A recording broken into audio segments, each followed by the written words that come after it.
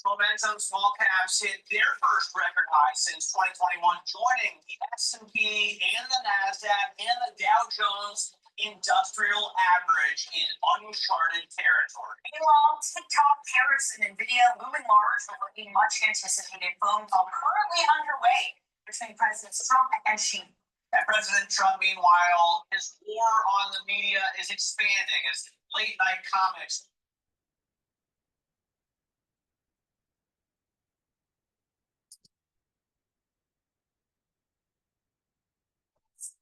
For interesting, nonetheless, because it's not one of these about whether he stocks about 1/10 of what.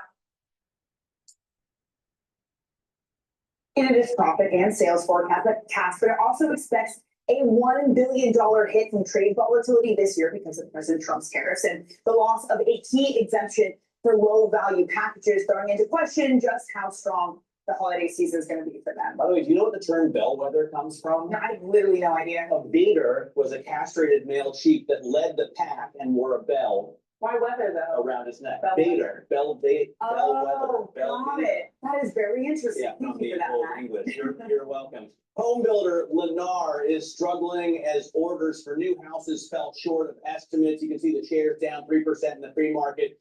Home affordability, as you well know, has been a real problem for years in the U.S. And now the softening labor market could further challenge the housing industry, Danny. Let's get back to the FedEx story, Matt, this morning. Joining us now is Bloomberg transport reporter Kaylee LaPera. Kaylee, thank you so much for joining. So push and pull between demand not being too weak, but tariffs still looming large. What was the overall takeaway for FedEx? It was kind of an interesting one. I think the takeaway was that, you know, people are really happy to see that the company reinstated its guidance, and, you know, there was some optimism there, 4 to 6% revenue growth expected. And yet there is this looming, you know, cost hit from tariffs. So they're expecting about $1 billion headwind from that. And that's kind of where we're at. So people are thinking, you know, it's better than feared, really. Yeah, in terms of its bellwether capacity, right? We judge the growth of the economy by, in part, how many packages FedEx is sending. How does that view look? Well, it's a little bit muddled, really. There's they said that they are cautiously optimistic about the holiday season. So whatever that tells you, I think. Nothing. Yeah, right. There's, you know, demand has been pretty bad recently, you know, even since the boom of the pandemic. So even without all the tariff chaos, demand has been pretty low, and they're still expecting some pressure there. But it's not looking as bad as it could maybe. Yeah, if you look year to date, we just showed the shares down like 20%, right? If you look over the last 5 years, which is, you know, a default time horizon that I always put into my Bloomberg, they have done nothing. In fact, they're down 6.7% if you don't reinvest the dividends. It's kind of crazy because that post-COVID time of everybody shopping and mailing stuff was huge for FedEx not to have kept up with the S&P. It didn't really do much for the stock. All right, Catherine, thanks so much. Sorry, Kaylee, thank you so much for joining us. Kaylee LaPera there. Let's turn back to home builder Lennar. Those shares are lower after orders fell just short of estimates due to the affordability concerns we were talking about. You can see the losses accelerating in the last 2 minutes and 30 seconds. The shaky labor market also obviously a problem for potential homeowners. Bloomberg Intelligence home building analyst Drew Redding joins us now. So Drew, how did the outlook look in general, and how did the quarter look for Lennar? Yeah, overall it was a tough quarter for Lennar. 2Q orders were actually pretty strong, up 12%. But management said they continue to see pressure in the housing market and that they had increased their use of sales incentives to drive volume. Now, to give you a little context, last quarter, and we'll wait to see where things shake out in 3Q, but in 2Q, incentives represented 13% of the average selling price of the home. In a normal market, that's about 5 to 6%. In some of the most important markets like Texas and Florida, that's as high as 17 to 18%. And we're seeing that reflected in average order prices down 12%. So, you know, the outlook was certainly weaker. The 4Q delivery guide was about 15% lower than what consensus was looking for. Now, I think if Lennar was to tell us during the call that they're intentionally pulling back on deliveries because they think they could capture some upside in margin, I think that would be well received. But their margin guide for 4Q was also below expectations. So overall, a tough quarter. Drew, but mortgage rates have dropped to the lowest of the year. Why isn't that helping them more? So they did say they were optimistic about mortgage rates coming down and the Fed cutting rates, what that could mean for demand, but we haven't seen anything tangible yet in the results. Also, I mean, if you look at rates over the last couple of days, they're back up 25 basis points, almost 6.4%. So it's almost mirroring the situation we had last year, where rates came in pretty significantly prior to the Fed cutting. Then after the cut, they moved a little higher. Now, we do think that the reduction in rates is certainly going to help demand across the housing space. But do we think it's going to be the silver bullet for housing that gets us back to normalized levels of demand? I don't think that's the case, because you have to remember, rates, as important as they are still just one piece of the affordability equation. You have prices that are still 50% higher than 2019. You have rising property taxes, higher insurance costs. And, as you guys alluded to earlier, we have to start paying closer attention to what we're seeing in the labor market, because at the most fundamental level, the labor market is the most important driver for the housing market. Yeah, there's a lot there, Drew. Thanks for walking us through. That's Bloomberg Intelligence's Drew Redding with all the home builders sinking in the pre-market trade this morning. Also happening this morning, it is Apple's launch of the new iPhone 17. It's its first noticeable overhaul of the smartphone in about 4 years. CEO Tim Cook greeted customers. You can see there at the flagship store in Manhattan on Fifth Avenue, something everybody who's been, I guess, camping out and waiting in line, which is where we also find Bloomberg Tech co-host Caroline Hyde this morning. Caroline, it's my understanding you did not camp out, and I think that was the right move. What has early reception for this new iPhone looked like? I got here early, not that early, but really the palpable feeling of excitement was real, and the queue snaking around the building, as you see, not just in New York, but over in London, over in Beijing and Singapore. People are excited to get in the stores and touch and feel these new products. Now, it's interesting, there's actually quite a few protesters here as well, which I will make clear, and that was more around child safety. But most people were here to congratulate finally a bit of an overhaul in the look and the feel of an iPhone 17. Now, remember, it's really the pros that everyone are very excited about. The price point is about $100 more expensive than the last year, but there is much better battery, much better camera, and that's what people want to be going into. The Air, on the other hand, look, it's $100 cheaper, $999, but it's very thin, very light, and therefore doesn't offer perhaps some of the capabilities that you really want from a camera and from a battery life. But it is a new overhaul, it's a new look.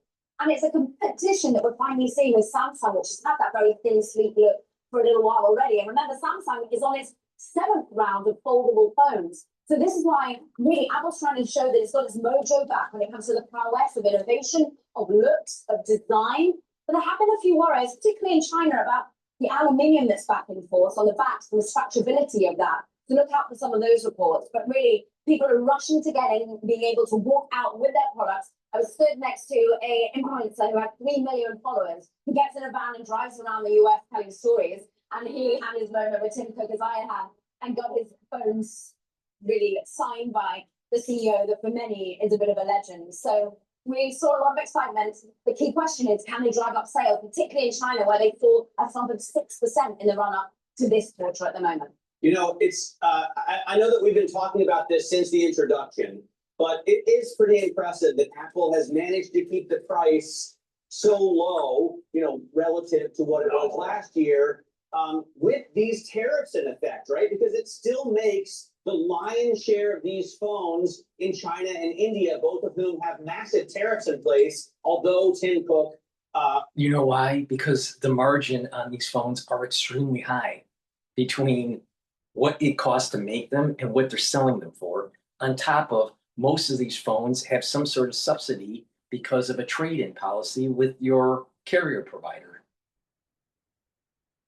So it's so idiotic. I mean, all right. Hello, my name is DrPaulCottrell, and we are live streaming on YouTube today and on my website, the-studio-reykjavik.com. We're also simulcasting on X Spaces. If you have a question about the news that we are covering, please type it into the chat or go to X Spaces and ask for the mic and you're on live. This is an interactive show. We're going to be talking about the markets and breaking news. Thank you for joining. This is all free content. I do thousands of videos like this for free. Please help support the work that I do by making sure you subscribe to all the channels. I have 4 channels on YouTube, Brighteon, Bitchute, and Rumble. All the links are in the description. Follow me on X and GETTR. You can also follow me on Patreon and Substack. These are ways to support my work. You can also share the links, ask your social media to follow me. You can donate on my website, the-studio-reykjavik.com. You can donate through Stripe, PayPal, or buy me a coffee. You can be a paid member to my Patreon channel or my Substack channel. But again, all the content that I create is for free because I believe that when you're covering the news and you're giving your opinion, it shouldn't be behind a paywall. It's that simple. If you pay attention to me about how to improve your health and your wellness and how to even trade the volatility in the market, you'll benefit. You'll benefit by improving your health and slowing down the aging process and boosting up your immune system, but you'll also make some money in the market. All you got to do is listen, and these videos are for free. Amazing how that works, huh? It's called capitalism. So please go to my store, the-studio-reykjavik.com, get the great products that I offer, follow the protocol that I have, and you're going to notice major benefits in your health and wellness. So with that said, let's go to some of the news.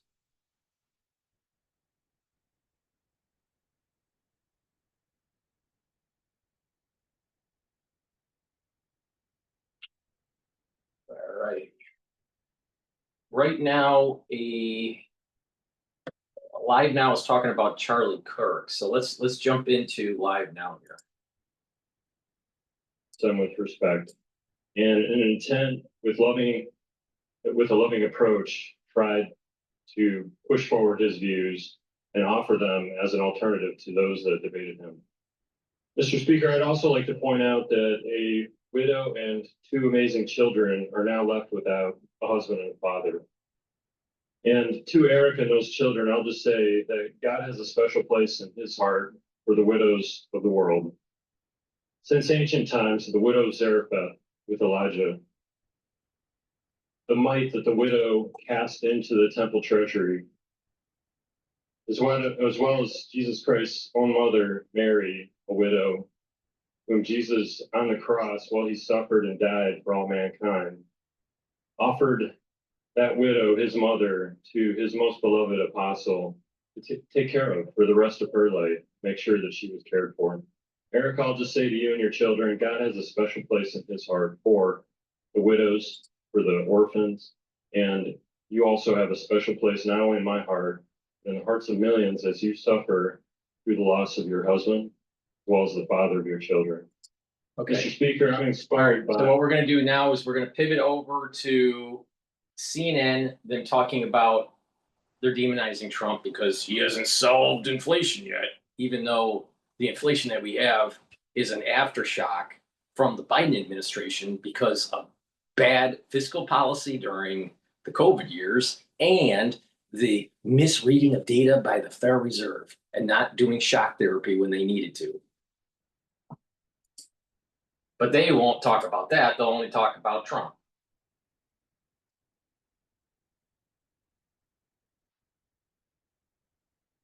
Cashback on every purchase, every category, with no cap on how much cash you get back, all with no. Aaron Brown. President Trump is ramping up his effort to fire Lisa Cook. In other important stories to watch, she is, of course, a Biden-appointed Federal Reserve governor. And he's asked the Supreme Court to terminate Cook, Trump calling her, quote, ethically compromised in the filing for reporting 2 different homes as her primary residence. She is. And by the way, she was also a DEI elevated candidate into the Federal Reserve. Amazing how that works.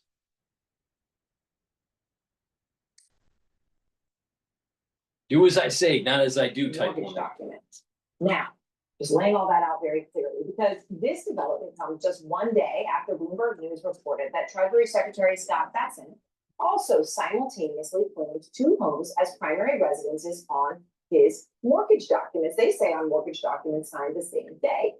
Bessent's lawyer responded to Bloomberg, quote, nearly 20 years ago, Mr. Bessent's lawyers filled out paperwork properly. The bank has confirmed it was done properly, and this nonsensical article reaches the conclusion that this was done properly.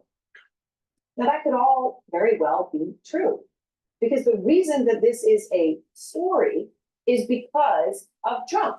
It is because by the Trump administration's standards, having two homes claimed simultaneously as a primary residence warrants criminal investigation. If somebody's claiming two primary residences, that is not appropriate, and we will refer it for criminal investigation. Okay, that is Bill Pulte. That is the standard of the Trump administration. He is the top federal housing official on this. He has referred not only Cook for criminal investigation over alleged mortgage fraud on this issue, but two other top Trump critics, including Democratic Senator Adam Schiff and New York Attorney General Letitia James. Now, they all deny any wrongdoing. There's been subsequent reporting from ProPublica and now Bloomberg looking at the Trump cabinet and finding that indeed it turns out many in Trump's inner circle did the exact same thing as of now. There are no criminal investigations. Really? The exact same thing? The exact same thing? Really? Within 2 weeks, claiming primary residence for new mortgages? No, I don't think it's the exact same thing. And this is the problem with CNN. It's just that they're loose on the facts. They're not getting into the details. They don't talk about the nuance. And they want you to think that Bassett is a bad guy. Now, think about it. What is Bassett doing? He's going against the standard transnational capitalist mindset. He's America first, not America last. He's not pro-globalization. And so now they're like saying, well, Bassett must be a bad guy. He must be a bad guy. Really? Really? It's exactly the same thing. Lisa Cook, within 2 weeks, was trying to do fraudulent mortgage applications that happened to be approved. For how that happened, who knows?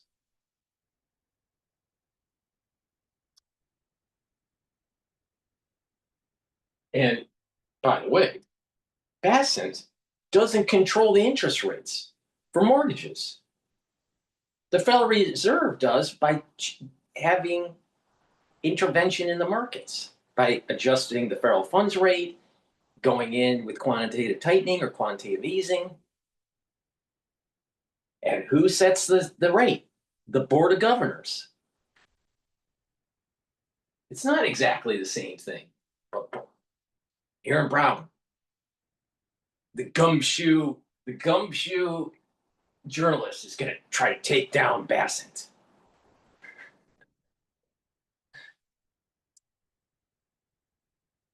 You're talking to Dan Ives, and I appreciate both of you very much.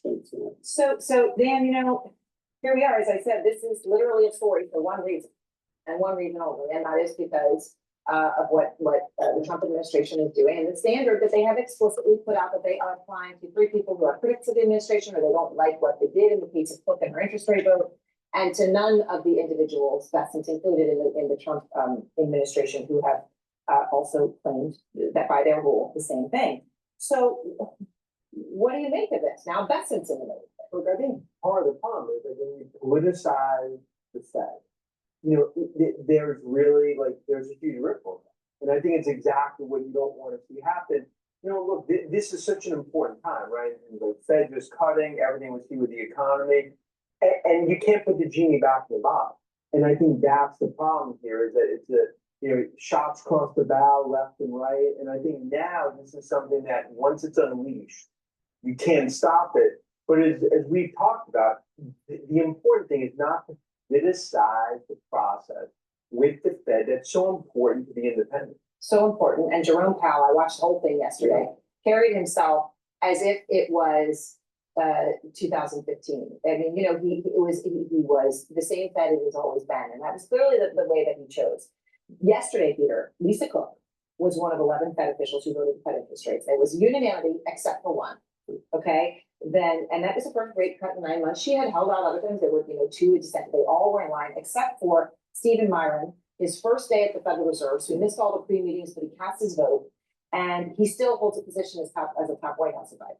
Trump made it clear he wanted 50. basis point, half a percentage point cut. One person voted for that. It will come as no shock to anybody watching in the world that we live in, but it was Stephen Myron.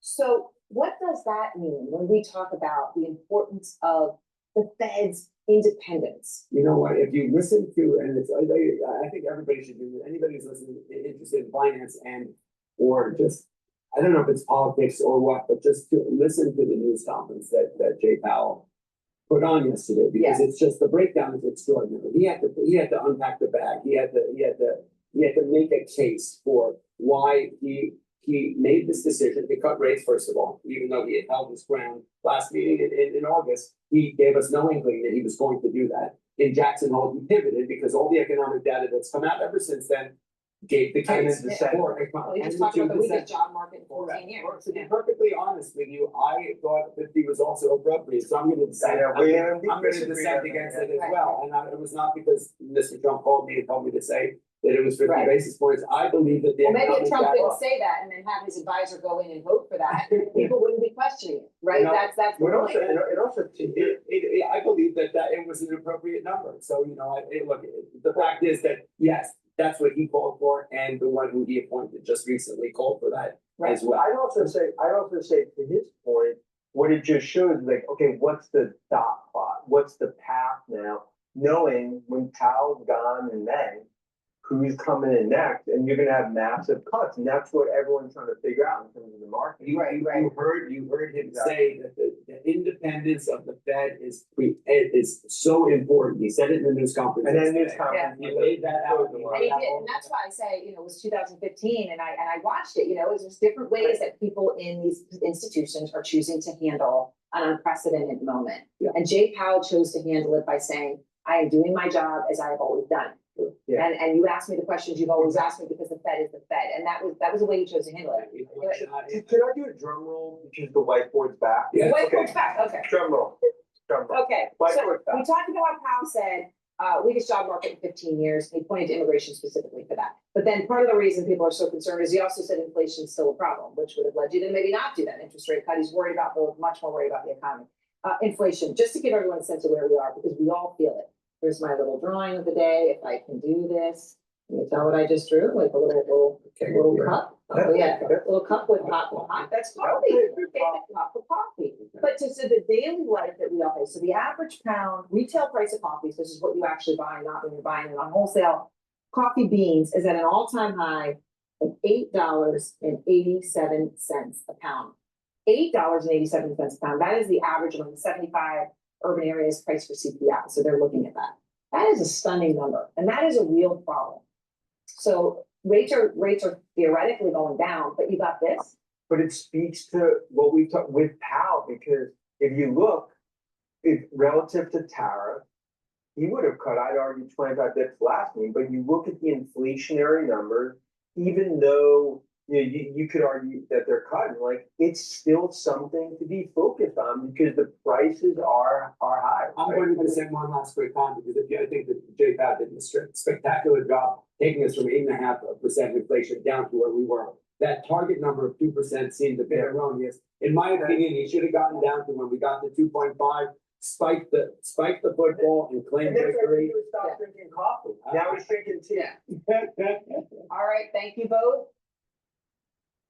I don't like Aaron Brown. I think it's always, and Aaron Brown on CNN is always orange man bad. Always. She never says anything positive about Trump. Now, if you're going to put someone if you're going to nominate, or not nominate, but if you're going to elect someone to be, it's nomination because this goes through the Senate. If you're going to nominate someone, of course, you're going to put someone that is more in line with your economic policies. I mean, that's just a foregone conclusion. You're going to nominate someone that's not. That doesn't make any sense. So, of course, someone is going to be in there. And so the Federal Reserve has never been completely autonomous. There's always been times where either it was pressured by the White House or by the Treasury Department, or even pressured by foreign markets and foreign coordination with other central banks. So don't pretend the Federal Reserve is completely autonomous. I mean, get real. It's not. Now, it is worrisome about inflation. See, there's a difference between what I think should be happening or what should be happening and what will happen, right? What will happen is the Federal Reserve is going to continue rate cuts through this year and next year. They're probably going to do another quarter point this year and continue cutting.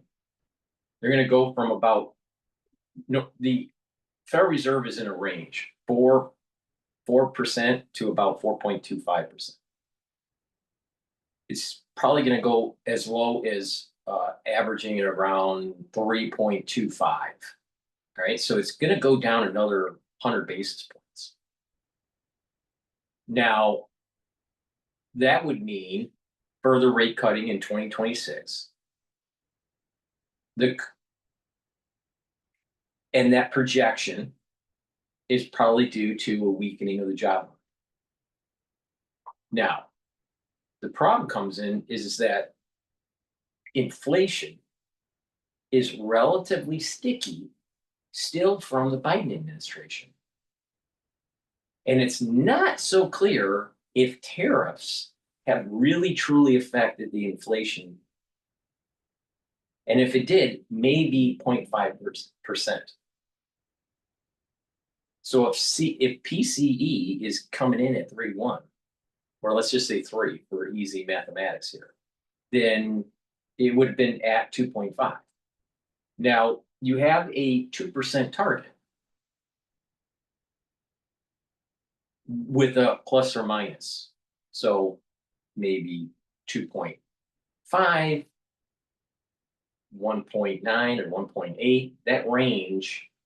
But on average, you want it to, the target is around 2%. We're running hotter than that. So if we keep on cutting and interest rate and inflation, I should say, stays elevated above the 2%, closer to 3 than it is to 2, then it's going to be problematic in terms of price elevation. Inflation is going to go up because what's going to happen is that the job market is going to be somewhat stabilized. Maybe more hiring takes place, and then there's going to be further fueling of inflation because they're printing money. That's when they're printing money. Now they can offset that printing of money. See, this is where the nuance comes in. It's more complex than just lowering rates. So you have high inflation, or above 2% target, let's just put it that way, of approximately 3%. You're cutting rates, that's inflationary. That should weaken the dollar theoretically and bring down yields on the yield curve, assuming everything else is constant. They're pumping more money into the system. So that's inflation. But they're concerned about the job market. So if job market starts to soften, that's a deflationary signal into the market, even though you have prices going up. Now, the concern that I have is that we're in stagnation, where you have a stagnant, low or negative growth in GDP with increasing inflation. Now, the Federal Reserve are pumping some money in that's trying to stabilize the job market. But you have this little uptick of inflation, maybe from tariffs, maybe not. But let's just say that some of the tariff increase is moving this inflation number up. The Federal Reserve is trying to do quantitative tightening. And when they're doing the quantitative tightening, so they change the rate, but there's also a longer part of the curve that they can affect by selling assets into the market instead of buying assets or changing the rate. So they're doing quantitative tightening. So they're lowering the rate and then they're doing a calibration with the quantitative tightening. And when they do the quantitative tightening, they're selling assets in the market and extinguishing money that's coming in. And In a perfect world, it would be neutral. They haven't created any new money supply. If they over quantitative tighten, they're actually extinguishing the money supply, and the dollar should go up, and actually inflation should go down. So there's this other aspect of the calibration through quantitative tightening that no one's talking about. And that's maybe what the Federal Reserve is doing, that if you just look at lowering the rate, that seems to be inflationary. But if you go in with the quantitative tightening, you should be able to bring that inflation down. So in essence, I would continue the quantitative tightening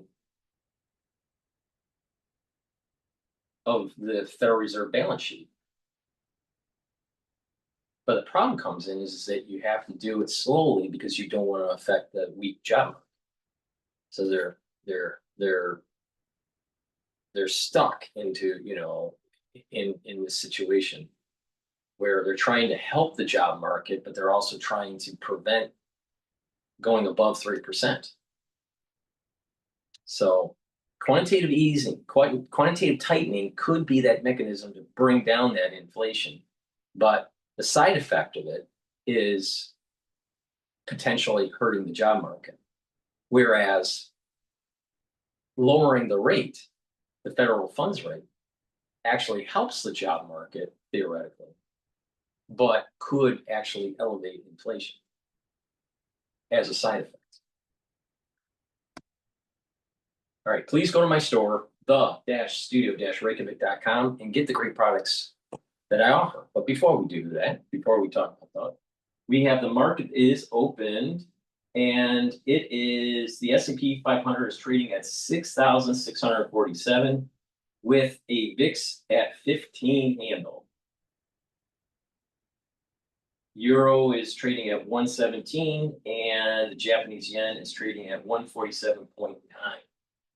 Natural gas is trading at 2.8. I'm a little surprised that natural gas hasn't stayed above the 3 level. It was trading at 3.1 and then dropped back down. And Bitcoin is trading at 116,000, and BITO is trading at around $20 a share. Okay, with that, please go to my store, the-studio-reykjavik.com, and get the Myotrol. Myotrol helps with gene expression to build muscle. Do resistance training, drink filtered water, take Myotrol. This works really well if you're 40 years of age or older. Do that resistance training throughout the week. Take the Myotrol. This has polyphenols, flavonoids, and lignans to help with that gene expression to build muscle. This will reduce the muscle atrophy and allow you to build that muscle, maintain that muscle. And it also helps with the health of the mitochondria that will boost up your ATP levels. So when you take Myotrol, you're going to start noticing that you're building muscle and maintaining it. Super important as an part of an anti-aging protocol. But if you're an athlete, younger or older, you will benefit from taking Myotrol. So please go to my store, the-studio-reykjavik.com, and get the Myotrol and help with that gene expression to build muscle and to maintain muscle. Super important as part of an anti-aging protocol.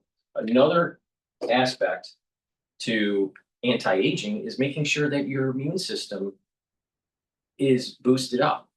All right, you can boost up your immune system by taking vitamin C and magnesium, but vitamin C and magnesium also helps with brain function and skin. Magnesium and zinc helps with brain function and immune system. Magnesium also adds to the efficacy of vitamin D3. It makes vitamin D3 work better. So it behooves you to make sure you get the magnesium and zinc and the vitamin C and magnesium, take them together, boost up your immune system, help with your skin, and help with your brain function. And get this for the fall and the winter to be prepared. Boost up that immune system. Because if you've been paying attention to the wastewater, something bad is coming in the fall and the winter, and some people already have it. Now, you can either take my advice or don't take my advice. But you will, for sure, know people that are going to have problems in the fall and the winter. Now, are you going to prepare for it or not? Because if you don't prepare, don't be surprised that there are negative externalities after you contract something. So please go to my store, the-studio-reykjavik.com. Use discount 5, you get $5 off any order. Follow my health protocol. It will boost up that immune system, slow down the aging process, and improve your chances to weather the storm during the fall and winter.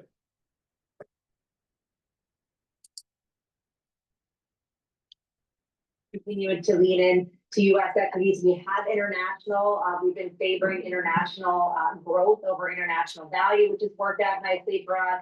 But by and large, we're leaning into the United States, given higher quality stocks here and those better relative earnings estimates. I will say, of course, the dollar weakness has been a big story, down 10, 11, 12% from its highs. Yeah.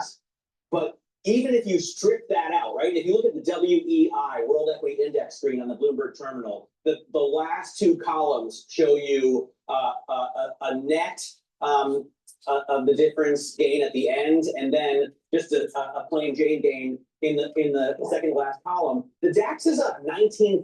The IBEX 35 is up 32%. The FTSE Mid is up 24% without the dollar gains. So it's just, I mean, as someone who lived in Germany and the UK for many, many years, it's just shocking to me see this kind of outperformance. Are you upset that you're not there with like a pension in Germany? Yes, exactly. Because like with the dollar, right, in Spain, in Madrid, their benchmark index is up 50%. Yeah, it's beating the NASDAQ, it's beating the golden children of this market, which is the tech people. Yeah. But it's not just that, Emily, by the way, it is also small caps that have been on a tear since we got that August 1st jobs data. But Dan Greenhouse's Solus has this thing that's basically like, yeah, maybe you get bullish because rate cuts are happening, but do you actually know what's in the Russell 2000? If you look under the hood, it's companies like Z-Space, Vroom, Nerdy Inc. I looked those up on the member screen. I'm sure they have great management companies, but Emily, they're not household names. It's not ones you necessarily know what they're doing. Is there a risk that we're getting over enthusiastic about rate cuts and failing to actually look at the fundamentals of this index? Yes, that is definitely a major risk right now. And the challenge that we've had with small cap equities is that about 35% of the Russell 2000 index is comprised of unprofitable companies. Right now, small caps are naturally rallying on the prospect for lower rates. These companies have much higher levels of indebtedness, but a lot of them don't make money. So we would fade the rally. We think it's a little bit more of a rental than a buy right now as it relates to small caps. We would look at going up in market cap to mid cap stocks. They're much higher quality. We also like large caps. Obviously, we've got a big valuation issue within the mega cap space, particularly within tech. We still like tech stocks up in cap in the US, but I think really mitigating the valuation risk there with mid cap equities and getting a totally different relative sector composition with things like industrials within mid caps, we think makes a lot of sense in terms of diversification. Emily, this has been so fantastic. Please come join us again soon. Manulife John Hancock, Co-Chief Investment Strategist, Emily Rowland. By the way, Matt, Nerdy Inc., if I'm going to pick on a stock, it obviously is the nerdy one. Yeah, I agree. We're $250 million worth of market cap, down 17% year to date. Again, it's kind of one of these companies in the Russell 2000 that's not doing well. And it kind of, the mask of yay rate cuts is maybe covering up some of the individual members. Vroom, yeah. Vroom. What does Vroom do? Retails automobiles, Oh, new and used cars, spare parts and accessory, does maintenance.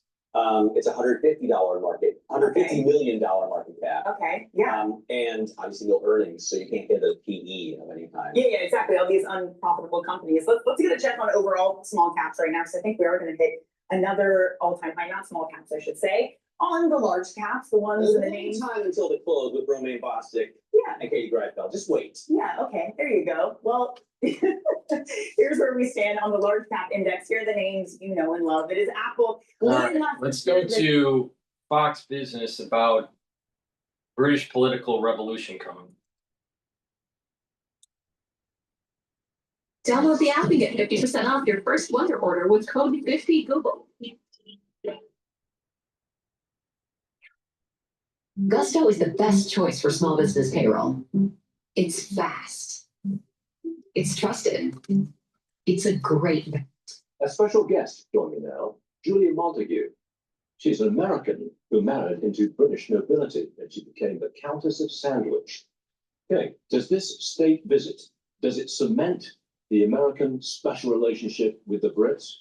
Well, there's always been that special relationship, but I think last night really took it that step further. There's a lot of symbolism. So if you look at the after dinner drinks in particular, there was the 1945 vintage port, which was tribute to, of course, Trump having been the 45th president. And then there was the 1912 cognac, which is the same year that his Scottish mother was born. So, and absolutely Nice incredible. touch. Absolutely. Very nice touch. Okay, Lady Sandwich, listen to what Trump had to say about the honor of his historic second visit to the UK. Watch this. It's a singular privilege to be the first American president welcomed here. And you think about it, it's a lot of presidents, and this was the second state visit. And that's the first, and maybe that's going to be the last time. I hope it is, actually.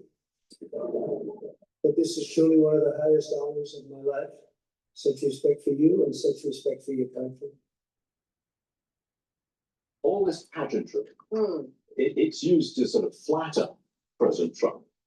Is that because the Brits need President Trump? Yes. Well, the Brits are just very good at pageantry, tradition, pomp and circumstance. And of course, President Trump, now having met, President Trump having met now two monarchs. I mean, that's rather extraordinary, considering the late Queen Elizabeth II was the longest reigning monarch. Now he's been greeted by not only, of course, King Charles III, Queen Camilla, but the Prince and Princess of Wales. They pulled out all the stops, absolutely. Do you think it makes a difference to President Trump? I know he likes this, but does it influence him? Well, absolutely it does. This is, his mother was Scottish born. He had said himself how much he, really enjoys all the royalty, the pomp and circumstance. You saw him when he greeted, in particular, the Princess of Wales on arrival. I think he was quite surprised that he was being greeted by them. Wonderful, I think, show of this pageantry and this pomp and circumstance, as I said earlier, that we know, but also, they really put in an extraordinary amount of effort to make sure that he felt welcomed. Forgive me for asking a personal question, a historical question, but am I right? You are Lady Sandwich. Am I right in saying that your distant relatives, way back in the past, created and invented the sandwich? You are correct. The fourth Earl sandwich, what we eat today is all because of him. You haven't lost your American accent. Nothing. I haven't. No, a little bit there. Do you feel you fit? I think this is an awful question to ask, but do you fit into British society? I try to fit in as much as I can, but I also make sure that I keep my American roots. I celebrate Thanksgiving every year. My children always went to school with cupcakes for the 4th of July. They're rooted in American tradition just as much as they are rooted in British tradition over here as well. I'm going to go back to you.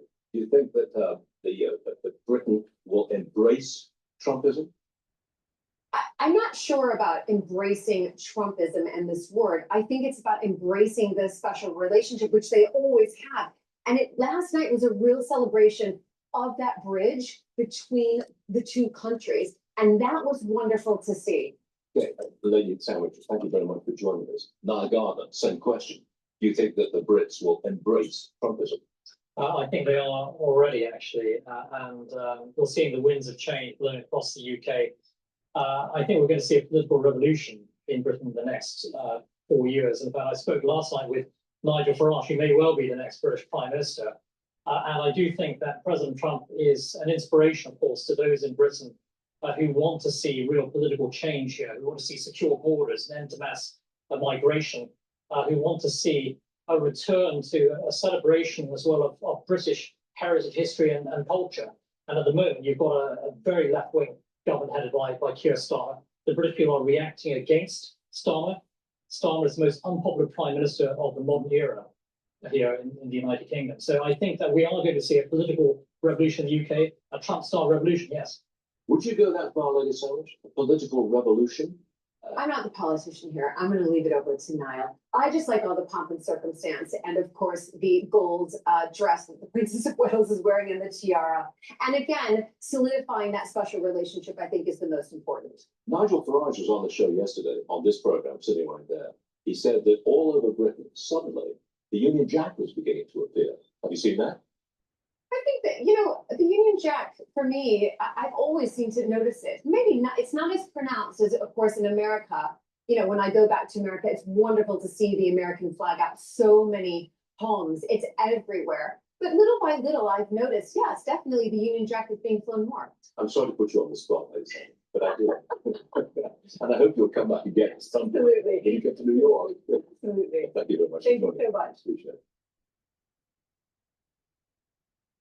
I paid for my own college, so I knew I'd have to start at Hewlett.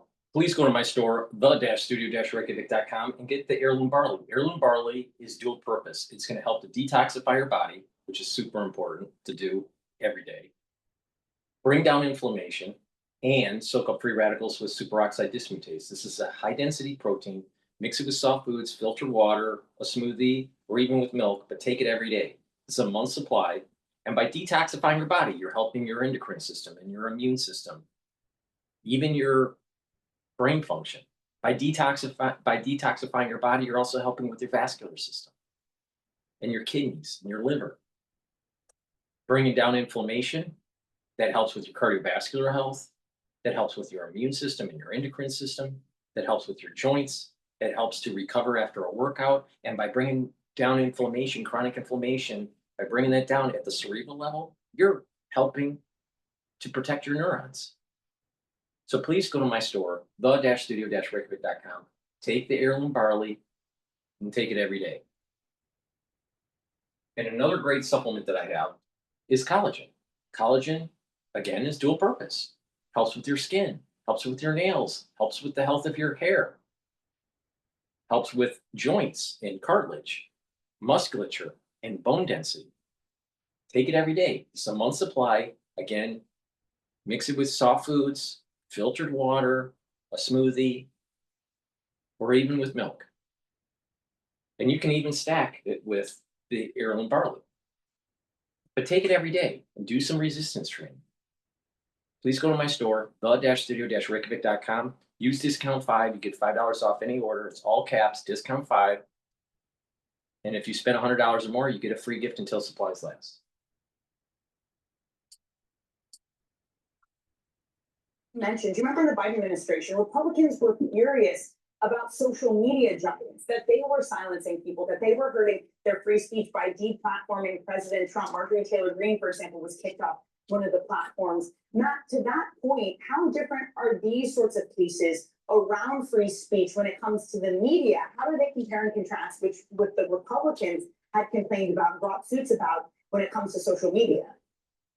Yeah, so Brendan Carr is a fantastic lawyer. He knows the First Amendment law inside and out, but he also knows the politics of the situation, and he knows the difficulty of bringing challenges to some of his actions. These are not easy things to challenge. He's making the case that broadcasting is different than the internet because broadcasters are bound by what's known as the public interest standard. They have to serve the public interest. And if you go back 30 to 40 years ago, the FCC used to have rules that required balance and even treatment of political issues. The Reagan administration scrapped all that because of First Amendment concerns related to it. Brendan Carr is effectively trying to revive it. He knows that's going to be vulnerable in court if you litigated this all the way up to the Supreme Court. But as a practical matter, it's very difficult to actually litigate this stuff. He can lean on companies that he knows need his support, need his deregulation. Companies like Nexstar and Sinclair that removed Jimmy Kimmel from their networks or from their stations, and without ever reaching the courts on a big fight about this. Yeah, and maybe it's important to note that Nexstar is planning to acquire a rival company, something that would require FCC approval. So maybe some self-censorship. Matthew, thank you so much for joining us this morning. Matthew Schettenhell of Bloomberg Intelligence. Coming up on We're the going to show, go to the Hill here. They're talking about Trump establishes new crime task force. amid Memphis.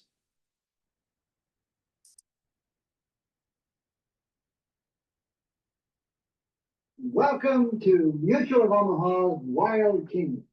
The largest land mammal in the world is the African.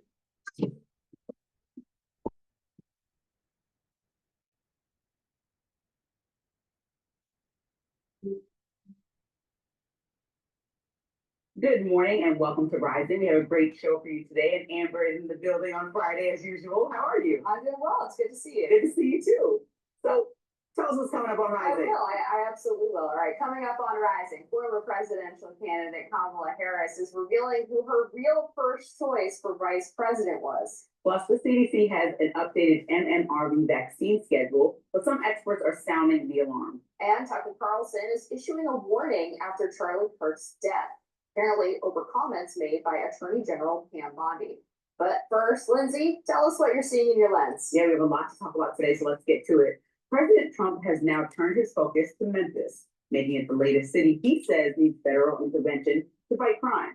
He signed an order alongside Tennessee's Republican Governor Bill Lee to establish a new task force there. Now, Trump compared it to what he already did in Washington, D.C., where more than 2,000 National Guard troops have been stationed for weeks. Here he is discussing the executive order to push this forward. Very important because of the crime that's going on, not only in many cities, and we're going to take care of all of them. Step by step, just like we did in DC. We have virtually no crime in DC right now. Now, this new task force doesn't just include the Guard. It ropes in the FBI, immigration authorities, U.S. Marshals, and more. And on paper, it looks like a major crime-fighting coalition. But when you scratch the surface, it's really about testing the limits of presidential power, forcing or threatening federal intervention in Democratic-led cities under the banner of, quote, law and order. And the numbers in Memphis don't justify this kind of escalation. Just days before Trump's announcement, the Memphis Police Department reported declines across every single major crime category compared to the same time period in recent years. Now, Memphis Mayor Paul Young made his position pretty clear. I want to be clear, I did not ask for the National Guard, and I don't think it's the way to drive down crime. Now, here's another problem. When the president deploys federal agents for street patrols, it doesn't just disrupt cities, it derails the work those agencies were actually created to do. So in Washington, we're already seeing it. As Trump deployment of federal agent there enters the second month, the effects are becoming clear. While crime keeps falling, the other investigative work on the FBI is being delayed, frustrating law enforcement and leading some people to actually quit. Many agents who were once focused on financial fraud or things like public corruption now spend 2 or 3 nights patrolling the streets. That means critical investigations, things like witness interviews, search warrants, and planning meetings are slowing to a crawl. So not only does this militarized approach put soldiers on American streets, it also takes away from the very investigations that actually keep our government accountable and our communities safe. That's why this should concern all of us. We're being conditioned to accept the military as a recurring answer to non-emergency problems. And when you normalize soldiers in the street, you normalize executive overreach. The truth is pretty simple. The military should not be policing civilians. So why are we normalizing it? Why are we so quick to welcome soldiers into U.S. cities as a fix for crime? This isn't about safety. It's about government power expanding where it really doesn't belong. If the past few years taught us anything, it's this. Once you normalize the extraordinary, you lose your ability to call it out when it becomes the rule. And when it comes to putting soldiers on our streets, we can't afford to play that game.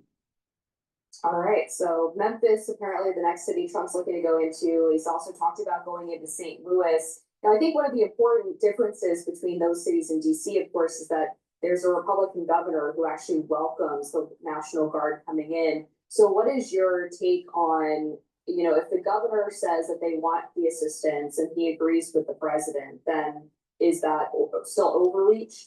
Well, and that's what I think. What we saw and the difference between specifically in Memphis is that the governor was standing right next to him when he signed the executive order and said, come on. And the mayor's like, no, I don't want to see this.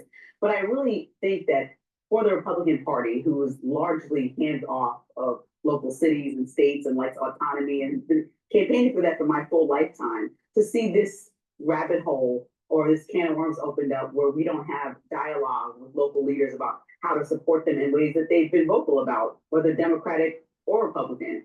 said we need more funding for certain programs or more police officers. Like literally, it's a numbers thing. And if we're not having conversations about how to solve this long term, sending the National Guard in, like even in DC, we're going to see 30 days where obviously the crime will go down. There's more police on the street, there's more National Guard on the street, but then we're going to see it go back or just plateau. Even the homeless population that was pushed out come back, because what's the long-term strategy? There still needs to be coordination, I believe, and not kind of this strict, like, I'm laying the iron fist down and President Trump just moves forward with things that, you know, the community is not asking for. There's also a whole layer about community relationships and trust. And so there's a large community that's saying, we're not comfortable with the presence of the National Guard here, and perhaps there's a different way to try to figure out a better solution that doesn't create an unnecessary enemy out of our National Guard. Well, I'm glad to hear you say that apparently Democratic mayors are now asking for more funding for the police, because that was the case just a few years ago, right? A lot of them were calling for either defunding the police or rerouting police funding to different services. So if they are asking for more police funding now, I think that's good news overall. But really, the problem is not just funding, but also a lack of people who want to be police officers, because there has been an environment created where police officers are really demonized. And in DC, even as Muriel Bowser rejected calls from the city council to reduce police funding, they still have a shortage of hundreds of officers, which is why the National Guard stepping in is so important. Because speaking to sources on the ground who have seen this firsthand, they talk about how the National Guard's presence has actually freed up the officers who are on the job to be able to focus on really serious issues and serious crime areas, like in Southeast or Anacostia, and solve crimes there where previously those issues would have been ignored. And I think another concern is, because DC is obviously an anomaly, not like any other state, but when we're talking about going after the #1 crime city, my argument from the beginning has been, well, if it's really a national emergency, which DC wasn't even in the top 10, and he's naming Detroit when he was recently in the UK, the president is saying that could be next. He's skipping over several cities in Ohio that are on like the top 5, where he's not even having a conversation, and that governor is Republican and hasn't flat out said he wants troops to come. So if this is really an emergency thing and we're going through the top 10, it's almost like he's picking and choosing specific Democratic-led cities to make an example out of them, when he can talk to the governor of Ohio and get some of his cities off that top 10 list. And I just wonder what the strategy is. If it's actually like we're going in order of the top emergency, then fine. You know, in Memphis, have that conversation. The governor has now welcomed you. But otherwise, now the rest of the cities, I mean, there's Cleveland, Ohio, Toledo, Ohio. Like, talk to this Republican governor and make it happen. And the Republican governor kind of like is laissez-faire, talk to those mayors. So he's not welcoming, but he's also walking the line saying that this might be a little bit of government overreach without saying it. And so we're kind of seeing that dialogue happen, but not just flat out because people don't want to go against President Trump, I believe, because they understand that's not, you know, with the base may not settle them and be comfortable for them to continue forward. But couldn't this all be handled, since these are non-emergencies, with dialogue and conversation and collaboration? And I think that those are the key things that are missing from making this a long-term, eventful, and working strategy. I guess the question, though, is what is the dialogue that's being offered by, let's say, the mayor of Chicago or the mayor of Memphis? What are they asking the Trump administration to do that is reasonably going to bring down crime? And I haven't really seen them throw out any other solutions besides this temporary National Guard assistance. So I think it's fine to have, you know, conversations and collaboration, but when you have Mayor Brandon Johnson, for example, saying that he's not going to work with the Trump administration and he's furious that they're enforcing immigration law, they don't want the National Guard to come in to take on the homicide problem, that just doesn't seem constructive to me. Right, but then we have a contentious relationship and we're trying to figure out who to blame first, right? Do you understand? We can agree that President Trump has a very direct style and approach of talking to people that doesn't land well with a lot of people. And when you start with force and kind of mention it in DC and then have a dialogue with Mayor Muriel Bowser after the fact, then that's what the format has been laid out of what it's going to look like. I'm going to do this, you respond later, oh, it's working, okay, now we talk. When really we can talk first and organize this. And so I think when you don't welcome the conversation on the forefront and expect the mayors to lead presidentially when you're not even doing that, that's a large request. When you are, when the problem is that the mayors have failed. Their city is full of crime. They have lots of illegal aliens. They have issues with drug abuse. This society that they're a mayor of is failing. clean it up. If you can't clean it up, then the president needs to come in with special measures to clean it up. It's that simple. Get the job done. If you can't, get out of the way.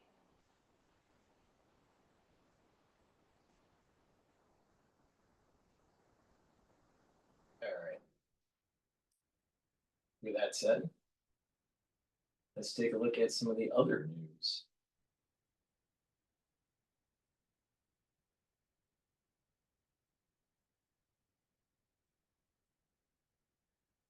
I think this longer format by Bloomberg about Trump bringing an end to U.S. free market capitalism is a question. I think we should play that. There are protests. Before we do that, there are protesters that are outside Broadview, Illinois ICE facility. It looks like there's some tear gas being thrown. I'm not sure if that's by the officers or by, yeah, it looks like from the officers.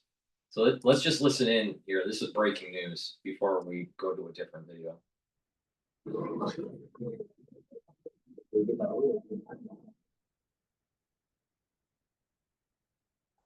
Once again, this is footage from just moments ago here. It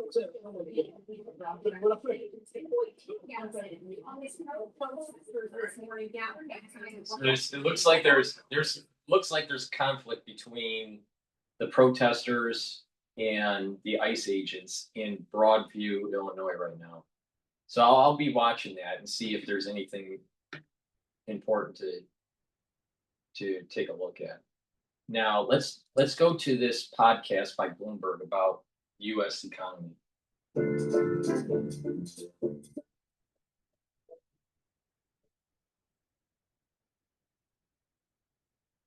Roku's self-serve ads platform.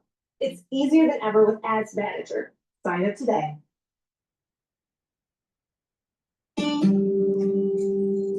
Bloomberg Audio Studios. Podcasts, radio, news. The case of Intel was interesting, but I hope I'm gonna have many more cases like it. You know, you do have stupid people say, oh, that's a shame, but it's not a shame. It's called business.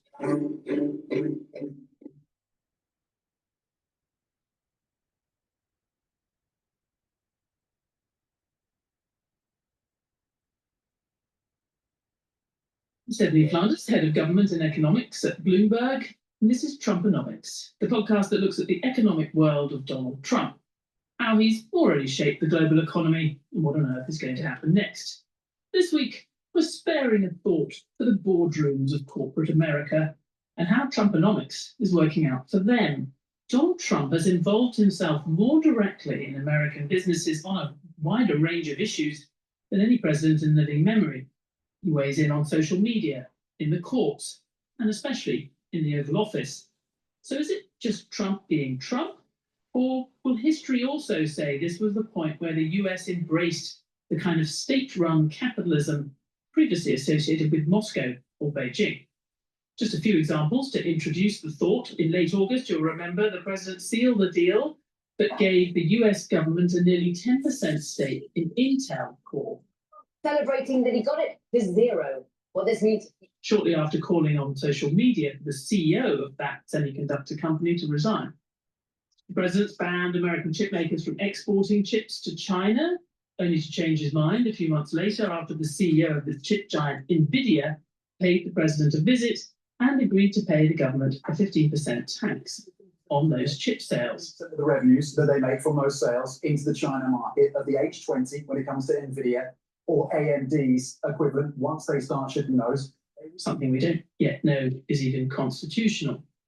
America's commander-in-chief has also weighed in on everything from changed restaurant logos and clothing commercials, causing stocks to jump or sink on the basis of late-night Truth Social posts. American Eagle shares are up 24% right now, and this is after President Donald Trump came out in support of the controversial ad with Sydney Sweeney in it. And just this week, for example, he weighed in on a long-standing feature of US corporate life, saying, apropos of nothing in particular, that companies should have to report on a 6-month basis their earnings, not quarterly. So how are CEOs handling all of this? What is the Trump playbook for them? With that 6-month quarterly, that 6-month report, semi-annual report, that's a dumb idea. That's a bad idea. More data, not less data, especially when you start going into new financial products that are tied to the underlying of private debt and private equity. There are ETFs that are now being created that are diving in to these types of illiquid markets. Well, don't you want more data, not less data, to understand what's going on? And then you have the deregulation that's taking place with the banking industry.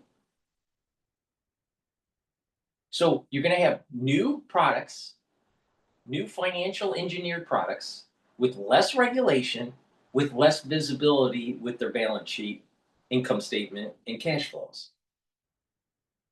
Now, will it blow up? Will it blow up under Trump's administration? No, but it will blow up after. And that's a big problem. So it's stupid to say less data. Of course, the companies love it because they can hide. But the ones that are investing want accountability. How do you get accountability from the corporations that you're investing in? They release regular statements quarterly. It should be done monthly, not quarterly. But instead, they're going the other way. They want to do it semi-annually. Crazy. This is dumb pop. That is stupid. And where are all of those interventions taking corporate American capitalism? Well, we're going to get into that right now with Shelley Banjo, Bloomberg's managing editor for Global Business in the Americas, who spends at least part of her time talking to chief executives who come through our doors in New York. Shelley, great to have you. Thanks for having me. And from San Francisco, Ian King, a reporter who covers semiconductors, hardware, and telecoms for us at Bloomberg. Thanks, Ian. Hello there. All right. Before we dive into their podcast, please go to my store, bud-studio-reykjavik.com. Get the structural nano silver soaps that I have. You can get it in lemongrass, charcoal tea tree, also in lavender and peppermint. But get a few bars for your household. Very high quality structural nano silver soaps. Use discount 5, you get $5 off any order. If you spend $100 or more on any order, you get a free gift until supplies last. But get those structural nano silver soaps. Very high quality, way better than what Procter & Gamble sells or Unilever, all right? And use it every day. And guess what? It's made from structural nano silver. You're going to need that, especially for the fall and winter.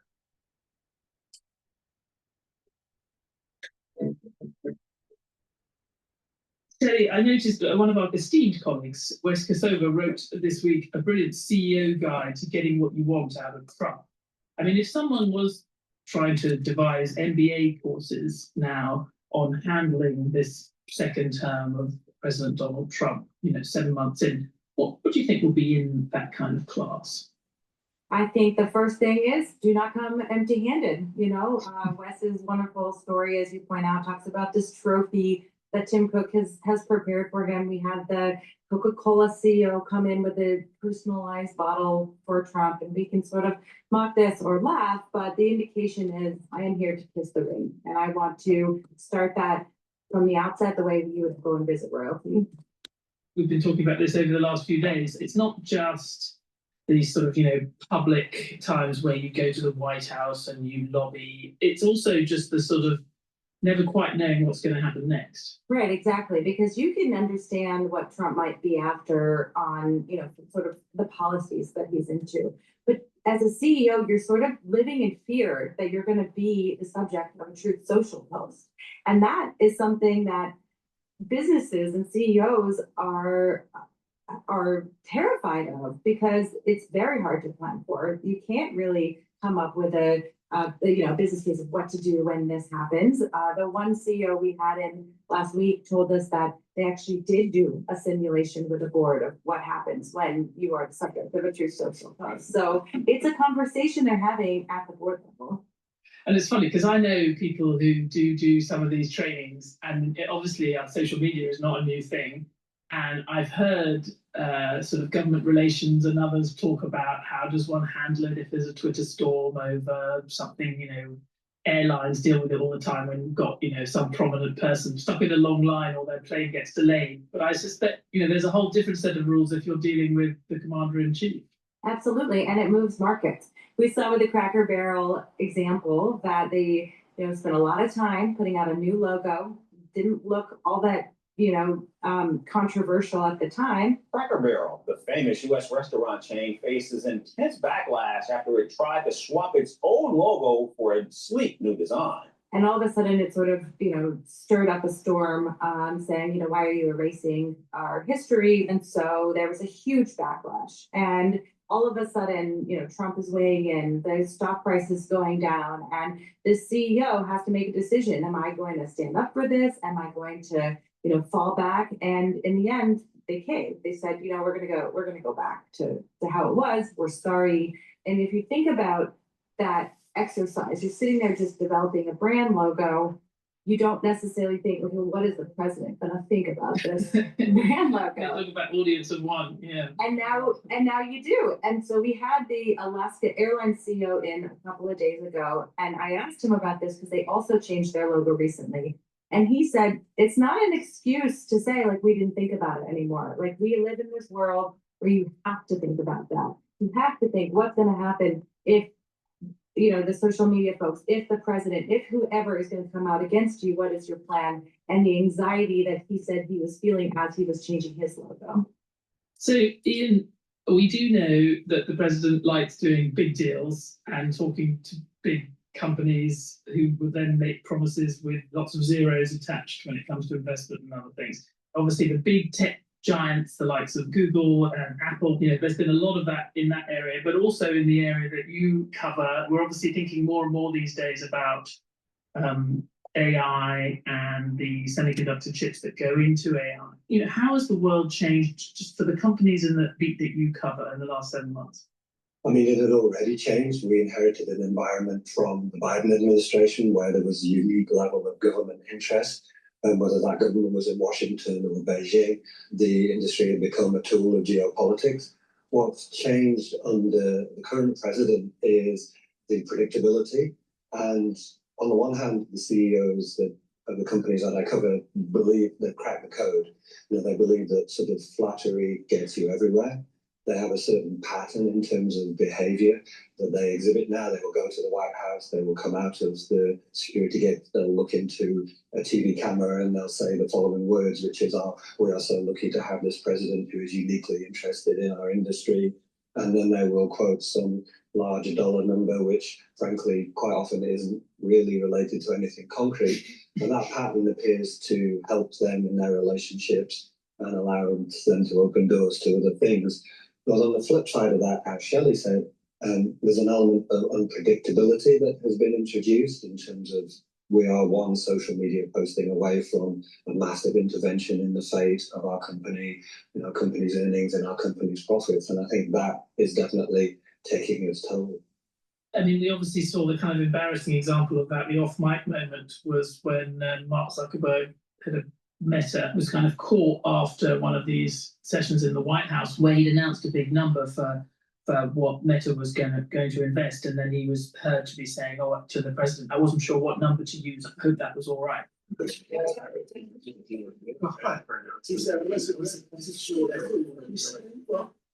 Which sort of goes to this choreography that people are engaging with and not necessarily a great attention to what the actual number is, at least from a business standpoint. But I guess the most extreme example, Ian, for those who haven't followed every turn, was where we ended up, where we started and where we ended up with the chief exec of Intel, Lip-Bu Tan. So just talk us through what happened to him, because there was a sudden Truth Social post about him saying he must be conflicted and must resign. And then the president said there is no other solution to this problem, but then it turned out that there was. Yeah, this was an alarming moment, I think, in corporate history. This gentleman was brought in to rescue Intel. He is of, he's originally Malaysian, he's an American citizen now, he's of Chinese background. And there was a political sort of campaign to try to undermine him because of his investment links to China. links that we don't even know exist anymore, but that certainly historically was the case. And what happened was the president saw that and seized upon it and immediately jumped to the conclusion that Bhutan, the CEO of Intel, a publicly traded company, was in fact conflicted and should step down. That was a call he made. A week later, Bhutan is in the White House. Everything is great. And this CHIPS Act money that had been assigned to Intel under the Biden administration is suddenly switched into shareholding stake for the US government in Intel. So, I mean, how do you follow that? How do you plan for that? How do you run a company with that kind of set of possibilities in the air? And the answer is you don't, you just react. And that's not a way to run a company. There's been some Republicans and certainly some sort of pro-market conservative commentators who've raised both eyebrows at that deal, but I think it's very striking how little opposition there's been to it or sort of concerns about it. And I guess one has to, just for completeness, I mean, NVIDIA is the other area, the other big deal that the president has made, which financially is probably even more significant for the company. We're talking about much bigger numbers, but also could be quite significant strategically for the US. Again, it's geopolitics influencing the US policy. The underlying desire is to prevent China from getting access to advanced semiconductors because we believe in the US that is against national security interests. But somehow that's become negotiable. Somehow that has become the subject of a real estate deal. And if NVIDIA and AMD, which is a smaller company doing roughly the same thing, are allowed to send a certain type of chip to China now, a reduced capability chip, then they can do that, but with the provision that they give the US government actively a kickback, 15% of that. And there's a whole, as you alluded to, fuss or concern about whether this is even legal. We spoke with the CFO of NVIDIA, so this is the world's largest publicly traded corporation. We asked her about how are you going to pay this 15%, and she said, "I'm not. There's no rules. There's nothing." That effectively, what she said is, "This is illegal. If I do this, I'm breaching my fiduciary duty. Can't do it until they give me a set of rules to do it." Those rules have not emerged, so right now it's not going to happen.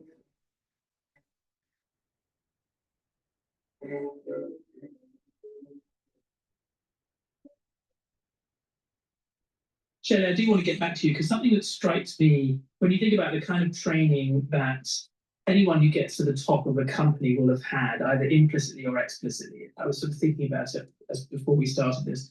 The implicit messaging has always been, you want to do everything you can to ingratiate yourself with the government, whatever country you are, but without it being evident and without necessarily calling attention or raising any question marks. Whereas it seems this is the opposite in this administration. Whatever you do to ingratiate yourself has to be completely open and ideally, you know, in the Oval Office with cameras rolling. That is quite a shift. And I just wonder, you know, are there even sort of legal worries in these boardrooms about needing to really very publicly engage in sort of quid pro quos with the federal government? Yeah, I mean, the most striking example of that has obviously been Elon Musk and Tesla, and sort of how close you get to the president, where you're literally in the White House making and helping informing these decisions. And we saw the impact on Tesla. People stopped buying Tesla cars. You can sort of negotiate how much of that had to do with his association with Trump, how much it had to do with other things. But, you know, even we had the board chair of Tesla into Bloomberg this last week. And, you know, even she said as part of the negotiations with Musk with his pay package, like we would like to see him focus on Tesla. And so, you know, it does sort of raise the question of, you know, how much is it you're just doing your job as CEO includes now managing the emotions and the whims of the US president, and how close is too close and how far is too far. I mean, you haven't really seen a consumer backlash quite like at Tesla, at other companies. And so I think some Americans, consumers, and probably consumers around the world are sort of inured to it a little bit. They understand that this is part of the job. I think it's also a question of, are people really going to do what they say that they're going to do? Because I think a hallmark of the Trump presidency is we're throwing a lot of big numbers at you, a lot of big stuff, a lot of big threats. you don't know which ones are going to come true. This week you had the TikTok deal come back into focus. I remember when I was living in Hong Kong in 2018, between 2020, you know, the first Trump presidency, and here we're talking about this. And so, you know, fast forward to 2025, we're still talking about the same thing that Trump was talking about. We're still talking about tariffs. Like, there's some things that just haven't happened yet. So how do you know as the CEO which ones to take seriously and which ones you don't? And I think the answer has become, as Ian sort of alluded to, like, you have to take them all seriously. But I don't know, you know, how much do consumers really get impacted by that? You know, a part of the story of American capitalism was always sort of slightly economical with the truth. You know, there has always been an enormous amount of subsidies and lobbying. When I worked in the US Treasury, you know, having been brought up in the UK, I'm half American, I was sometimes surprised by the sort of assumption that businesses, the closeness of the lobbying and the closeness of the business relationships was certainly something that was different from the UK and seemed to be part of the American tradition, that you'd have businesses weighing in very directly on, you know, deals that were being done and other things, and there was no question of any wrongdoing. It was just like the way things happened. So, I mean, given that, is it surprising that you haven't had more businesses sort of say, hang on a minute, what kind of capitalism is this? For sure. And we are seeing that right now build up, all these companies build up their presences in Washington. They're hiring the firms that are aligned with Trump and people who had come out of the Trump 1.0 administration who have now started up their own lobbying firms. And they're coming out and saying that outright. We're not hiding. This is what it means to be a good CEO in this moment in 2025. And so are companies getting closer with the US government or the administration's goals? Probably. I'm not sure if any of the consumers or investors seem to care at this moment. So far, we haven't seen some sort of big outcry or anything like that. I guess so far we've mainly seen stock prices go up rather than down, which makes a difference. Exactly. Ian, if we just think about the potential long-term implications of this, and I've seen that there's been a debate around this, some saying that America is embracing, for better or worse, more of a kind of Chinese-style state-run capitalism. Other people, I saw Michael Strain, the director of economic policy studies at the American Enterprise Institute, said, you know, this is Trump being Trump, this is opportunism and a sort of thrill about having deals being done from Donald Trump. It's not a big ideological shift.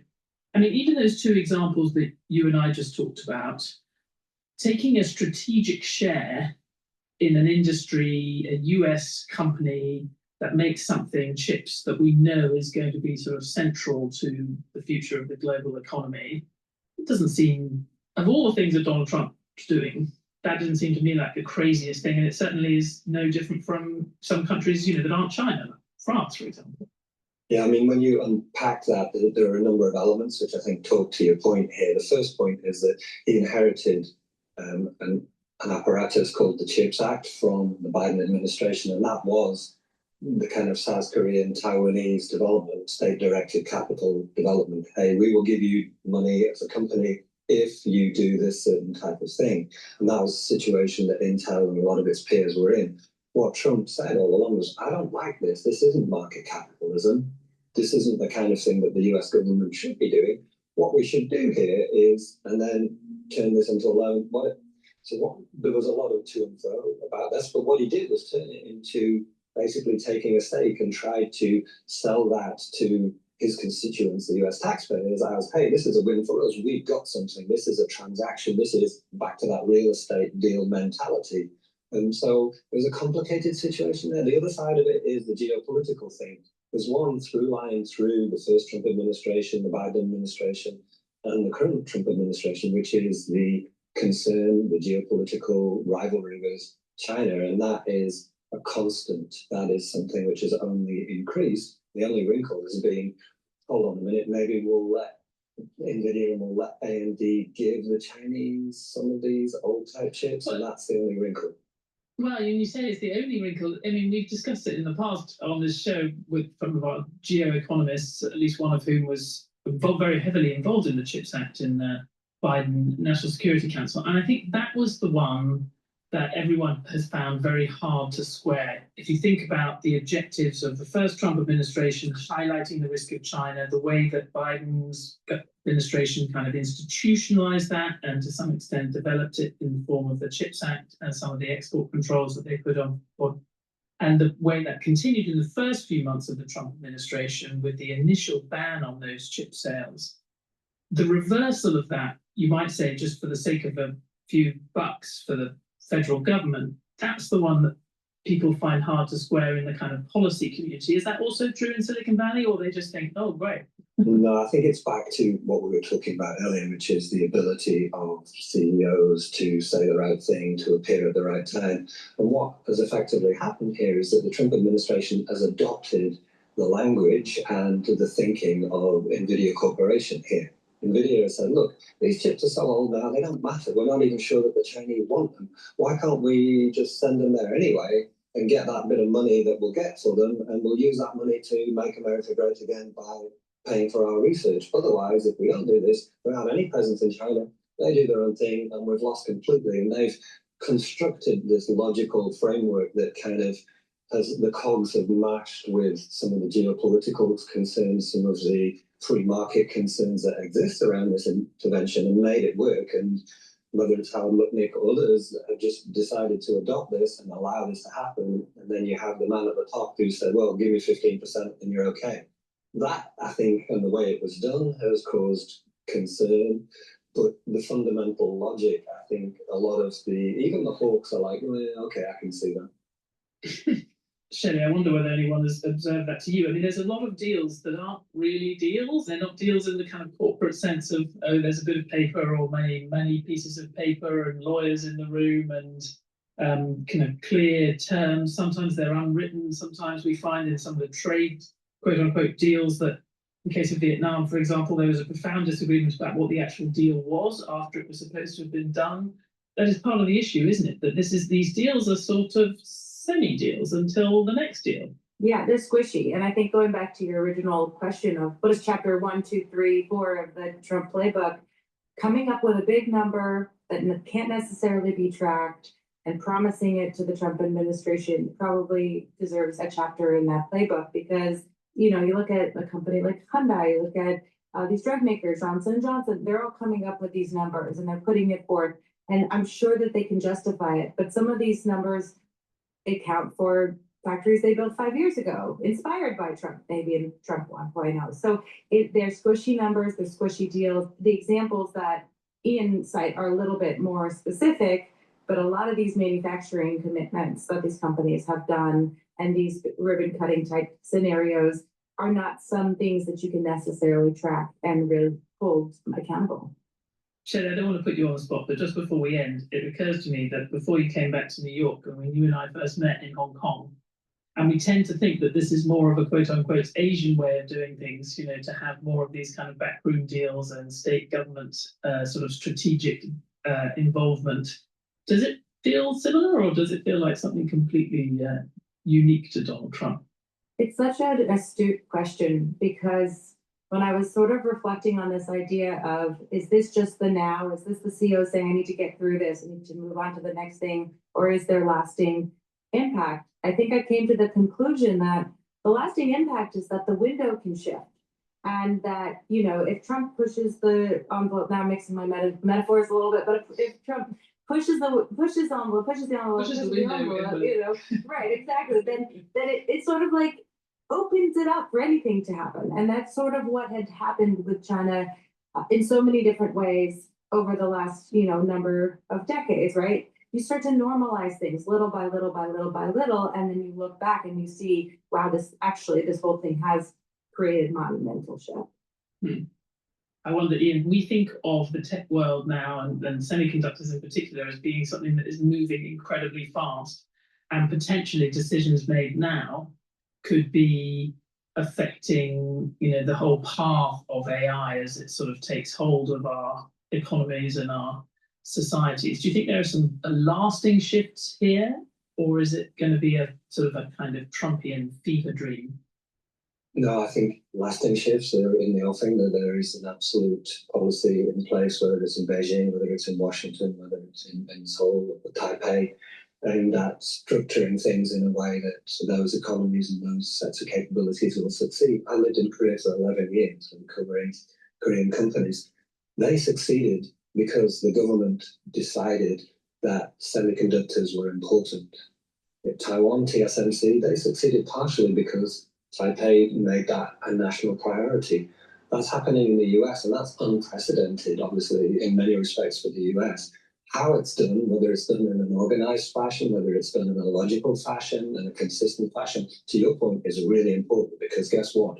The chips that are being designed today, the chip technology that is being designed today, won't really be relevant for at least 2, 3, 4, 5 years. And even though the industry is moving very quickly, you are basically plotting your path towards success or disaster right now. So again, this mixture of countervailing forces, on the one hand, yes, interest is good, yes, capital is good, yes, easing restrictions is good. On the flip side of it, inconsistency is also kind of an anathema for the chip industry, because it's such a difficult thing to do and it plays out over such a long period. Well, I think that is the point we've often reached in these conversations. You know, in principle, quite a lot happening here that could well make sense for America, for the world, but the way it's being done and the exact decisions raising some question marks, and certainly changing the way corporate America thinks about its relationship with the government. Shelley Banjo, Ian King, thank you so much. Thank you. Thank you. Please go to my store, the-studio-reykjavik.com, and get the zeolite. Zeolite will bind to heavy metals, toxins, and chemicals.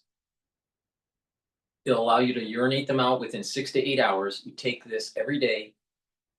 Take 3 small drops underneath your tongue, drink the filtered water, and detoxify your body. Now, when you detoxify your body, you're helping your endocrine system, you're helping your immune system, you're helping your brain function, you're helping your cardiovascular system, your kidneys, your liver. Lots of systems benefit from detoxifying your body. So please go to my store and get the zeolite. Very high quality, take it every day. Now, let's talk about the foundation for the anti-aging protocol. Taking the complete multivitamin will allow you to have the multivitamins that you need as cofactors for enzymatic activity. These cofactors are super important so your cells perform properly. This is an easy to digest multivitamin. You can see on the label what's in it, all right? But these are the multivitamins that you need as a foundation to build off of. Now, the probiotics, I have it in a powdered version and a veggie cap version called the MB40 probiotic. Take either one of these, but take it every day. I prefer the powder, but some people prefer to take the veggie cap version. Take it every day, and what will happen is that you're going to be able to absorb your nutrients better. You're going to have better metabolism. You're going to have a healthier and more productive liver. You're going to have better communication between your gut and your liver. You'll have better communication between your gut and your brain. You'll be able to sleep better. You'll be able to consolidate memory. You're going to be detoxifying your central nervous system because you're in more cycles of deep sleep and REM sleep. And you're going to be well rested. So there's lots of benefits from taking a probiotic, including improving your immune system at the gut level. You're increasing the mucosal lining of your gut, increasing the concentrations of IgA, which is a type of antibiotic. And you're going to be increasing the health of your skin.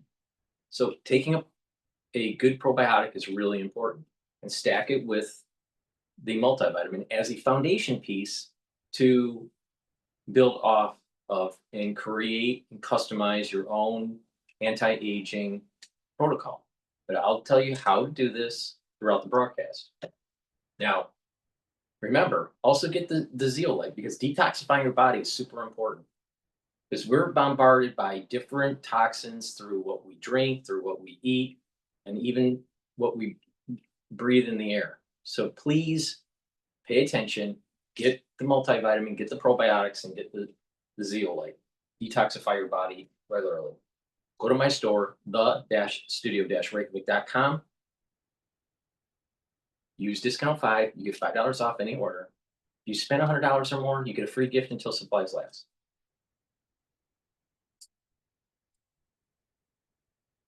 The young folks today are gonna do it.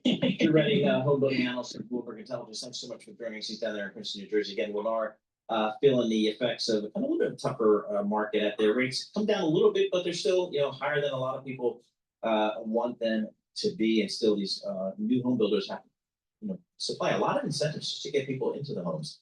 So we'll stay on top of that. A little bit of green on the screen here. Coming up, we're going to check out James Walker, CEO of Nano Nuclear Energy, adopting nuclear reactors in the UK. I think some of these smaller modular reactors, I kind of think they might be a part of the energy solution overall. This is Bloomberg.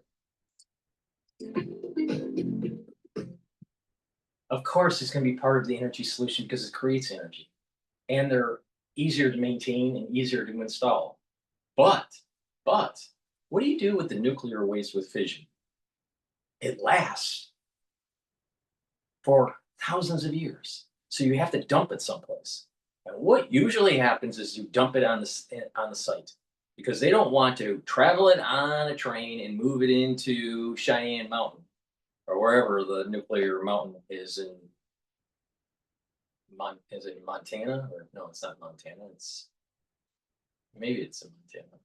Idaho. I don't know where it's at. Maybe it's Colorado. But either way, wherever Cheyenne Mountain is. But the bottom line is these people don't want to pay attention to the nuclear waste that's created by fission. I think nuclear plants are a bad idea for two reasons, especially the fission ones. Black swan event, where if there is a low probability but very high impact, you can be radiating 50-mile radius to 100-mile radius for hundreds of years. Secondly, what do you do with the waste even if there isn't an accident? So would you rather have burning coal, or would you and plant trees and burn coal? Or would you rather have a nuclear plant that potentially could go really nuclear and you have radiation for hundreds of years and waste that lasts for the regular waste material that lasts for thousands of years? What do you do with the waste? It's stupid.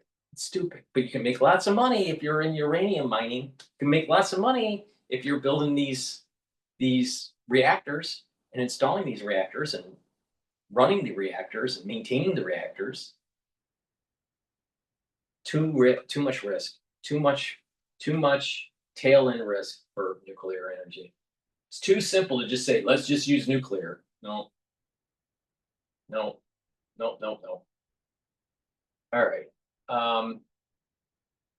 Let's go to CNN, them talking about Jimmy Kimmel getting canned from, I think it's ABC. Is it ABC? I think it's ABC, but it's tied to Disney. Please go to my store, the-studio-reykjavik.com, and get the turmeric.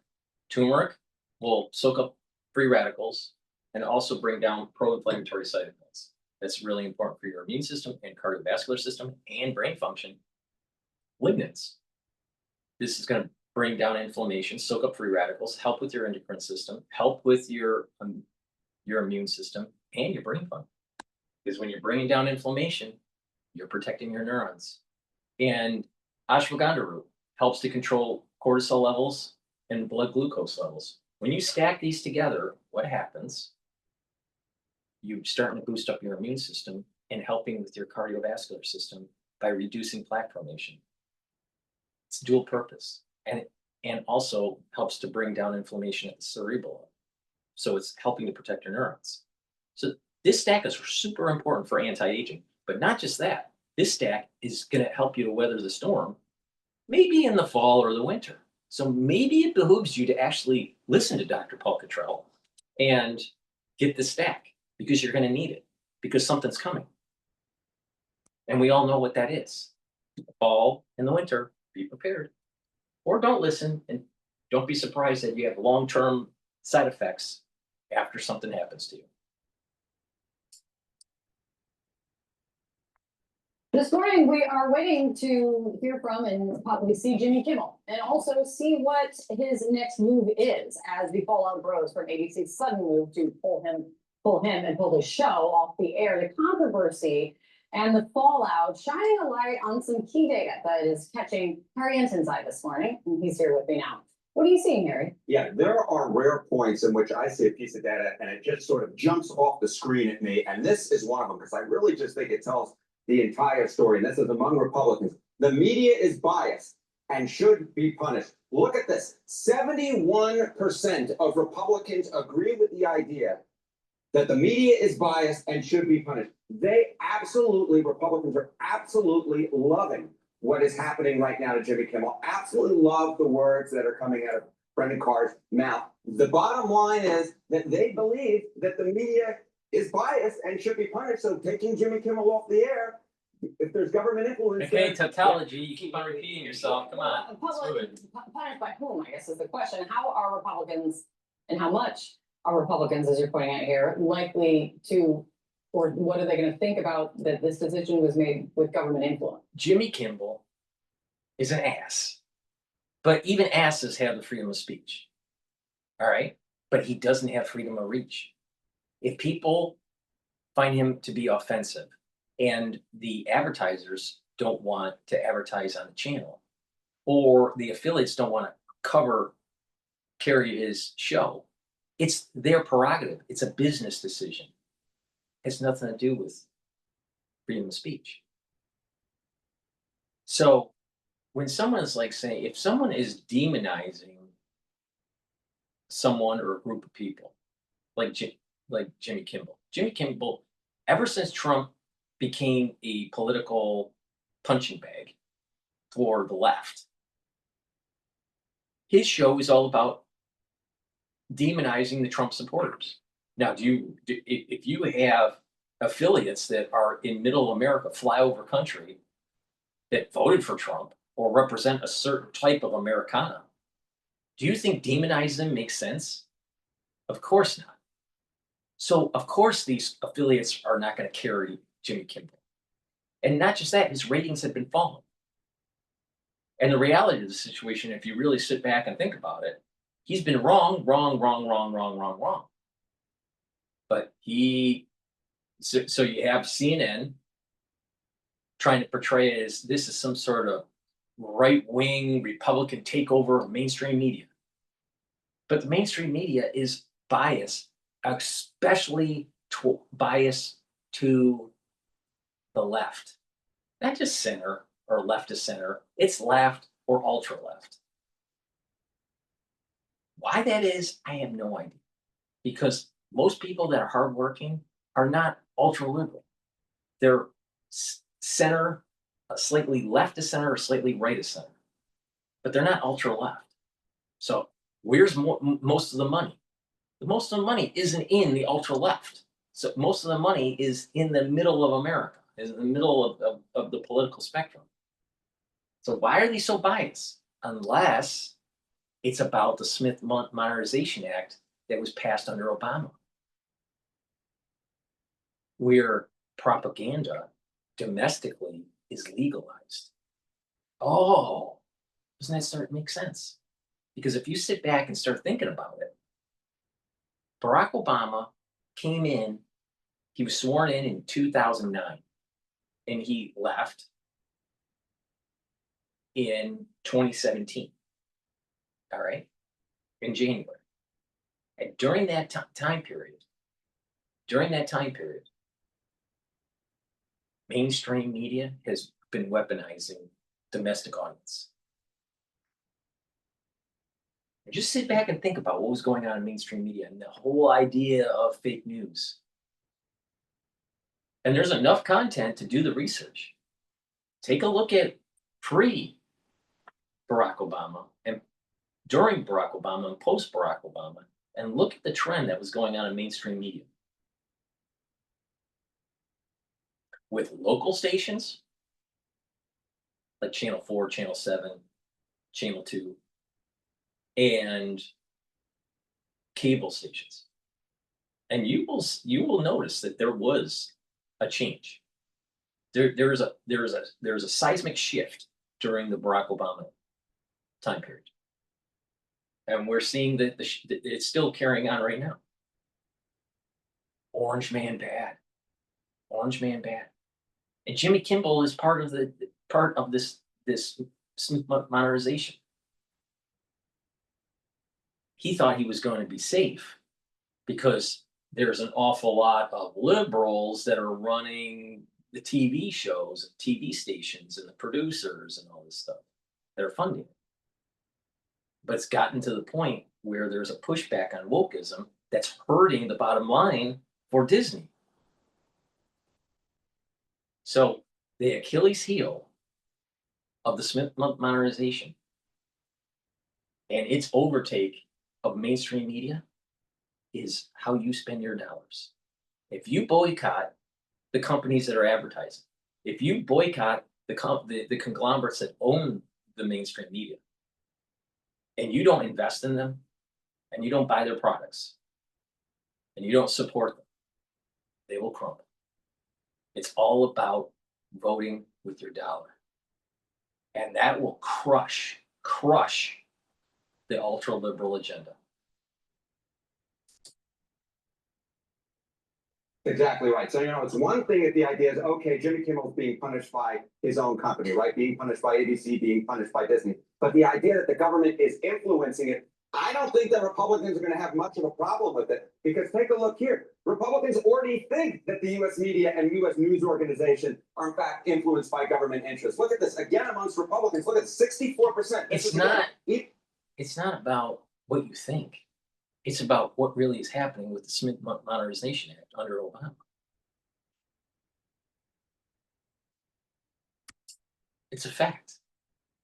Before the Kimmel News broke, 64% of Republicans believe that the U.S. media is influenced by government interests a great deal. We're talking 2/3 of Republicans. And then you get another 26% who say are somewhat influenced by government interests. That totals up to nearly 90%, when, of course, you're not just rounding, as if you would, you read 90%, but we're talking about 89% of the public, of Republicans, who say that the U.S. media is influenced by government interests. So no, Republicans, A, they like the idea that Jimmy Kimmel's being punished, and B, they're not at all going to be against the idea that the government might be influencing it, because they already think, 2/3 already think that the government is influencing U.S. media organizations a great deal in this country.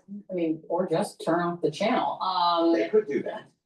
What is there is a big question about what Jimmy Kimmel's next move is. There's reporting from within, sources saying that ABC is trying to find a way potentially to bring him back on air. What's conventional wisdom around this? Yeah, what's the conventional wisdom? Well, I'll go to the prediction markets here. Chance that Jimmy Kimmel live returns by the end of 2025. It's just a little bit more than 50%, 56% the last reading that I was able to get. By the end of this month, it's 20%, about a 1 in 5. So at this point, the prediction markets basically have it as a coin flip that Kimmel returns by the end of the year, which I think kind of feels right. Okay. Thank you, Harry. Thank you.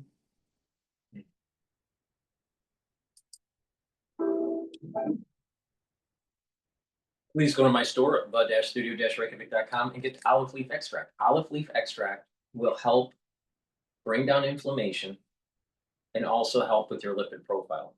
It'll help to bring down LDL levels and increase your HDL levels. When you do that, it's going to help your cardiovascular system.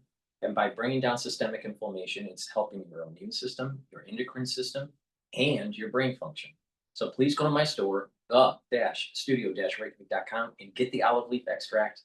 It's dual purpose. You get a lot of benefit if you're taking this every day. Please go to my store, the-studio-reykjavik.com. Use discount 5. You get $5 off any order. Spend $100 or more on any order. You get a free gift until supplies last.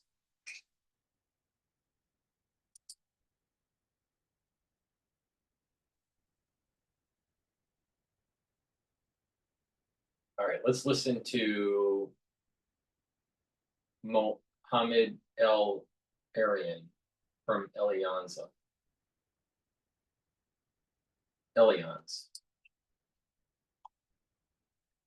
We've got one day after the Fed cuts rates and signals more cuts ahead, at least at the end of this year. We've got stocks jumping to record. It's bond yields moving up as well. So here to explain all of this, Allianz Chief Economic Advisor and former PIMCO CEO, Mohammed El-Arian. Mohammed, it's great to have you back on the show. Welcome.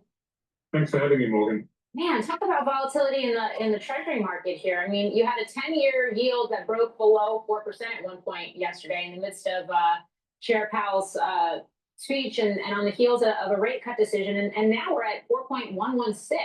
What's moving yields higher? And is this the right reaction from the market here? So two main things push yields higher. One is the jobless claims number. As Rick said, that was quite a number.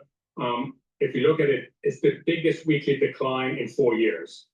And then the second thing is that people are starting to realize that when you look closely at the summary of economic projections, if you look closely at the dot plots, there isn't that big a support for 2 more cuts. It was only by 1 member. So I think people are sort of revisiting the initial reaction to this was exactly what we wanted. We got the 25 basis points cut. We've only got 1%, so things are fine. And guess what? They've now got 2 cuts. People are realizing it's much more complicated than that. So based on the data, your analysis of the data, the idea of this being a risk management cut, as Powell put it yesterday, does that make sense? It does. I would have gone a step further, saying we are prioritizing the risk to the employment side of the mandate relative to the risk to the inflation side. That's not to say inflation is going away. It's not. In fact, if anything, inflation is going to go higher. But the biggest risk to this economy right now is the employment side. You do not want the cliff effect when companies go from hesitating to hire and start firing. Because when companies start firing, that has a way of spreading to the economy. So we don't want to get to that point, and the Fed should be as supportive as it can to stop us from getting there. Mohammed, the Fed Chair Powell talked about the risks being balanced and two-sided. It sounds like you see them a little bit heavier on one side, or maybe significantly heavier on one side than the other. I do. I think they are two-sided, absolutely. And let's not forget that with the new projection, the Fed will have missed its inflation target for 7 years in a row. I mean, that's a very long time. And 6 of those years, the inflation has been or is likely to be more than half a basis points above, more than 50 basis points above the target. So that's a major issue. Chair Powell did pivot because he said that while we have risks on both sides, he's paying some more attention on the employment side. And that's what justified the cuts. Otherwise, with the projections of higher inflation, higher growth, it's really hard to justify a cut unless you worry about the risk to the employment side.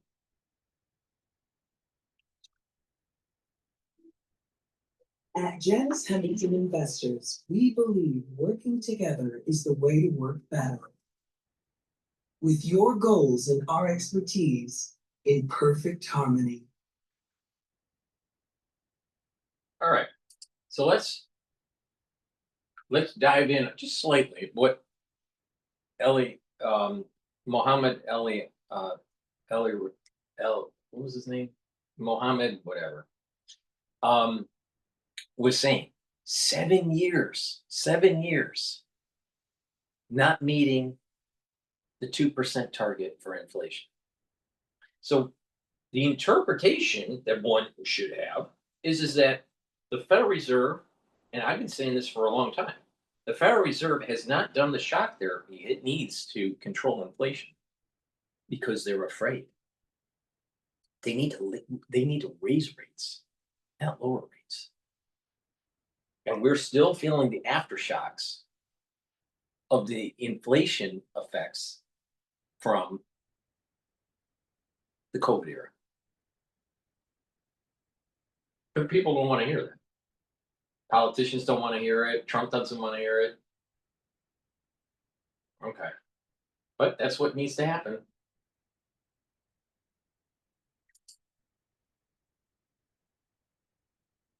Let's see here. Next. All right, let's listen into CNBC News. Or We've got Michael Landsberg, Chief Investment Officer of Landsberg Bennett Private Wealth Management, and you were listening to what he said, Michael, and looking at your notes. If the Fed does not continue, then all bets are off with what he just said about not fighting the Fed. And your viewpoint is that the next inflation rate could be 3.15, which would make this theoretically could make it a one and done. And then you're not fighting the Fed. So are you uncomfortable in the market like he is? He said he was very uncomfortable. I would be in certain parts. I think what Inflation needs to go down.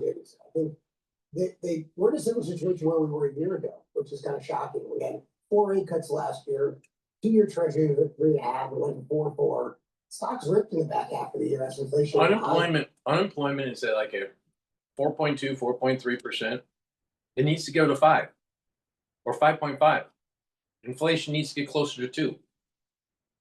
How do you do that? Raise rates.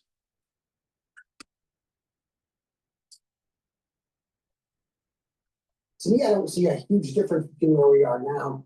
The 2-year treasury is right around 3.5%. It moved to 4.4. I think you can see it move higher. I do think inflation is going higher. I don't think that's a bad thing. I think inflation going higher when economic growth is there. I think one of the issues I've always had has been recently, the valuation game hasn't worked.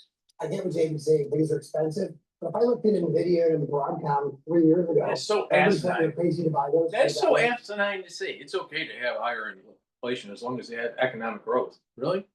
The economic growth minus the inflation is what your real growth is. All right. Well, wait a minute here.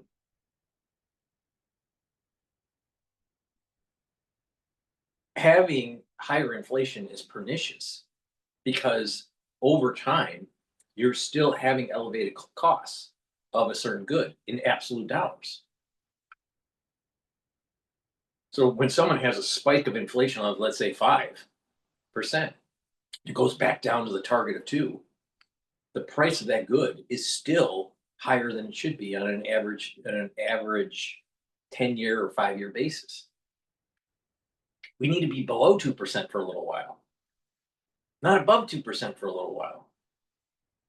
So these jackasses that say, well, we need inflation to grow the economy. Really? What? It means that your system is unhealthy. There's something wrong with the system.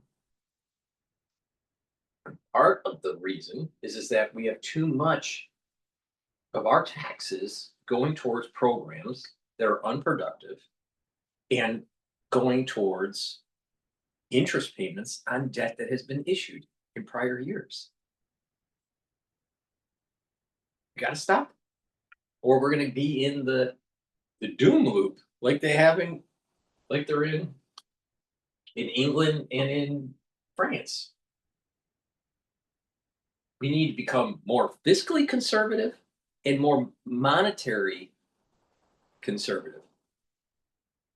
And that means seeing rates at higher, not lower. But what will happen is that what will happen with lowering the rates, people will start buying houses. There's going to be some economic engine that starts to increase the GDP. It'll bring up the stock market, and then there's going to be a bubble. Then it'll crash. But that's not probably going to happen under Trump's watch. It's probably going to happen under the next president's watch. Maybe J.D. Vance, or maybe even Rubio, or someone else, or maybe even someone from the Democratic Party. Maybe it's Gavin Newsom. I don't know. It's probably not going to blow up during the Trump administration, but he's setting up for a bubble.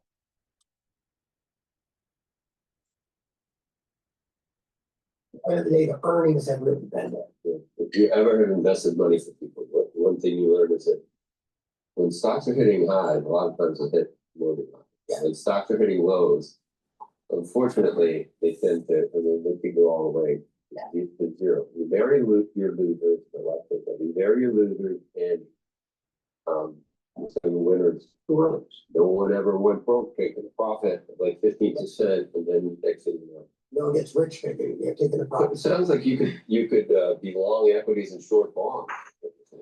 It could be, I mean, Or at least not long bonds. yeah, and typically, when we look, we have a lower bond allocation, we've actually added alternatives. The goals of the world have that kind of balance from just having all stocks. But I think you can really own stocks here. My concern always is diversification. Dave talked about international and in China. I look at lower rates as the small caps really under-owned.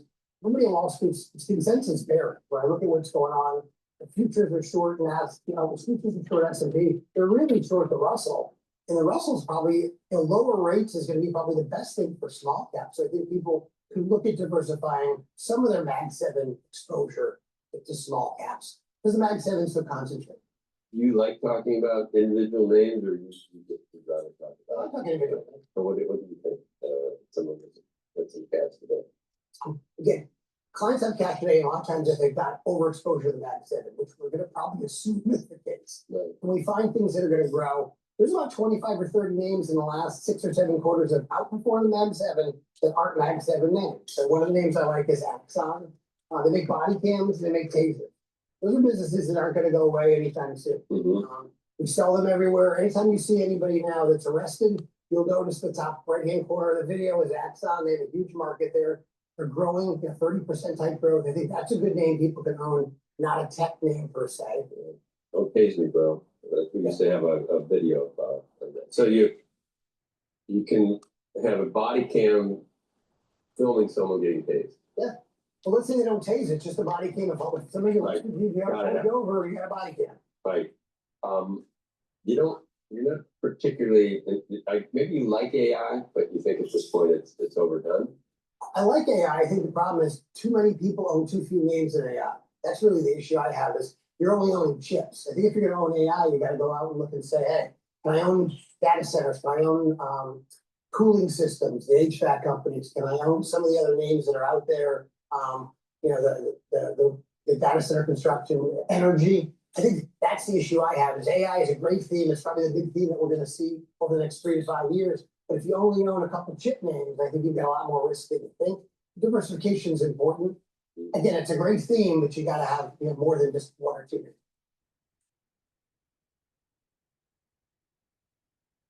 At KPMG, we make the difference by prioritizing data as the primary driver of informed decision-making and competitive advantage. We know smart data processes enable organizations to engage with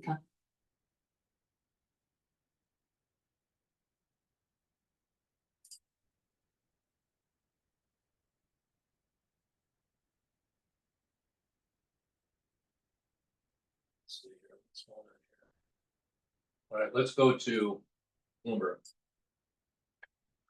The 10-year, 4.13% of the 2-year that's currently yielding 3.57%. Gold up $24 the ounce, 36.68. That is a gain of 0.7%.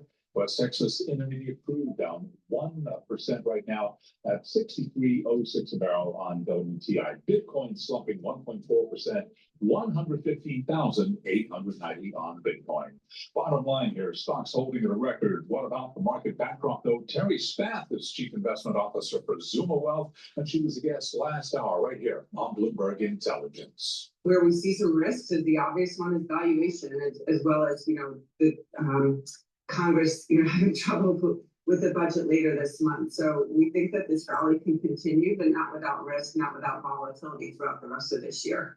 Terry Spath, Zuma, interviewed right here on Bloomberg Intelligence. By the way, you can hear more of that conversation on the Bloomberg Intelligence podcast. You can download it wherever you get your podcasts. This Bloomberg Business Flash is brought to you by BAM Mutual. Put America's strength to work in your portfolio with BAM. Insure municipal bonds. Protect your investments with an added layer of security and guaranteed income.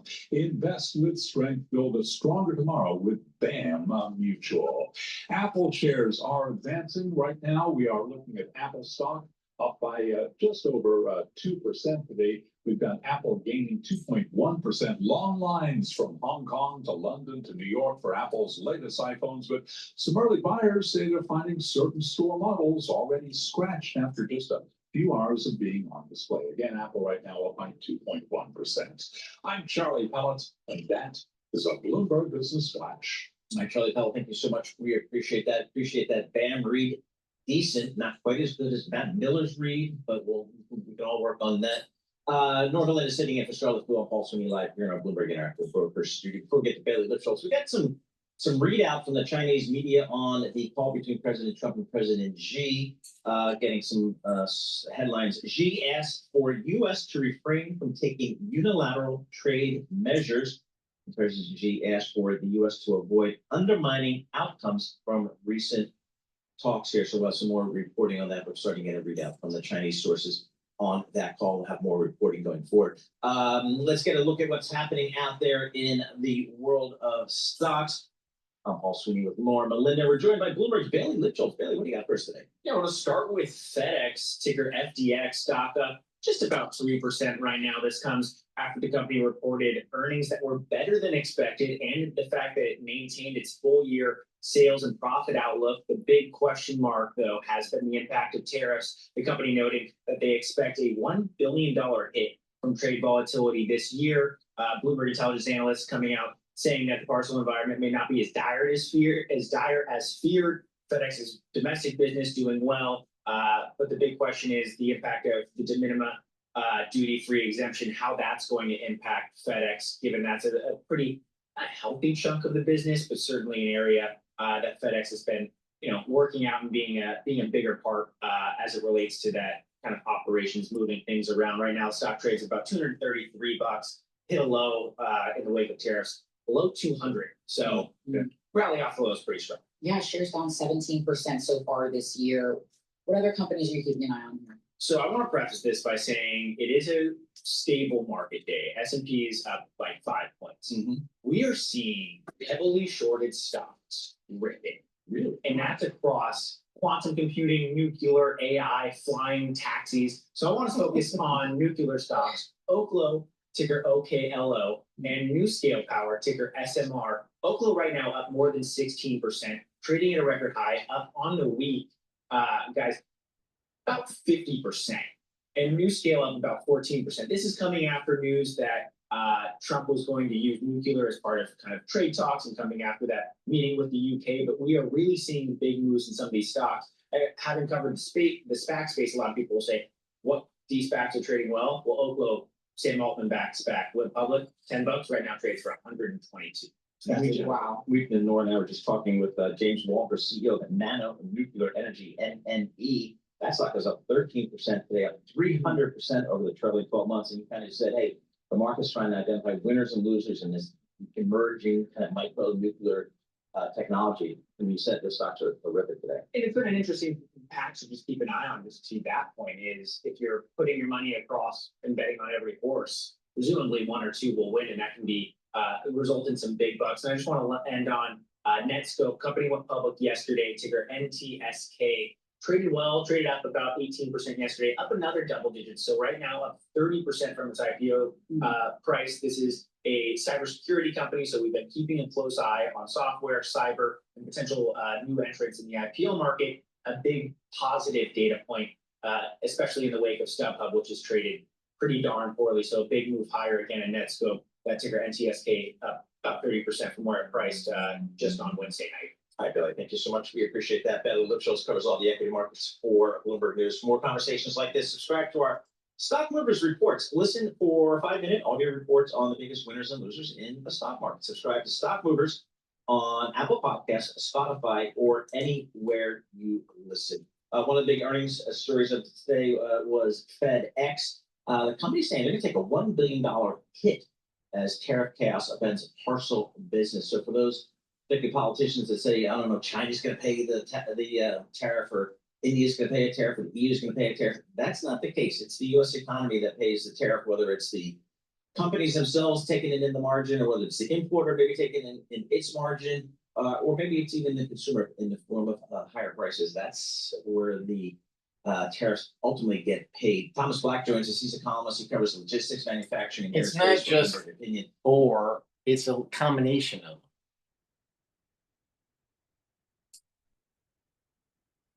What we heard is that they're taking a hit because of the tariffs. It's more about volume. The China to US lane is very important for them, and that's where they're taking most of the hit. That volume is moving more toward Europe and other areas. So it's not that FedEx is paying tariffs, it's just that their volume has dropped because of the tariffs. And a lot of that had to do with the de minimis program that has been eliminated now. So on the flip side, they're cutting costs aggressively, and they had already started a restructuring, a big restructuring where they had cut costs. So their margins actually held up and have improved through this turbulent area, but it's a little bit of an offset. So FedEx has long been seen as a barometer for the economy, especially given the fact that it has extensive global networks. You're starting to see reflecting overall health of the consumer as you think about retail. What are you thinking about the broad read-through from this report and how that trickles out into the macro? Yeah, it gets a little muddled there because of e-commerce and some of the trends that we've seen there. Of course, during the pandemic, their volumes blew up and everybody was ordering online. And then we had the withdrawal symptoms from that after post-pandemic. So it's a little bit muddy there. And then we have a situation where UPS, FedEx's main competitor, is trying to cut costs. They have a big structural cost problem with their labor costs so high with their unionized workforce. So they're actually shedding some volume. A lot of Amazon packages that weren't as profitable as they need it to be are out there in the market, and FedEx is starting to scoop those up. So you saw some market share gains from FedEx, and part of that is them onboarding Amazon. They talked about some other customers that they onboarded. But the big question is whether that volume is going to add a lot to margins, or if it's going to be neutral or a drag on margins. I don't think it's quite clear yet. But so it's a little bit muddy on trying to read through the general economy just because of things that are happening within the parts of the market. Thomas, what is FedEx saying, if anything, about kind of the upcoming holiday season that tends to be super busy for all these shippers? Cautiously optimistic. That was the phrase of the day for peak season. It does look like there's demand. A lot of the goods that need to come in for the holiday period are already here. So we do have a little bit of an idea of how much inventory is there, and that tends to point to demand holding up fairly well. And then again, FedEx believes it's gaining market share, so it's cautiously optimistic. All right, Thomas, thank you so much. We appreciate that. Thomas Black, please go to my store, the-studio-reykjavik.com, and get the elderberry zinc lozenges. You get 21 in each bag. Get a few bags for your household. Be prepared for the fall and the winter season. You can also get the drops, which are smaller than the lozenges. You get 100 in each bag. Take them right away when you have that irritation in your throat. You can get it in honey and lemon, cherry flavor, or blueberry. But get a few bags for your household. Be prepared for the fall and the winter. You're going to need this right when you have that irritation. Take the lozenges or the drops right away. Go to my store, the-studio-reykjavik.com. Use discount 5, you get $5 off anywhere. To it, but only from a mindset perspective. And I'll give you some examples for turnaround very difficult to execute in the public domain, right? If there is a new launch into a new product category, and a new avenue of growth, it's very difficult to get the market to demonstrate the patience for CEOs and management teams to do that with confidence. And I think to the detriment of a lot of public shareholders as a result. That being said, I will not buy the stock of a US company, or frankly any company, that doesn't report on a quarterly basis, that refuses not to disclose quarterly if this comes in. Because I do feel that the transparency, the discipline of accurate reporting of the quarterly cadence is important, even if I personally invest with a much longer term mindset than that information might imply. Wow. So, I mean, do you think other folks feel strongly about this as you do? Yes. I think it really depends by sector. And let me give you a couple of examples where we've seen the paring back of information with very specific metrics where it had no impact. Let's take Netflix for an example, and a couple of the other streamers. You and I discussed this, Paul, in prior shows. Netflix, for example, is no longer providing the same kind of subscriber information that it used to, right? Has it impacted Netflix's share price? No, right? It's continued to go up. It's continued to perform very well in terms of return to public investors. But if Netflix was suddenly to stop reporting completely on a quarterly basis and going to every 6 months, I absolutely think other people would have the same reaction. It's not about the guide. It's not about guidance about subscribers or internal managerial metrics. They need to release their quarterly filings. And that is material change in the business, the balance sheet, the income statement, and the cash flow statement. And you can learn a lot about the company with that. But when you are pushing for semi-annual, you're hiding. You're hiding. Crazy. The cool thing you just said in your question, if you get by, and again, I have a very strong view on this. I would not buy a US company that doesn't disclose falsely. But I do think some of the more capital intensive industries, for example, real estate, right, particularly when it comes to new builds, some of the housing stocks, for example, where it may take a bit of time for rate impact to happen on buyer appetite for buying homes, or other kinds of sectors where there's very long gestation when it comes to construction. So heavy industrials, you might see it, but I really don't see how a global market that is used to getting high quality information on a quarterly basis is going to throw up their hands and say, totally fine to be flying blind every 6 months. I agree with her on this. So I agree with her on this. But the thing is that it shouldn't be sector by sector. It should be across the board. Everyone has to report quarterly, not semi-annually. And when the analysts are analyzing these different companies, even if they have a long-term capital expenditure because of some sort of build-out before products get to the market, those analysts know that.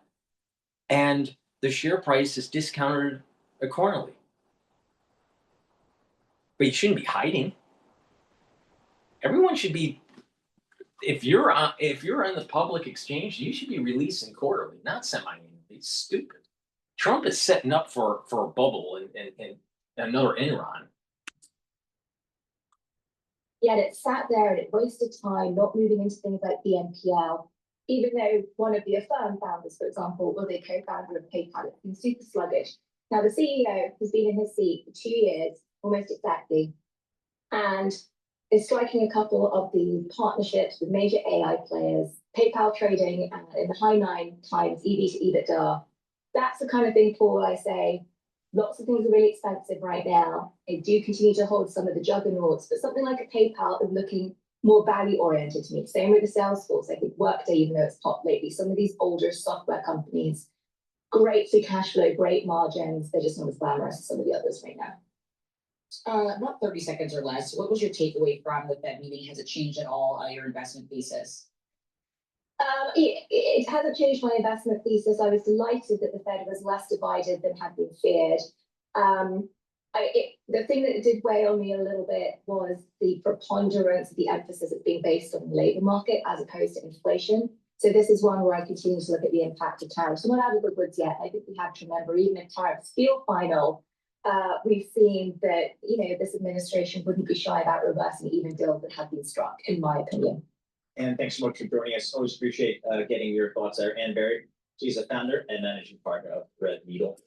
Joining us here gives just another bullshit fund manager. You're surrounded by. I'm surrounded by them all the time at the Harvard Club. All right, and I'm also surrounded by them just being in New York. But the problem is that everyone's tripping over each other to try to get more funds, more money to flow into their funds so they have more assets under management.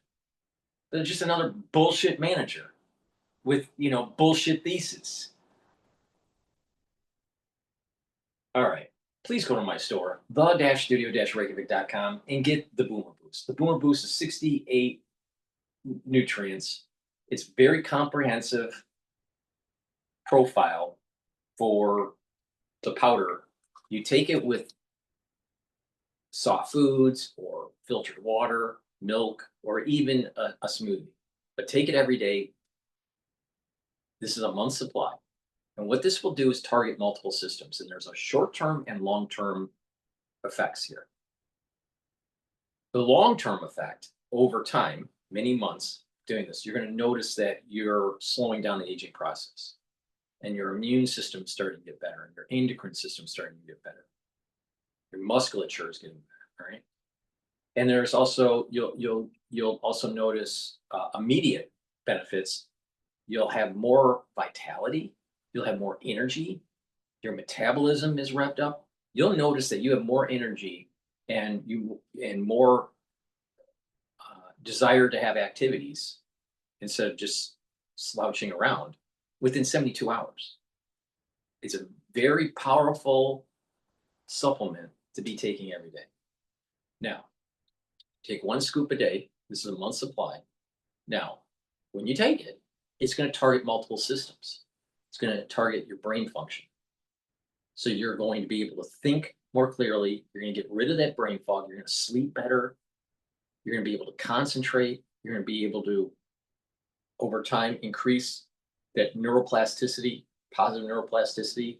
You'll be able to think faster and have better memory recall. They'll help with your heart and your vascular system, so it improves your cardiovascular health. It helps with musculature, revving up your metabolism and your energy levels, helping with your immune system and your endocrine system, helping to control your A1C levels. Many benefits from taking this. You should be taking this every day. And it's a great way to lose weight if you want to lose weight by calorie restriction and taking this once a day, either for breakfast or for lunch. But if you're at your targeted weight, you still should be taking this. It's really important. It's very powerful and it works. And it helps to slow down the aging process. So please go to my store, the-studio-reykjavik.com, and get the Boomer Boost. And get the structural nano silver toothpaste. They'll whiten your teeth, freshen your breath, bring down inflammation at the gum line, improve your gum line health, and with good oral hygiene, you're reducing the chances of vascular problems or valvular problems. In addition, because this is structural nano silver and it has no fluoride, you really need this for the fall and the winter. Because the fall and the winter this year is going to be problematic. I don't know if you've been paying attention to the news. I don't know if you've been paying attention to the wastewater, but guess what? There's a problem. And you really need to pay attention because the fall and the winter is going to be a problem in the United States, probably worldwide. But you're going to need this. You're going to need really high quality, special toothpaste. Please go to my store, the-studio-reykjavik.com. Use discount 5, you get $5 off any order. If you spend $100 or more, you get a free gift until supplies last. And you're going to need that free gift, trust me.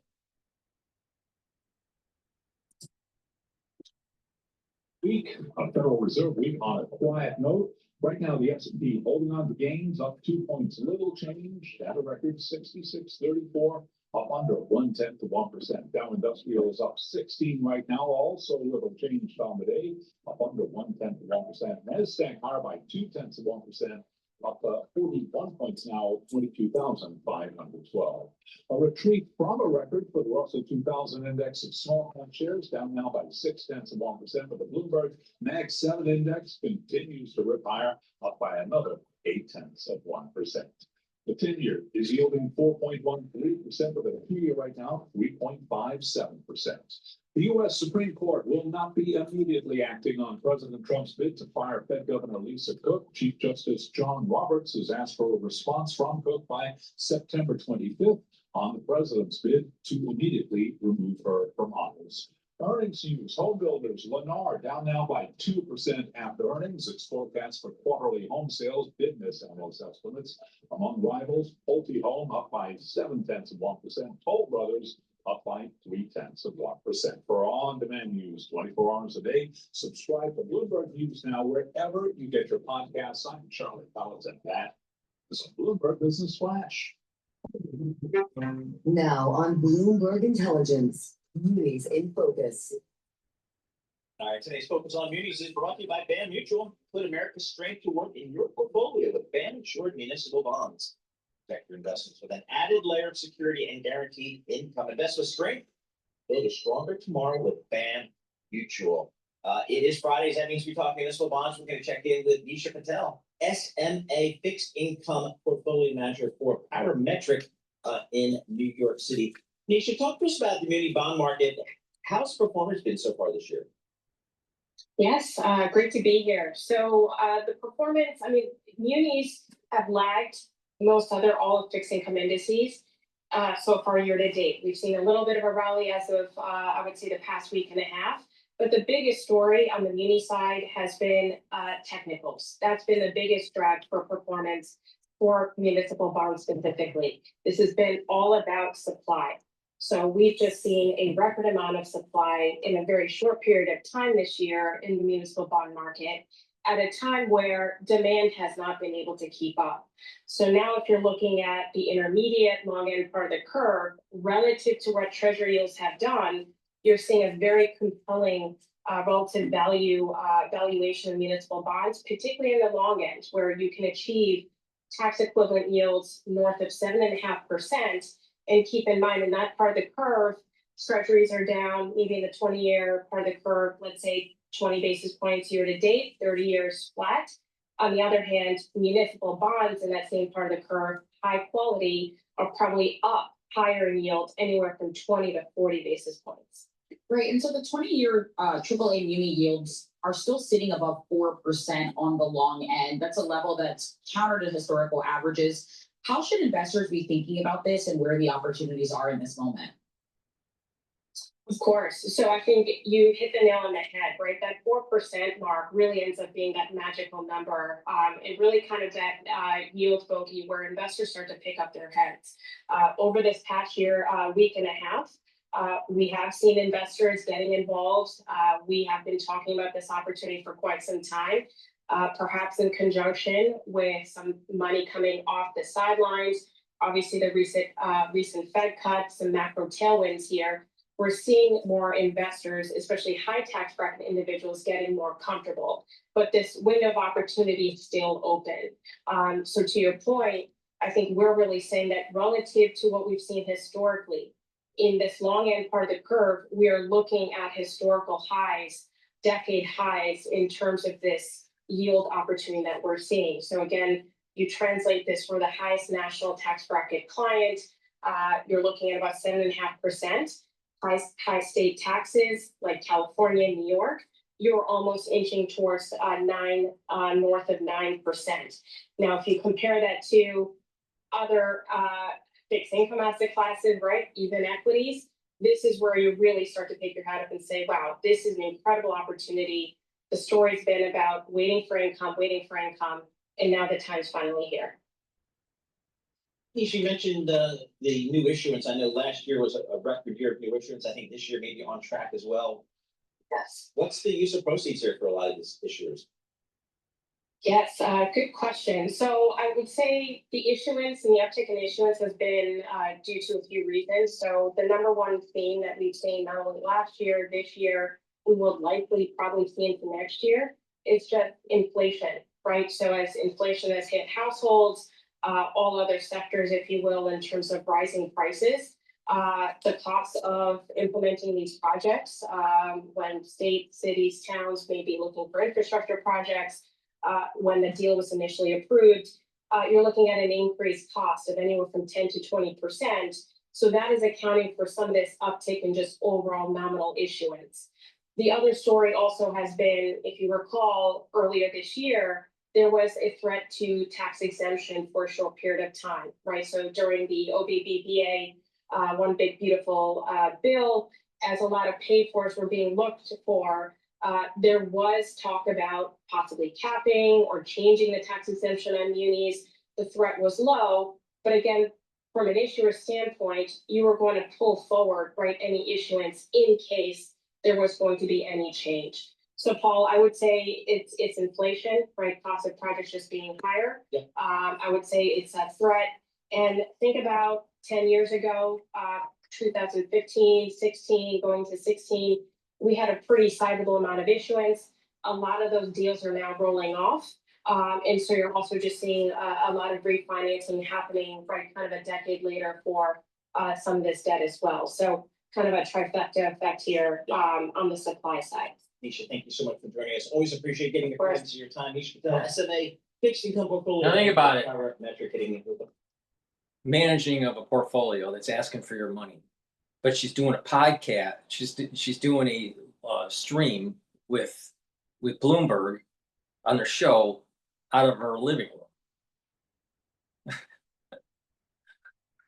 Don't you think that you would, if you're going to give money to someone to manage, you know, especially if you're a high net worth client, don't you think that it should be coming out of a damn office instead of out of a living room? I mean, get fucking real. I mean, these people are just like, it's the Slavification of America.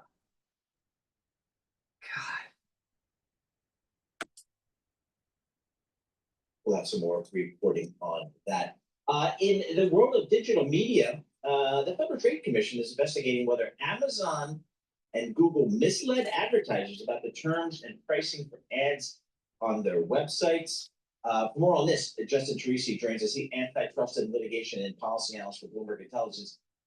Justin, what's behind this U.S. Federal Trade Commission investigation? Yeah, Paul. So that was announced last week. That related more to search advertising. But the big news we're really focused on right now is on Monday, Google's ad tech remedies trial starts in the Eastern District of Virginia. So this is following a liability ruling from last April. Basically, to break down kind of what that technology is, every time you visit a website, there's this little auction that takes place in a split second, under a second, I would say, that matches the right user with the right ad at the right time, and important for this case, at the right price. In April, it was found that Google had illegally monopolized the market for the sell-side platform that connects those websites with the right users and the exchange in the middle that operate the actual auction. So this now is deciding what to do about that problem. Really, you know, it's a debate over, do we do a breakup? Do we have some rule changes? What's that going to look like? Well, I mean, what is the case here for the company? I mean, what are Amazon and Google saying about this? What are they doing? Yes. So this one definitely relates. This is Google specifically, right? But here, you know, what we're going to see next week coming up is, you know, both sides really have some things in their back pocket. The DOJ is really going to be taking the position here that, look, Google can't be trusted. There are all these evidence destruction issues that were part of the liability trial last fall. They're also going to say, look, Google's offered to sell parts of its advertising exchange business in the past here. And so doing, they really have made the point that it would be feasible to sell some of those things off. On the other side of the coin, Google, great team of lawyers per usual, they're really going to take the standpoint that, you know, we do a really great job with security features. We protect publishers and website publishers from malicious advertising and things like that might appear on their website. Also, I think they're very likely to take the position that, you know, the trial itself, it was only about desktop ads, and the market's changing, right? We're going to see things. Let's go to Fox News. They're interviewing Douglas Murray. Download the app and get 50% off your first Wonder order with code 50Google.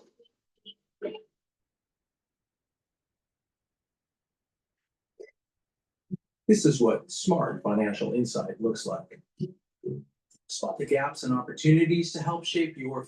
And here, erupting outside of the New York City courthouse after a judge dismissed Luigi Mangioni's terrorism charges.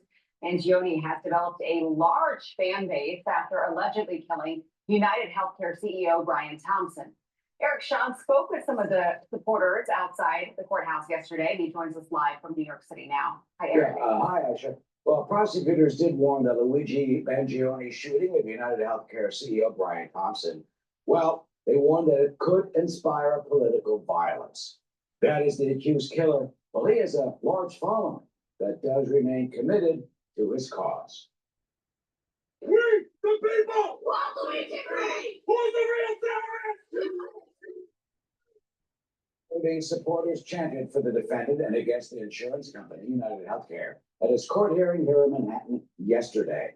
Dozens of Mangioni believers, but they dismissed the horrific details of the case and proclaimed solidarity with this anti-corporate crusade.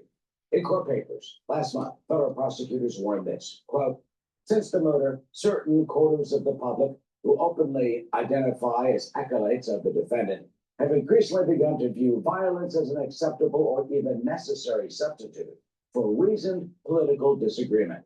Simply put, the defendant hoped to normalize the use of violence to achieve ideological or political objectives. But you know, some of Mangione supporters say that he was framed to further the interests of corporate America. They say he didn't do it, or that a double did, and they called for the charges against him to be dropped. This murder of Brian Thompson really spurred something in me and in America about just making a terrible act into a positive and actually talking about healthcare.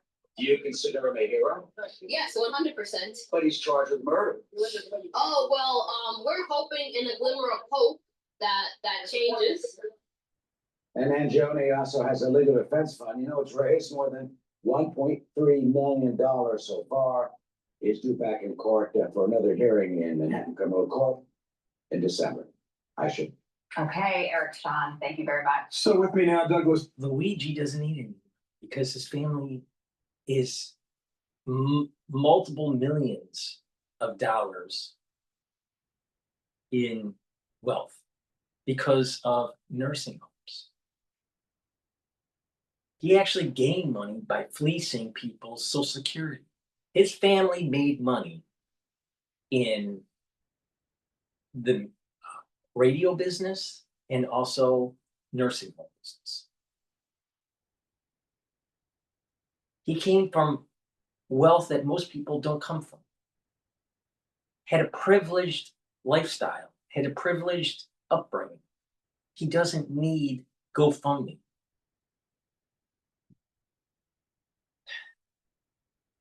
These people.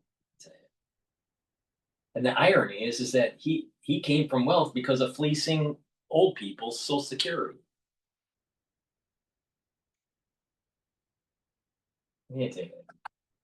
Please go to my store, the-studio-reykjavik.com, and get the gels. The gels are dual purpose. You can use it as an aftershave to soothe your skin.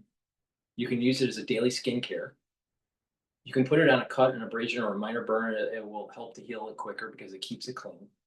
And if you're not feeling well, or someone around you is not feeling well, especially in the fall or the winter, put it on your hands, around your mouth, around your eyes, around your ears, lightly coat your nostrils.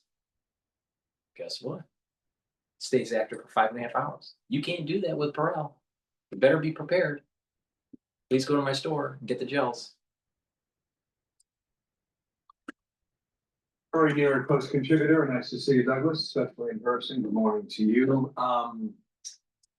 It is clear from Eric Sean's report there that Luigi Mangione has supporters. Okay. And it's clear when you go online that this killer in Utah has supporters also. That's right. Where does that leave us?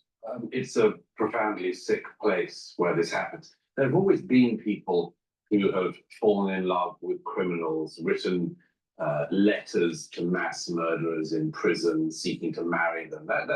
That's sadly a sort of perennial and just a sick thing that happens. What's unusual about the killer of Brian Thompson is that so many people have made excuses for him when it's really a very straightforward case. Do people have the right, or should they be justified in taking things into their own hands and murdering other Americans in cold blood on the street? Yes or no? And any decent person would say, of course not, of course not. And yet the strange and appalling thing that has happened since Luigi Mangione carried out this act is the number of people in prominent positions and elsewhere who have said, as Elizabeth Warren did, well, you can only push people so far, as if a legitimate extension of having a disagreement or an imagined disagreement with somebody over healthcare, over politics, whatever, could ever justify somebody picking up a gun and murdering, in both cases, a husband and father in cold blood. Most decent Americans would say absolutely not, but there is unfortunately now a gray zone that has emerged in this society where the terrorists and the assassins and the murderers now have this growing number of people who seem, frankly, as I wrote in the Post the other day, to treat life as if it's some kind of computer game, as though you just take people out. That's a good and there's no analogy. cost. I think that technology, gaming, especially these like Doom games, they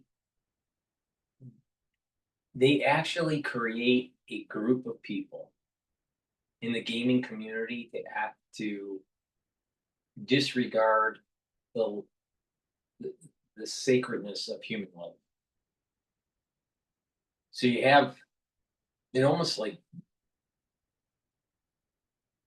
dehumanizes the situation. And then you add in social media and the dopamine response and the negativity. So you got the gaming culture, you got the social media negativity and the doom scrolling.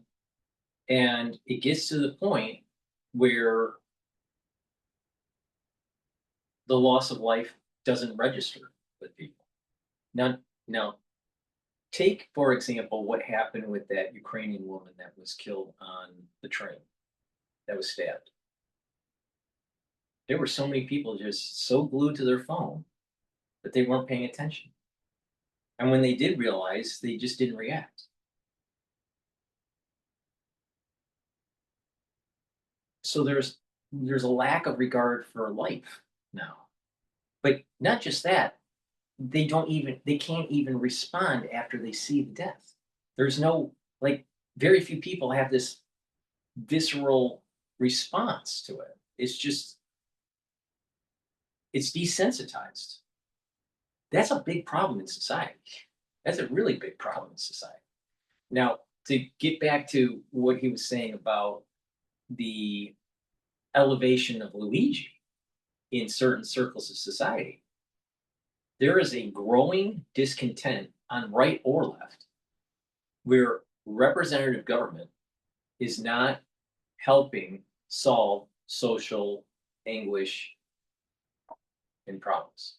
And that the representative government seems to, from these individuals' point of view, be focused more on the lobbying group, the ones that are well-heeled, the white-shoed, the ones that have lots of money to put in PACs to affect legislation, including healthcare.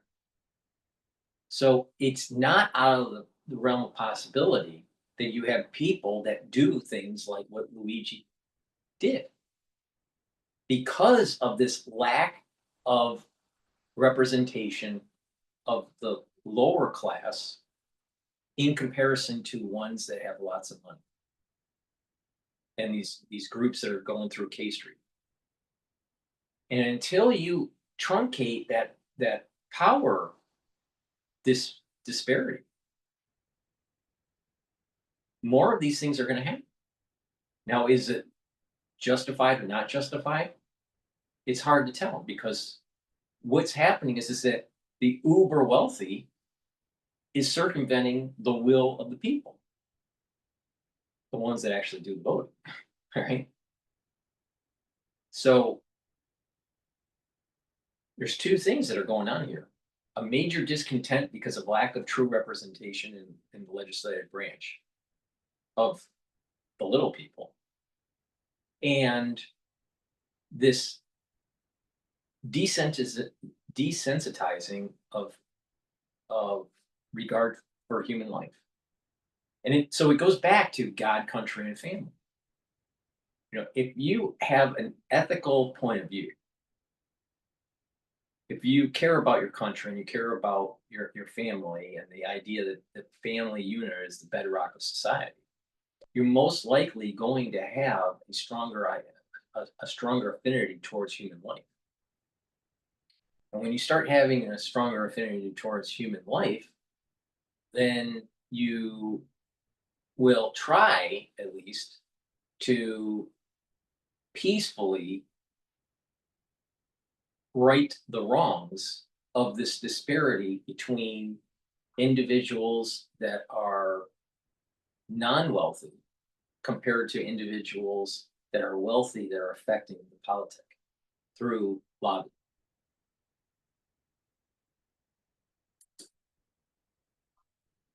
consequences. There are consequences, and I hope that the sort of people who do that and make excuses for them also find out. One of the more stunning things was the woman who said she developed an artificial intelligent bot of Luigi, and she talks to him every day, and he is her boyfriend online in that digital world. Donald Trump, before he left London. This is like self-induced psychosis. I mean, people are going crazy. The digital world is, and Zuckerberg wants this. Zuckerberg wanted, remember the metaverse? He wanted you to live in the metaverse. The last thing you should be doing is buying those Ray-Bans with a camera on it everywhere you go. So he can collect the data and make money on you? Don't be stupid. Don't be stupid. You know what you really need to do? You need to buy a real watch, not a Apple Watch, a real watch, right? Not a digital that's plugged to the Borg, that gives you hepatic signals that literally put you in sympathetic mode and increase your cortisol levels. It's not healthy to wear one of those watches, actually. So then people will go, well, I'm paying attention to the number of steps I'm doing, and I'm paying attention to, my heart rate. Yeah, so what about how many times your body goes into sympathetic mode every time you get an email from your work? Don't be stupid, all right?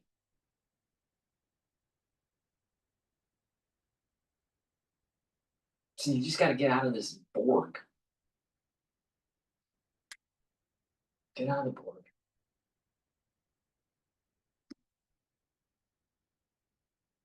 Was asked about all the social media being a cancer. That was the question. I guess how we answered it. It is, absolutely. Do you agree with that? The Utah governor said that social media is a cancer and more people should log off and take some time away. Well, it's not a cancer in all respects. In some respects, it's great, but there are segments, there are deep dark holes that are cancerous after living.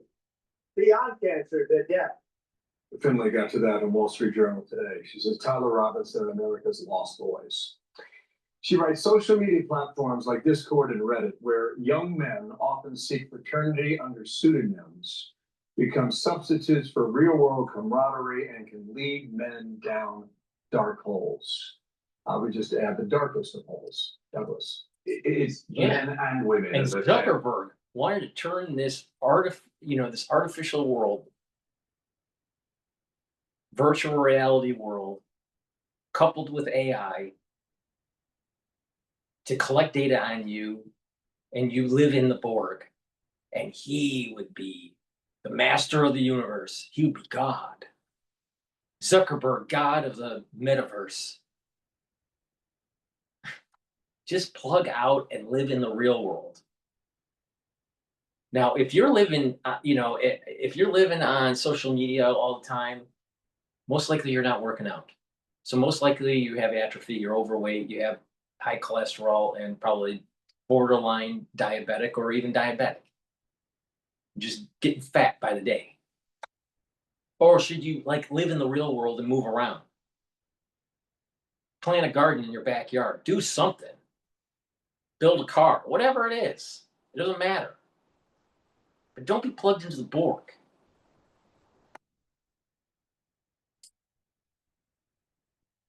Social media has sped up a lot of these phenomena. They're not entirely new. As I say, the sort of women who would write to mass murderers in prison can now do it on Reddit platforms, on X, all sorts of things. But this very, very concerning corner in the society is, do we hold the line as a society that the use of violence is not permissible in any situation over disagreement, or do we not? And there are far too many people who have been saying, yes, we do. And that makes this whole online sort of subculture get endless sort of encouragement. Yes, one of the things we've seen from the alleged assassin of Charlie Kirk is that he lived in this horrible, disgusting, dehumanizing place where, you could just say, I've had enough of people who I disagree with, and I'm going to take action. That is something that has to be addressed. But we also have to address this question of why so many people, including some prominent politicians in this country, have made excuses for the use of violence. And of course, Very there's going to be a simple. sort of, It's you know, very simple. It's very, very simple. They're trying to erode the Constitution. This is a Marxist takeover. What they want is a one-party system. Now, you add another layer of complexity. This is natural psychosis because of social media, the gaming culture, and a lack of morality within the society. But also, there's an infiltration from the CCP in our universities. There's an infiltration of the CCP in our government. There's an infiltration of the CCP within our society for us to devolve and become less productive. So they would have an upper hand with a war in the Pacific. So there's multiple layers here that's going on. You got big tech making money on doom scrolling. You have lack of morality because you have a big portion of society that doesn't have affinity to God, country, and family. And then you have actually infiltration from the CCP. Against the other thing, and there's a lot that there is in there. I mean, we have to address this thing of why so many segments of the political left have been able to dehumanize their opponents. We do have to have that discussion. It's a Marxist strategy. I mean, come on. Murray, you're a smart guy. Come on. It's very easy. This is Marxism. Wake up. But it's also the case that we have to have this wider addressing of why what I refer to as face-to-face interaction in America has become so rare. Why is it that face-to-face interaction of the kind that Charlie Kirk encouraged, that de Tocqueville noticed when he came to this country 200 years ago, is disappearing? When you disappear face-to-face interaction, where we hash out our disagreements face-to-face in public, where you look into the eyes, literally, of your fellow American and recognize that they're a human being like you, that has disappeared. Social media, Reddit, all of these things have helped it disappear. But it means that the faceless person online can get away with making their opponent faceless as well and taking away their life for nothing and no reason. I already smacked you in the face. It's so obvious. Douglas, thank you for coming on. Thank you. All right. I'm Steve Ducey. I'm Brian Kilmeade. And I'm Ainsley Earhart. And click here to subscribe to the Fox News YouTube page to catch our Please go to my store, the-studio-reykjavik.com, and get the Clarity Factor. Clarity Factor will get rid of that brain fog, and it'll allow you to focus. It'll allow you to support your memory. And over time, you're going to improve those dendritic connections. Your neurons will perform better. You're going to think faster. You're going to have better memory. Super important. Take it with filtered water. Take it every day. It'll help with your brain function. Another stack to help with your brain function is to take NAD+. NAD+ will rev up your NAD+ levels, increase your NAD+ levels, help to repair your DNA, cellular DNA and mitochondrial DNA. With higher levels of NAD+, you're going to have more energy and protect your neurons. Super important, especially if you're 40 years of age or older. Ubiquinol soaks up free radicals, helps the health of the mitochondria, increases your energy, increases ATP. Ubiquinol is the most bioavailable form of CoQ10 that you can get. Most people that take CoQ10, you're taking the wrong kind. You should be taking ubiquinol because there's nothing better than what is in my hand here. Ubiquinol. So please go to my store, get the ubiquinol, and it will help to protect your neurons. You stack it with the NAD+ and the Clarity Factor, and that's a powerful neural stack. And oh, by the way, if you're 40 years of age and you know, or older, you're going to start noticing within the next 5 years, a lot of people within your immediate circle, at work or at home or within your community, you're going to start noticing a lot of people getting dementia, early onset of dementia. I'm not talking about geriatric dementia. I'm talking about early onset of dementia. And it's an aftershock from the 2020 incident. So you better start protecting your neurons. Please go to my store, the-studio-reykjavik.com. And oh, by the way, If someone had something in 2020, you can't get rid of it. Ever. Just saying. Be prepared. There's ways to mitigate it. Let's listen to Letterman here and CNN. Every network needs one nerd who knows about FCC licensing, and I am your nerd, Casey. I've studied this because I've been interested in it for years. And here's what I want everybody to know about licensing, okay? Before President Trump returned to the Oval Office, licensing was a boring thing the FCC did every 8 years. Every local station in the country has a license. It's renewed every 8 years. And we have not seen a license renewal be rejected for decades. So essentially, once you have a license, you keep your license. And yes, it can be time consuming to do the paperwork to get it renewed. But the FCC historically has not been in the business of challenging licenses. In fact, I spoke with experts last year who said, even if Trump wanted to take away station licenses, it would be so time consuming, it would be tied up in the courts for so long, it would never even happen during his 4 years in office. So that's the context for Trump's latest threat. However, is it possible that the legal landscape has changed? Is it possible that Republicans in Congress want to make it easier to revoke licenses? I think all of those possibilities have to be considered because Trump is being so loud and so serious about these license threats, and because his FCC chairman, Brendan Carr, is showing a willingness to not just talk tough, but to use his public platform to bully these media companies. So that's the reality about licenses. They are hard to revoke. But what Brendan Carr and President Trump are doing, they're using their bully pulpits to pressure media companies into changing content. And it feels to me, Casey, if you picture the American media, picture we're all stuck in an elevator together. And it feels like every week, every month, we're going a level lower and lower and lower. We're in an elevator, and every time Trump sues a news outlet, every time he gains a settlement, every time he threatens the licenses, every time Disney or Paramount capitulate, we're sinking lower and lower. And here's the problem. We don't know how much lower this can go.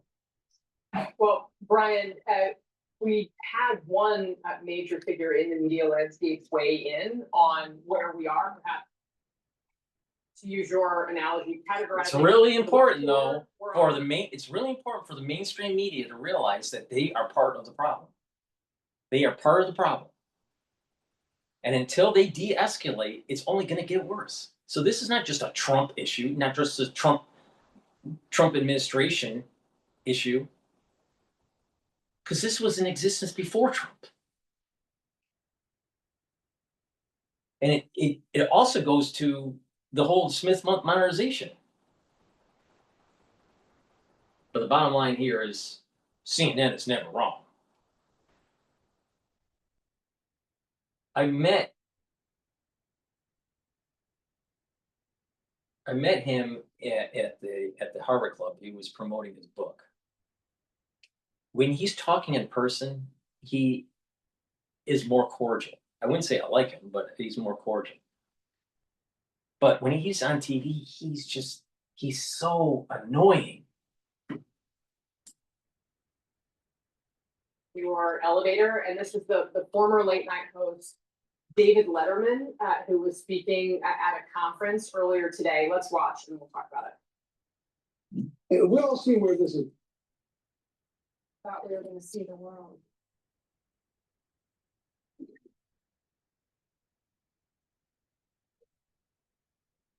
We all see where this is going, correct? It's managed media, and it's no good. It's silly. It's ridiculous, and you can't go around. Do you think that media was never managed?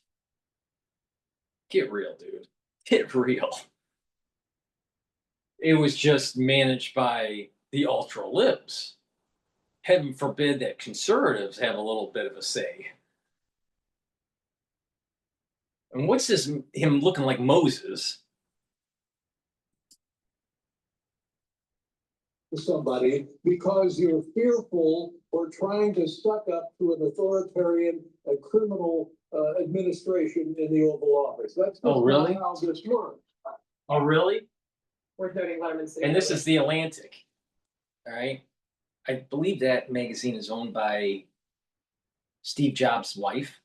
And that's, it has a liberal bent to it.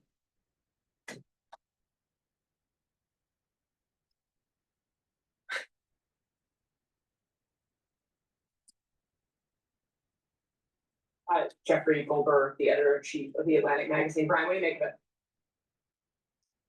Well, we know what President Trump wants to do. He wants to silence his critics. He wants to stop dissent. The question now becomes, what do figures like David Letterman do? What do journalists like Jeffrey Goldberg do? What do networks? What did CNN do for people that were trying to warn the public about a major crisis during 2020 and how to mitigate it and what was really going on? Instead, they pushed the CDC narrative and the HHS narrative, which was in bed with the national security state. And they were just following the rules of the Smith modernization, because you can use propaganda against domestic audience. And CNN played right into it. CNN benefited from it, while other people died, literally. Now, who's the totalitarian? Who's the autocrat? CNN and ABC and CBS too. ABC is under a lot of pressure right now, a lot of angry Kimmel fans that want to hear from the network. We've heard nothing new from ABC today, but we're already hearing from showrunners, producers in Hollywood who say they don't want to work with Disney anymore because of the action against Kimmel. So I'm really struck by that. I'm also struck by some breaking news in the last few minutes, Casey. Jon Stewart, who normally only hosts the Daily Show once a week on Mondays, he's coming back to the show tonight. He's hosting his Comedy Central program tonight because he wants to weigh in on this matter. So we are seeing some loud, some vocal voices trying to push back against the president's threats. But, you know, frankly, it's one of those situations where with free speech, with your right to free speech, you either use them or you lose them.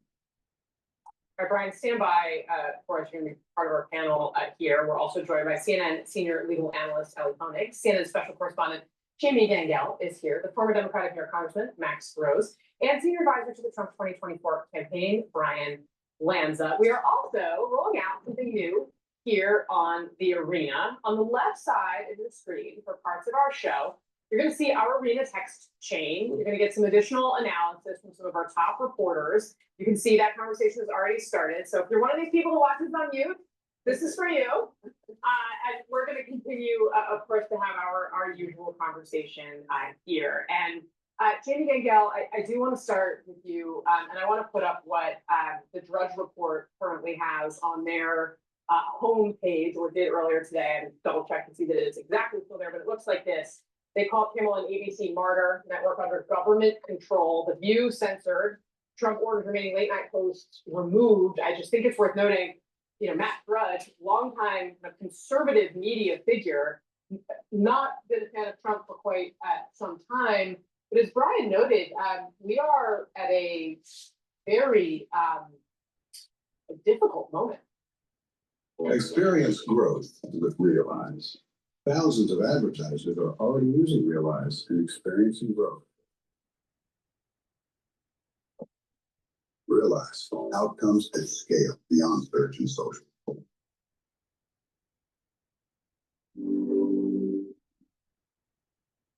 Centuries, women's health has been incomplete. Pieces missing. Studies left unfinished. Northwell is rewriting history by giving women the care they deserve. That's why more women choose us than any other health system in New York. Northwell, raise health. Difficult moment. I would say this, I'd add a word to what David Letterman said, and that's dangerous moment. The number of calls that I got from people for the first time who said this is too far, from both Hollywood people, media people. Look, breaking news. Presidents don't like being made fun of. Ask Bill Clinton, ask George W. Bush, but they don't normally cancel late night shows. This is not in a vacuum. Donald Trump doesn't like Stephen Colbert. His contract doesn't get renewed. He doesn't like Jimmy Kimmel. He's gone. But under Bush and Clinton, they didn't have the other vector of the Marxist takeover, which is social media. Marxism is starting to metastasize from the ultra lib movement. You got to stop it. Would you let cancer just metastasize in your body? Would you?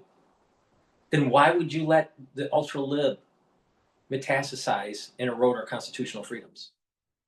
Why? You got to fight back. What is next? The FCC Chairman Brendan Carr said earlier today on CNBC, we're not done yet.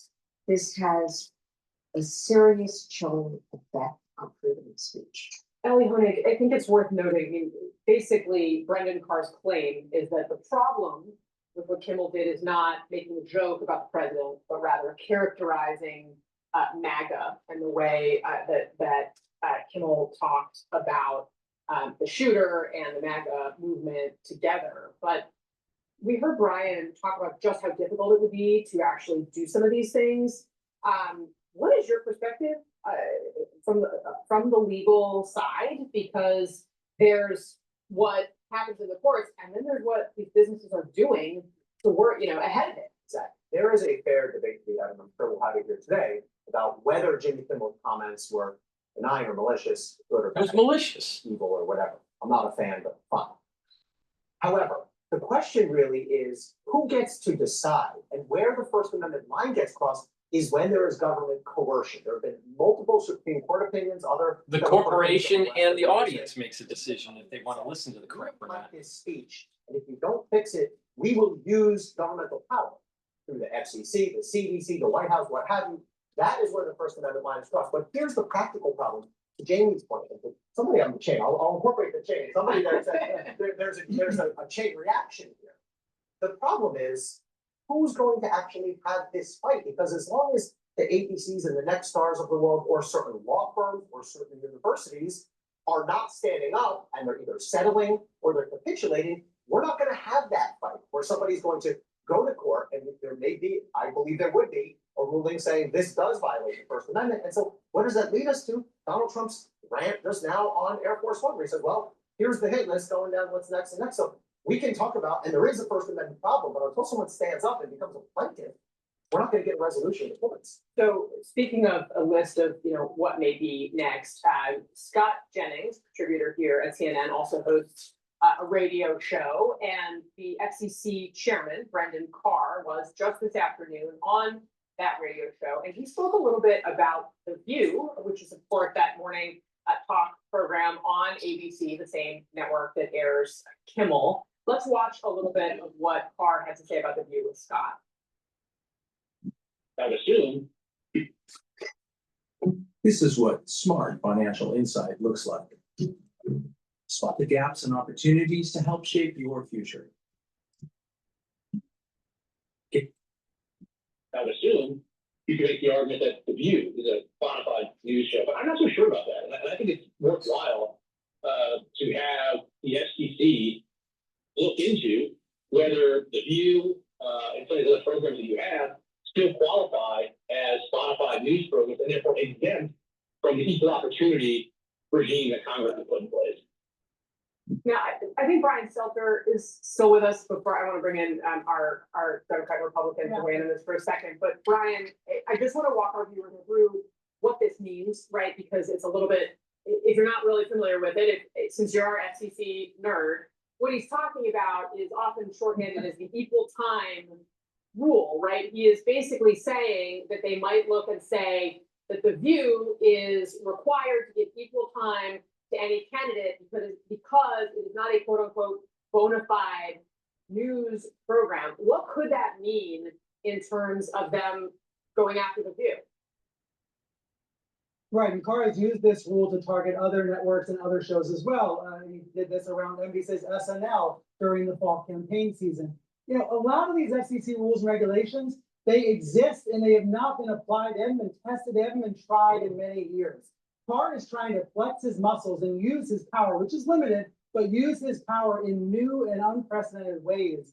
And this is one of those examples, talking about a random, I love The View actually, but a random daytime talk show, picking on the anti-Trump host, trying to find a way to get under the skin of ABC, trying to find a way to pressure the network to soften the content. That's what we see Carr doing in real time out loud, you know, at least to his credit, he's not doing this behind the scenes. We can all see it happening in public view, and that's really part of the point. You know, he doesn't have as much power to actually take actions. You know, he can open an investigation, for example, of ABC. He can kind of legally torture ABC for a while. There's relatively little he can do action-wise. I think Ellie would agree with me. It's much more about a war of words that Carr is engaging in. And right now he's winning in some cases. The View did not mention Kimmel today. They stayed away from this altogether. Please go to my store, the-studio-reykjavik.com, and get the cleanse. It's 30 parts per million, or max 35. It's 35 parts per million.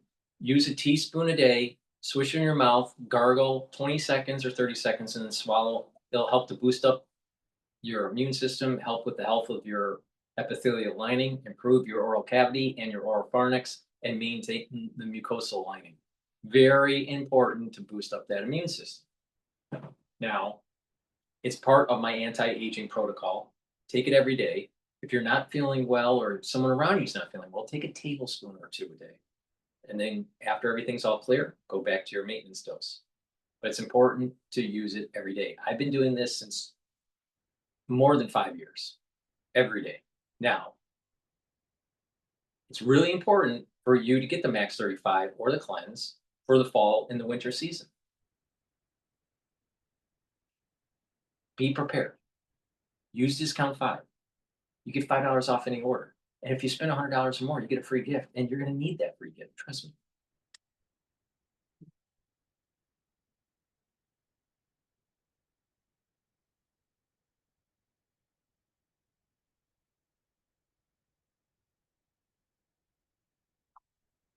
Zero helps me take my business anywhere I want.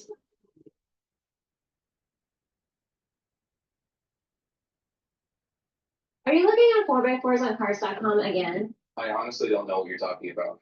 I was thinking of something more sophisticated. Actually, some of the commercials are turning. Americans are holding more and more dismal views of college. They don't like it. Don't feel like they need it. Only 35% consider it very important anymore. That's a new low. In 2010, 75% considered college very important. Mike Rowe, CEO of MicroWorks Foundation, joins me now. You know, this is, I'm into this topic because I come from middle America, and a lot of my high school classmates did not go to college.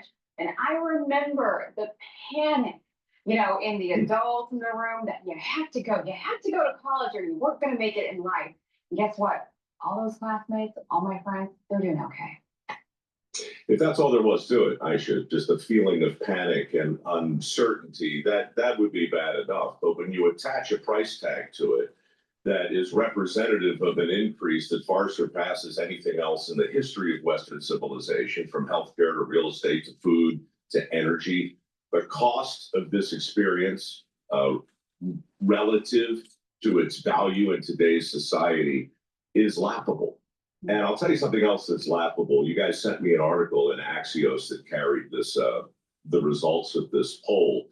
I just want to point out that in the article, the author does something that is so typical. Here, I'll read it to you. It says, the bottom line, it feels bad right now to be a recent college graduate, but it doesn't necessarily feel better to be someone with a high school diploma who's just going into the labor market. Yeah. This is so fallacious to compare a BS degree and all the attendant debt that comes with it to nothing but a high school diploma is so false. The world is filled, our country is filled with people who went to a trade school or went to a community college and mastered a skill that was in demand, who are now with no debt out earning their baccalaureate counterparts. Right. Nobody writes about that. It's always this false comparison. I don't think either of us are knocking college here. I think college makes sense for people who know exactly what they want to do. They have this major in mind, but there are so many people that are trying No. They're not even using. I almost had 5 degrees. All right, so I have too many degrees. All right, but it is in. Just because you know your major doesn't mean that you should be going to college. The question is, what are you going to college for? Are you going to college for employment? Are you going to college for academic attainment? Are you going to college for sports and being part of, or are you going to college for learning music? What are you going to college for? And some majors aren't equal. Going to college for engineering versus going to college for history.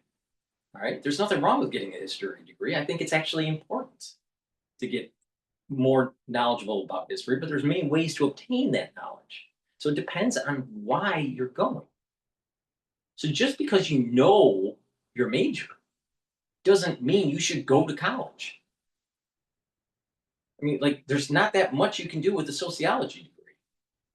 So should you really go to a college and spend all that money on sociology? Probably not, even though you know that you want to go into sociology. So just because you know what you want to go into, I don't think that means it. And the other side of the coin is also true. Just because you don't know doesn't mean that you won't be successful in the job market. Many people that go to college that don't know what they want to do, they take a few different subjects in the general requirement world, and then eventually they hone in on a particular major and they're successful. So there's many different types of students.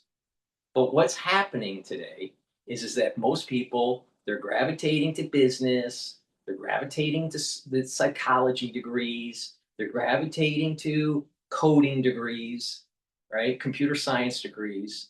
And what they're noticing is that the job market isn't as plentiful as what they thought when they went in.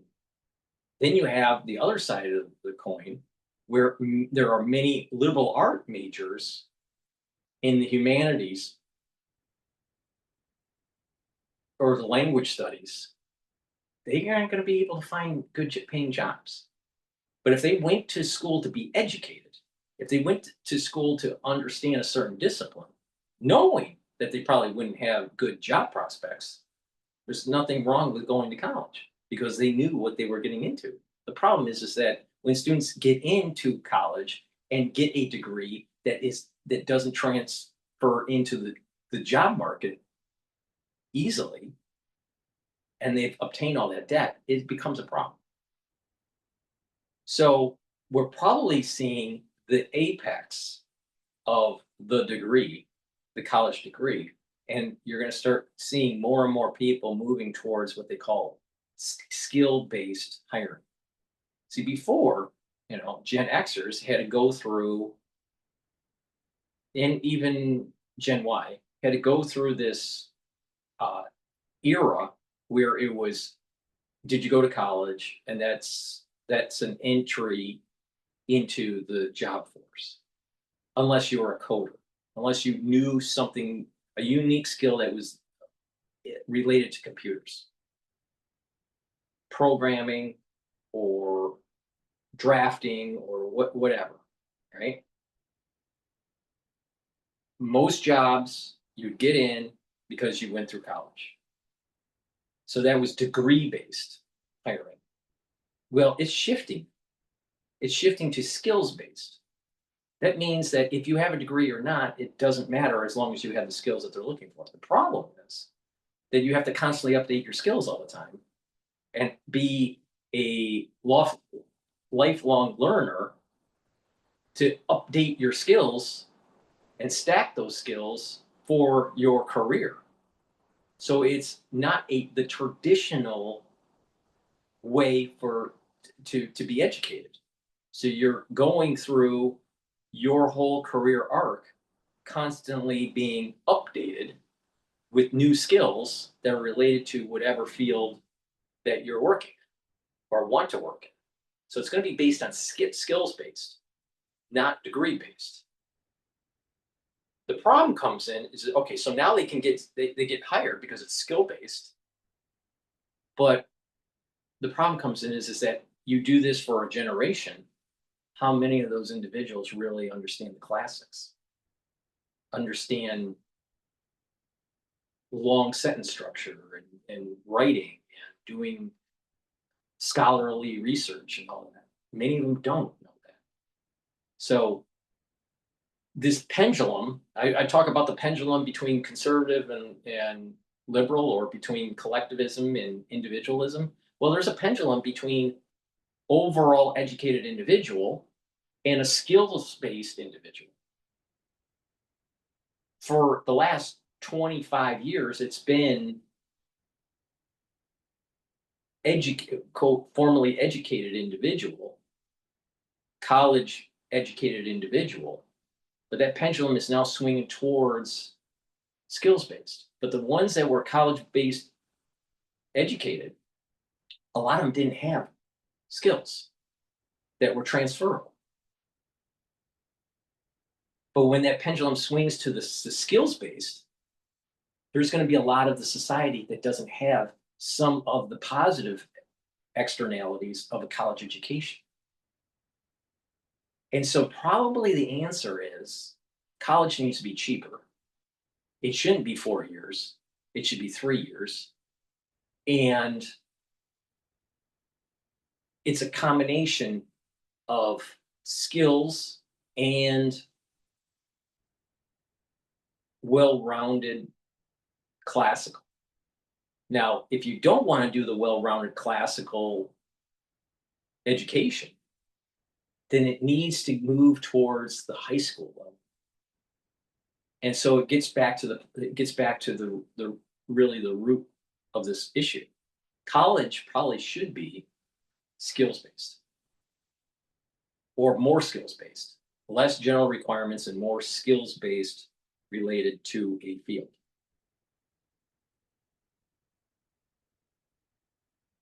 Coupling maybe design and engineering, art and science, form and function.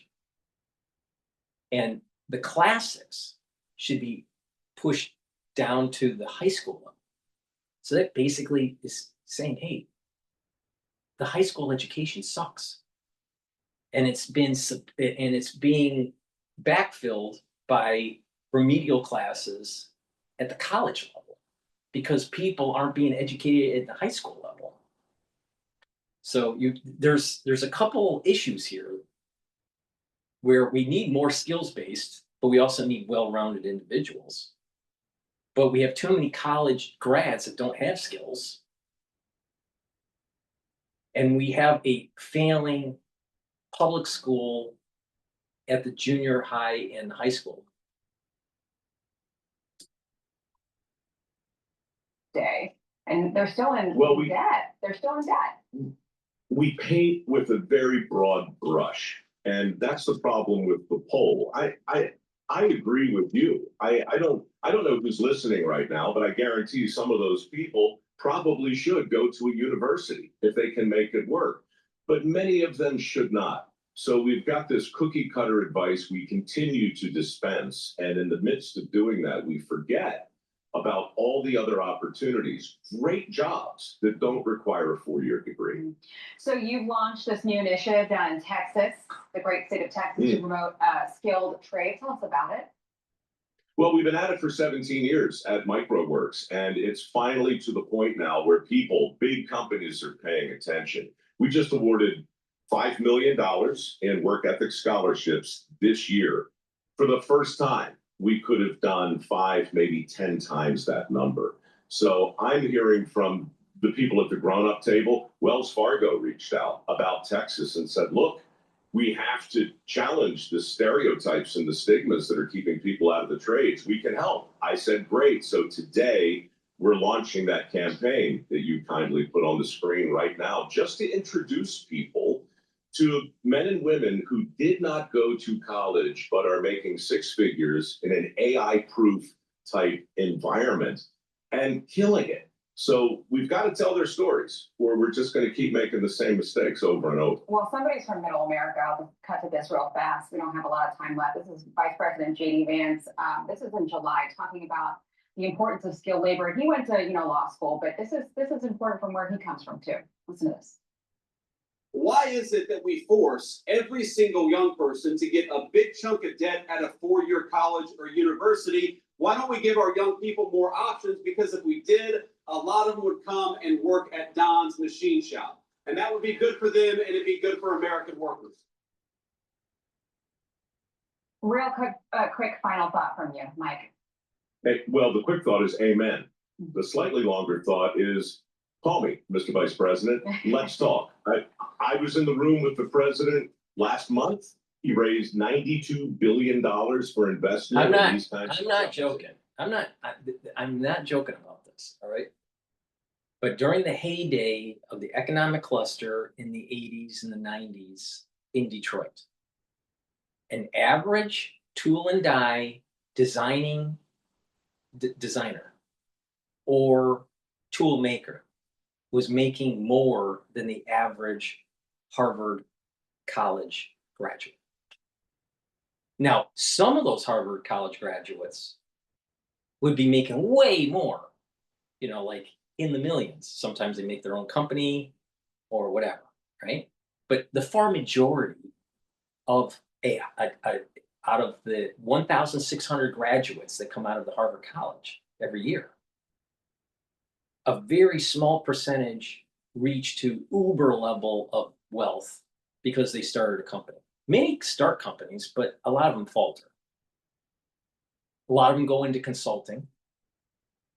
And then many of them go back to school for graduate studies, going into law or medicine or whatever, all right?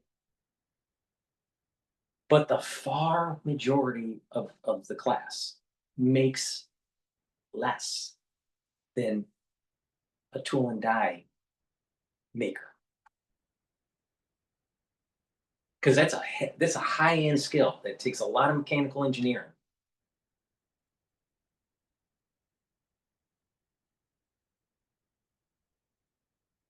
Now, there's going to be a shift here. There's going to be a shift.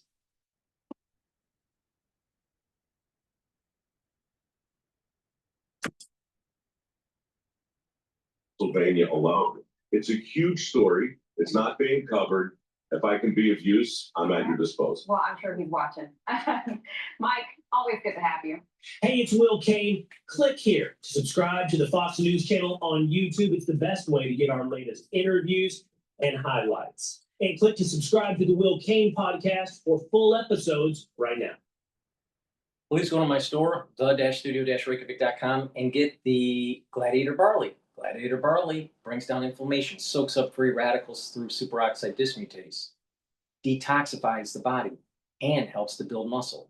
Take it every day. It's a high-density protein, build muscle, and guess what? You're going to be controlling your A1C levels too. Many people in the United States are either borderline diabetic or diabetic. You got to get healthy. Please go to my store, the-studio-reykjavik.com, take the Gladiator Barley, and you can stack it with the Boomer Boost to get added benefit. And also, I have dual-purpose deodorants. These are deodorants that you can use every day. It's for males and females, but it'll also help to detoxify your body. And when you detoxify your body regularly, you're helping your immune system, your endocrine system, your brain function, your cardiovascular system, your kidneys, your liver. Really important. Now, this is made from essential oils from the Himalayas. You can get it in citrus or peppermint, lavender, and tea tree. It's for males and females. Get a few bars for your household. Help support the work that I do. All this stuff is for free that I'm telling you on how to improve your health. And oh, by the way, you know, how to trade the tumultuous markets. And I give you my opinion on what's going on. It's all for free. So help support the work by going to my store and getting the great products that I offer. And by the way, when you do this, you're slowing down the aging process. So you can listen to me longer. So instead of listening to me for 10 years, you can listen to me for 30 years. Please go to my store, the-studio-reykjavik.com. Use discount 5, you get $5 off anywhere.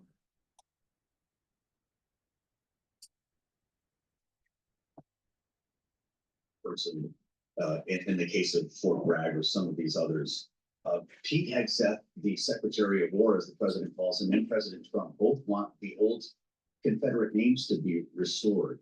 How does that coincide with the removal of the images that we're describing? Well, I'm glad you see the connection, because there is a connection.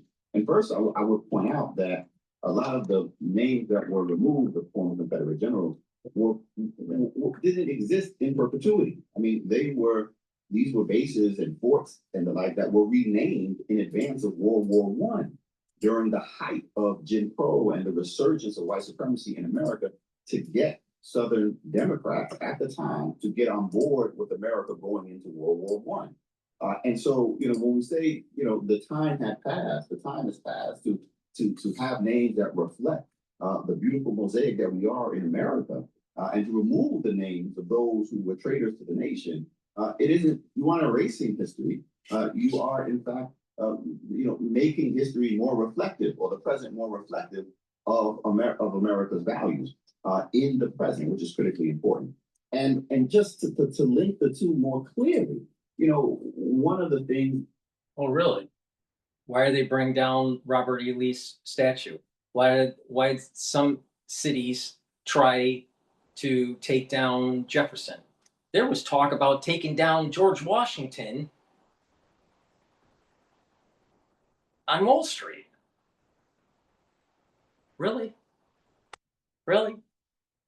You want a civil war? You want another civil war? You want another revolution? Guess what? You bring down George Washington, and the ultra lib is not going to survive. National Cemetery, the plan by Pete Hegseth in this case, honoring the Confederacy here in the nation's capital. They unveiled plans to rebuild statue commemorating Albert Pike, a Confederate brigadier general, just a few blocks away from the U.S. Capitol as well. What we heard when we asked about this from the Pentagon was the United States and the Department of Defense is not interested in erasing our history, acknowledging it and honoring it, which also would run counter to the removal of certain pieces of history, wouldn't it? Removing statues, updating names so that they reflect the values of the society in which we live, the principles, the goals, the objectives. It's not erasing history. You can remove Confederate monuments. The Confederacy still lost. Robert E. Lee was still a traitor. And so that's a talking point. What you are doing, in fact, is, and I think every community over time, every nation over time should pause. Oh, they melted Robert E. Lee down. They didn't just store it. They took him down and melted him. Now, was he a traitor to the country? Yes. But he also had a pardon from a president. I don't know which president it was that did the pardon. And not just that, it's more important to realize what Lincoln said before he was assassinated. And that was, there should be no reparations against the South.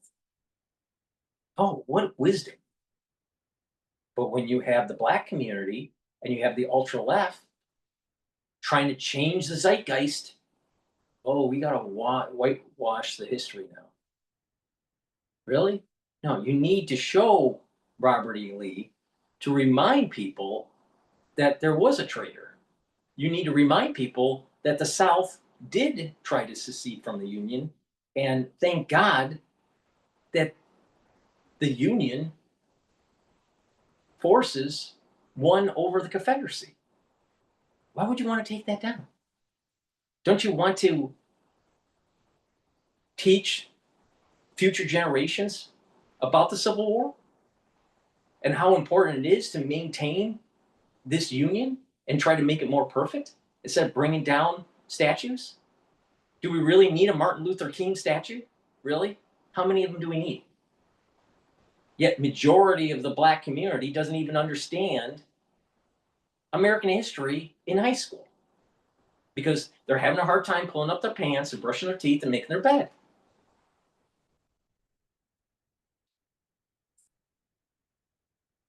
Actually already bent the knee.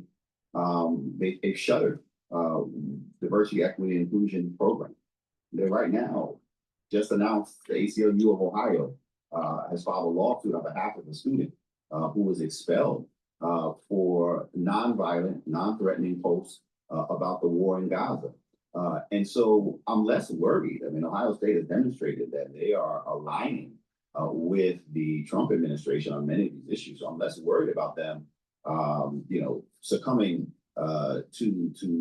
political backlash, and more worried about them clamping down on not just free speech. And you mentioned the memorial of the protest, the peaceful protest there, but clamping down on the right to dissent and on campus, particularly among students. And it's not, and it's pressure that they're feeling and they're going along with it, not only from the Trump administration, but also from the Ohio State legislature. And so many of these now, as we would call them, red states, are facing this sort of dual threat when it comes to free speech and the right to dissent, not only from the federal government, but also from state government. So I'm deeply concerned and worried that we're continuing to make it more difficult and not create space for students to raise their voice and dissent, not only about what's going on campus, but also what's going on in their nation and in their world.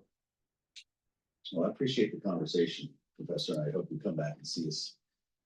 Students should not be disrupting the normal operations of the university and creating an environment where it is unsafe. There's nothing stopping a student from protest because they're adults. There's nothing stopping them from protesting on Main Street. Why do they need a safe space in the university? Oh, let's get to the root of the problem here. Because they think that they're protected. And that they think that a liberal biased administration within the school will protect them. Now, people should have freedom of thought and allow for peaceful dialogue between different perspectives. But then why is it that the ultra-liberal screams down a conservative when they're on campus at a university? And then they have to cancel it. Either because there's too much disruption or it becomes unsafe. This is a tactic by the ultra-lib. This is a Marxist tactic.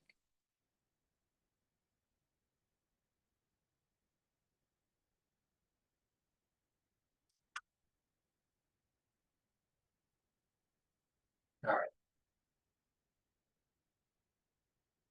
All right, let's listen to a college. Looks like a college student talking about NYU.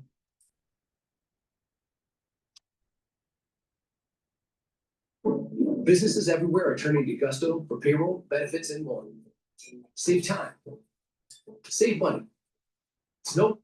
That was Ryan Leonard, NYU College Republican, president, being threatened by a campus vigil and some idiot singer. He joins us along with Reagan Faulkner, president of the UNCW, UNC Wilmington's chapter of College Republicans. Ryan, let's start with you. What were the threats like on Sunday? What really happened? Yeah, so that was one of many.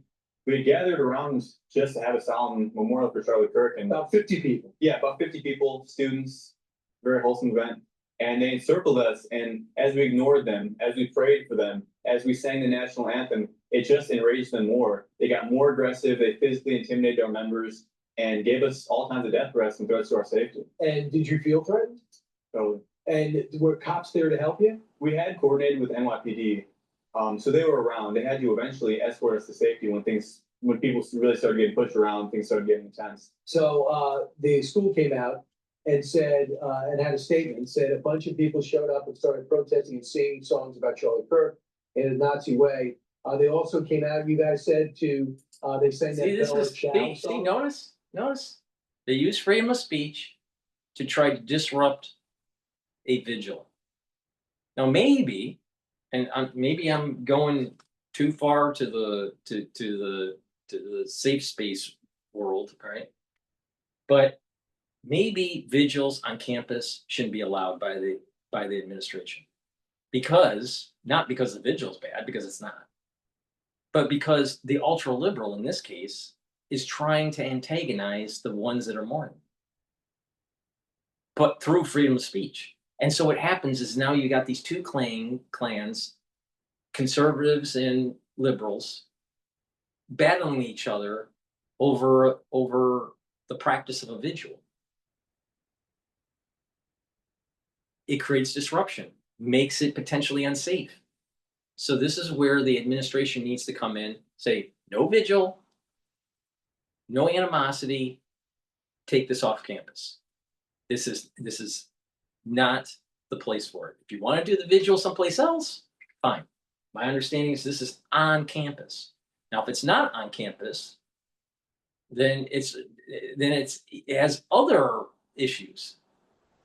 See, you can have freedom of speech. If someone is like doing a public gathering to mourn someone, and you have another group of people that are trying to disrupt it, and they're doing it legally, it adds to the potentiality of problems.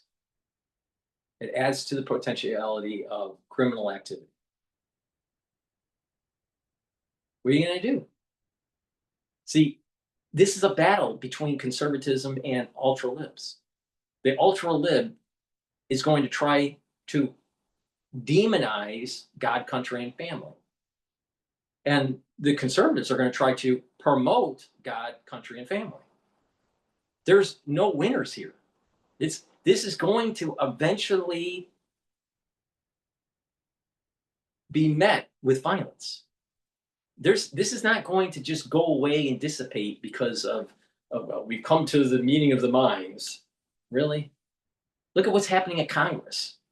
Congress is becoming a free-for-all now and losing etiquette and proper procedures. This is going to turn more violent.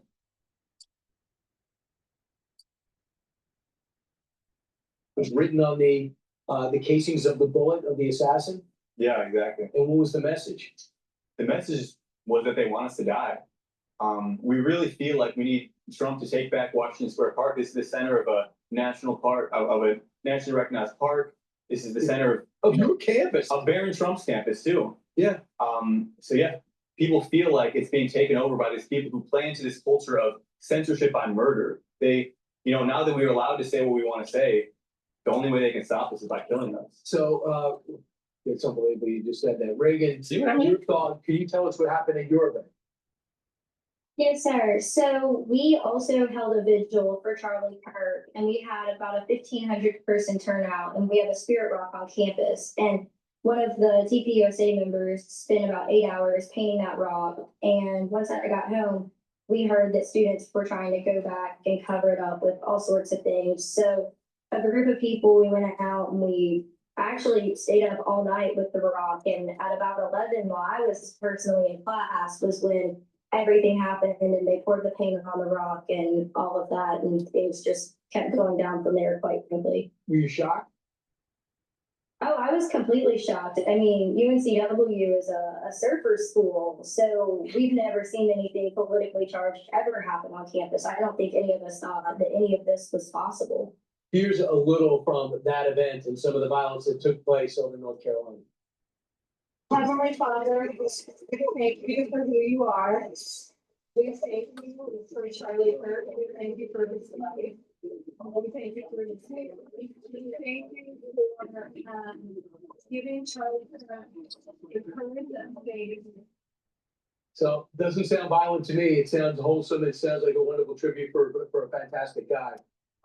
For you over here, Ryan, the NYU response is this incident didn't occur on campus. The university officials first became aware of the incident when we received an inquiry from a news organization mid-morning. Once we became aware, we reached out to college Republicans to investigate this matter and to provide support. True?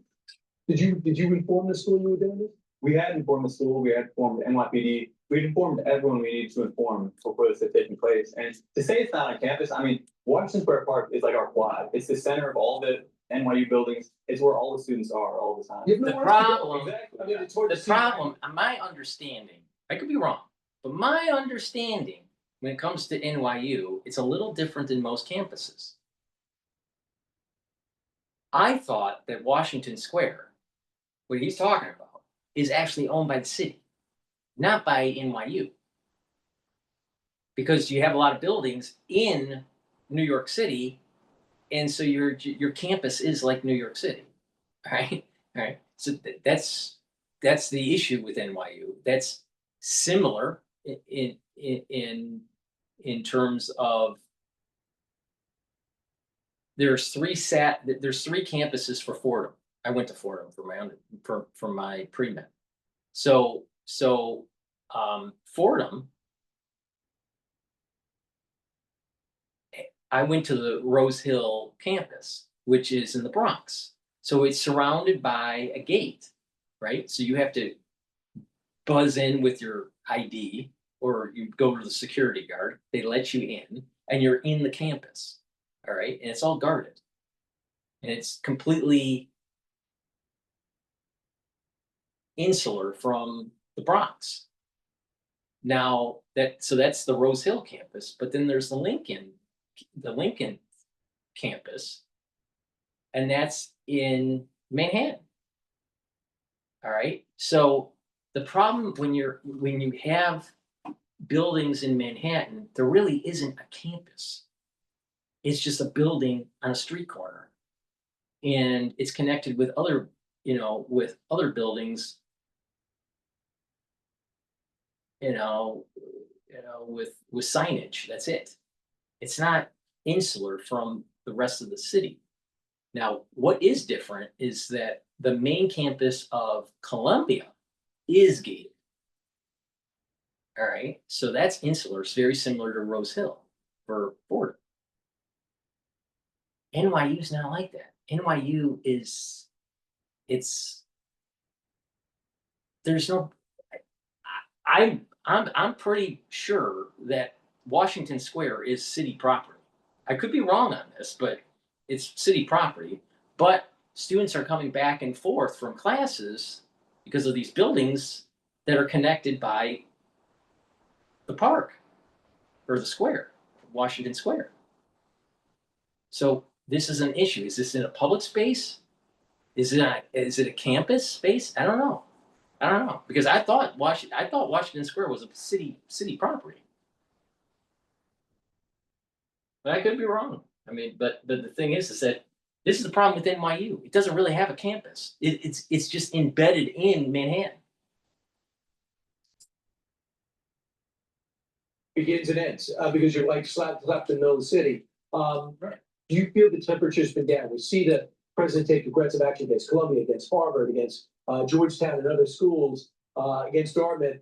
Do you feel as though the temperature's been brought down on campus? I wish I could say so, but it feels like the opposite. It feels like times are worse than ever to be a conservative on campus. Yep. The violence, the death threats that we're seeing around the country are reflected in our students and the people around us. Reagan, what about you?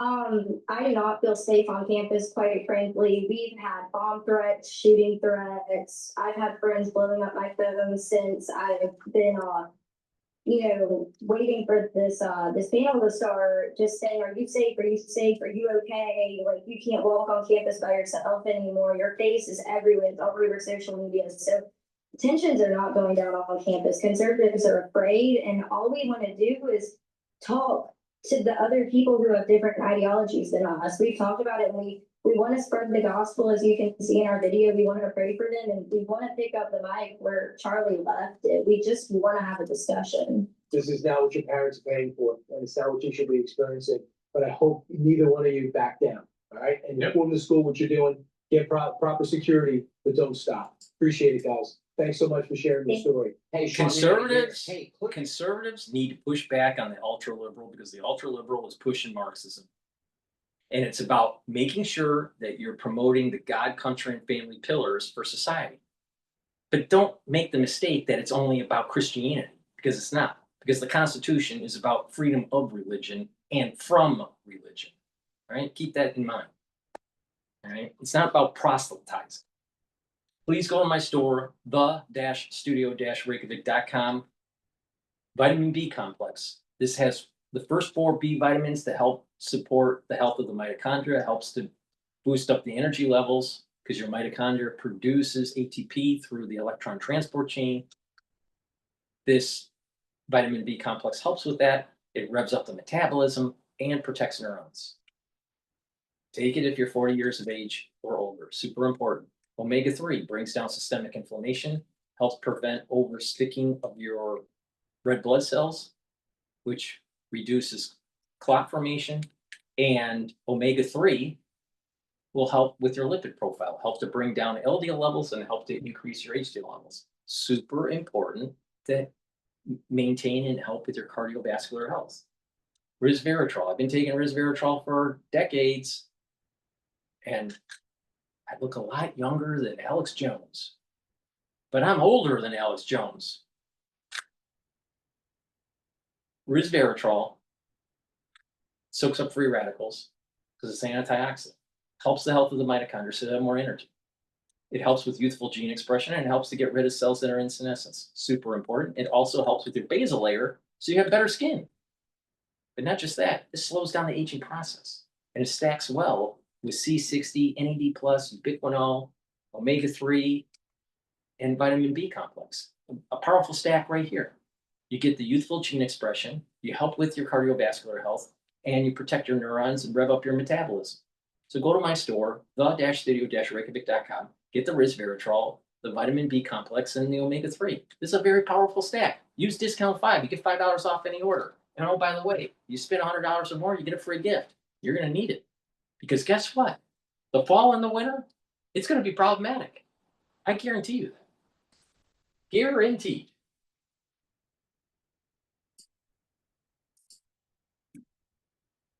Shut down, they can't decide what bills get paid and what don't, but there are a lot of mandatories in there too. They can decide to shutter agencies or not. And at the end of the day, I think that's the sideshow. I think what is really amazing, even though I believe Republicans will get more than their share of the blame for a shutdown because they are in charge, the Democrat strategy makes no sense whatsoever. I mean, they are trying to legislate on a CR, and the CR is, here's what we're spending today. We're going to keep spending that tomorrow until we get our appropriations done. And they should take credit. The Senate has actually done good work on these appropriations bills. They don't have much left to do. That's where policy is made. And so, for Schumer, who's very much working off of his disastrous cave-in in March, when he did cave in when he shouldn't have on a CR, he's fighting March's battle today. And you got to know where you are in the cycle. Right now, the smartest thing that Chuck Schumer can do is instruct 5 Democrats to vote on this bill this afternoon and go home. Chuck Schumer isn't that bright. Did you see him how he was trying to grill a cheeseburger? We'll never know until they do it. I quit a long time ago trying to predict what this White House is willing to do or not do. No doubt. Jeannie, tell us your thoughts on this. Surely Chuck Schumer knows what we're talking about and has heard the message from the White House. Is that what he wants to see? I disagree with Rick on this. I don't believe that Chuck Schumer made the wrong decision earlier this year. I know it was wildly unpopular with the progressive left, but I do agree with John Fetterman saying today, and I think you may find a few other Senate Democrats go along with it, who knows, is that shutting the government down is not good politics. And to what end? The only way Democrats can get back power is by retaking the House or maybe the Senate and/or. That requires, I understand the base play because they need to get their voters out, but they cannot open this window for Donald Trump to hit them as the reason that the economy is what it is. And so I think it is a wrong move, especially now, to shut down the government, because again, what can they do? They can negotiate. Let Republicans, if they want to sit on top of a government that cuts Obamacare subsidies by 20, 30, 40%, let them. If they want to sit on top of and responsible for a government with the inflation that we have, with the unemployment that we, with the tariff wars that we have, I mean, the list goes on and on. Let them take responsibility for it and go out and make your case to the voters. These shutdowns do none of that. So I don't see this as good politics. And I know I am very much in the minority on that because there is a real interest, and I get it, on the Democratic base to fight, fight, fight. But this maximalist posture is a loser, I think, in the long term for Democrats. Ooh, Well, would it be the? wait a minute, there's some breaking news by the BBC. NATO intercepts Russian warplanes violating Estonia airspace. So let's play that from the BBC. Before we do, please go to my store, the-studio-reykjavik.com, and get the natto kinase before we have nuclear war. Natto kinase will break up clots because it's fibrinolytic. You're going to need this in the winter and the fall. Trust me. And natto kinase also helps with your lipid profile. It helps to bring down LDL levels and increase your HDL levels, so it improves your cardiovascular health. You're probably going to need that for the fall and the winter. I'm just saying. And oh, by the way, DrPaulCottrell is not wrong.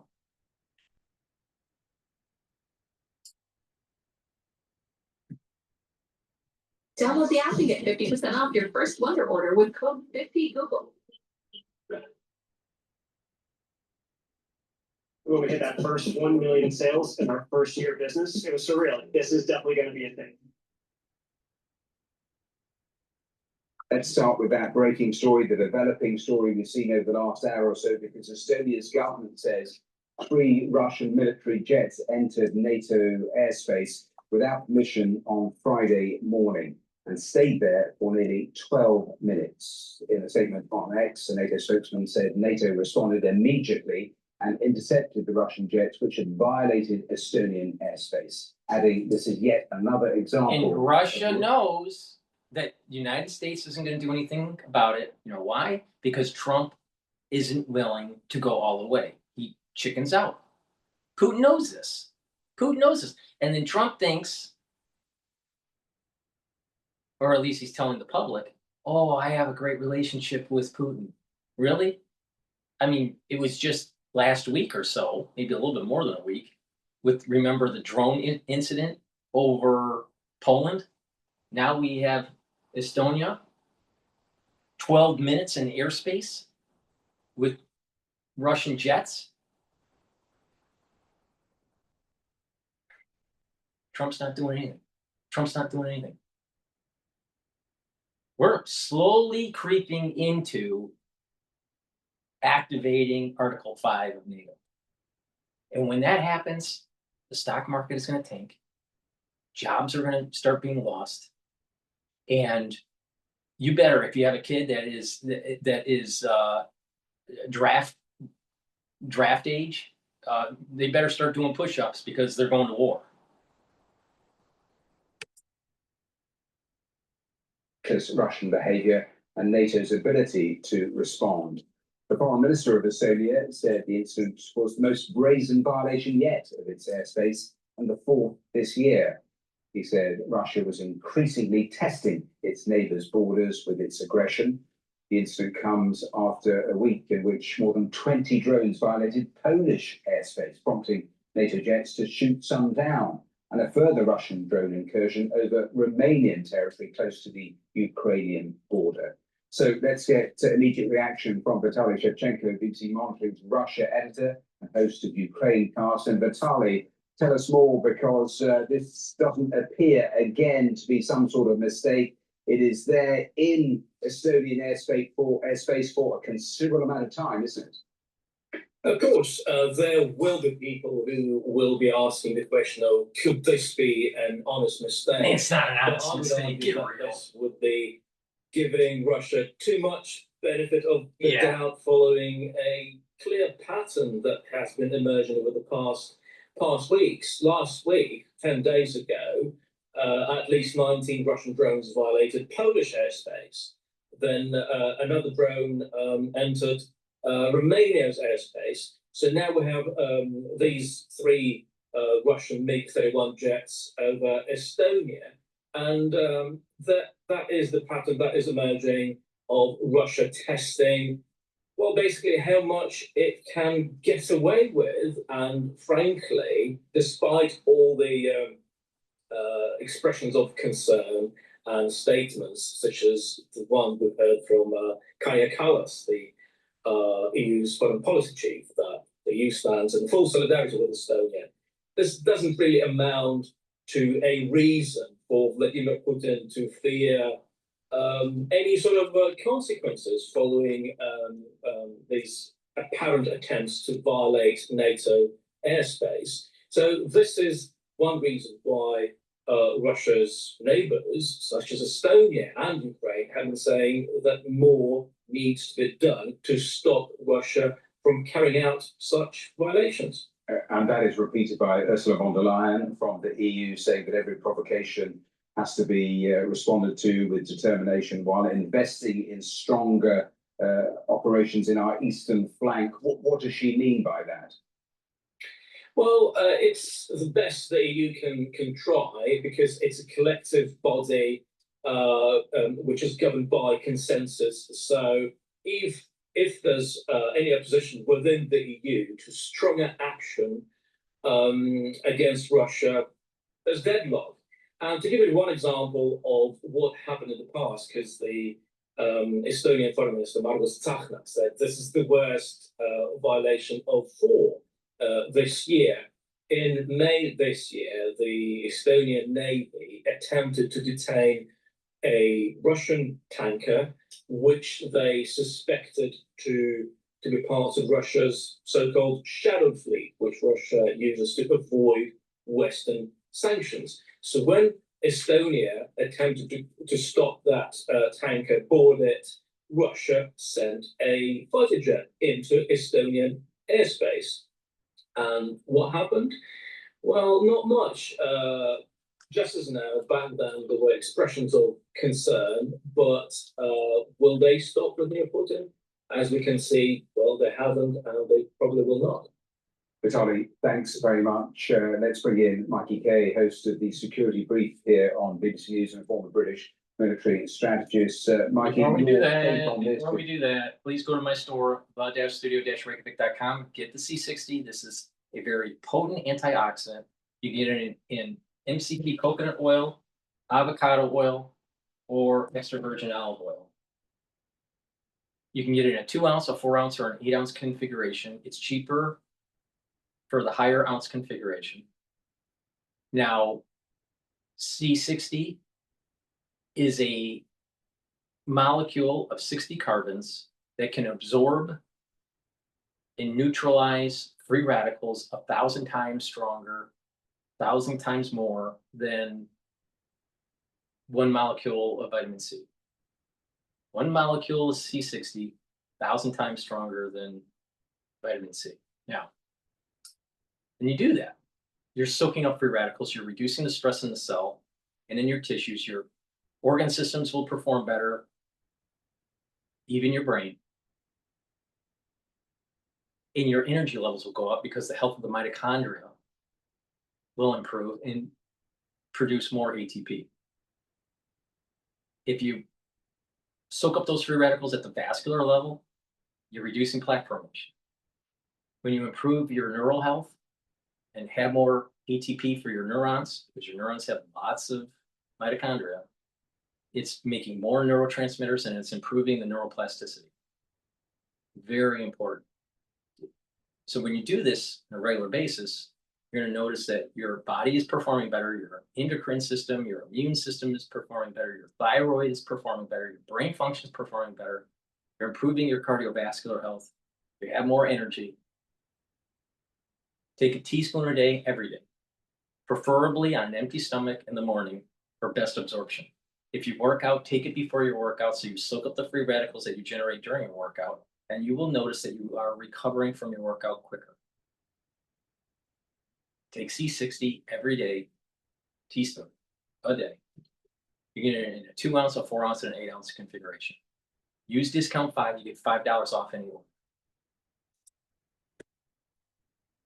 I listed the number of incidents just over the last few days in terms of the seriousness of this. You only have to look at some of the comments from EU officials, from Estonian officials, from NATO officials. Yeah, I mean, this isn't the first time this has happened, Matthew. May was an example where 2 Su-35 Russian were launched against shadow tankers coming through Estonian territorial waters. That was a brief incursion, but this looks like it was 12 minutes, and these aren't Su-35s, these are MiG-31s. So they've got a speed of about Mach 2.8, which is at one point one of the fastest fighters in the world. It's got an incredible range on it. It's too crude. And at the moment, you have Baltic Air policing inside Amani Air Base in Estonia, which is being policed by Italian F-35s. F-35 has a speed of about Mach 1.6. So, you know, this is a inside territorial airspace. Territorial airspace goes out to about 12 nautical miles off the coast. It's not the first time it's happened. And this now is with the MiG-31, which is a hugely fast jet, which can outrun effectively the F-35, only in terms of speed, but the F-35 obviously have air-to-air missiles, which can conduct what's called PVR, beyond visual range. So there is QRA. Baltic air policing has been occurring since 2014, since the Baltic states joined NATO in 2004. So NATO is prepared for this, but the fact that it's happening more regularly, I think, is a bit of a worry. Yes, the phrase being used is that Russia clearly testing the resolve of NATO.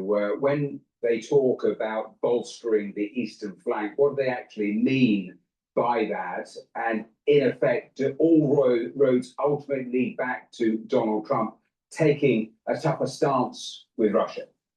Yeah, Matthew, I've spoken to people inside Estonia, inside Lithuania.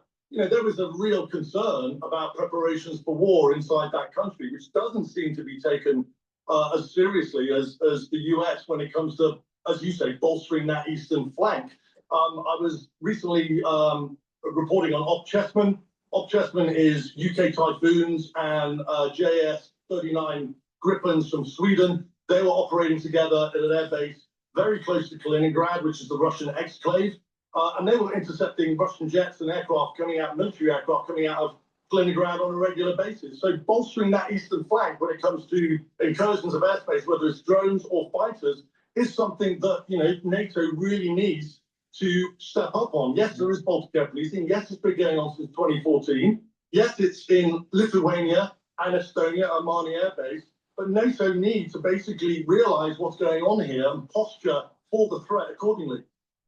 Mikey Kelly, thanks for the latest.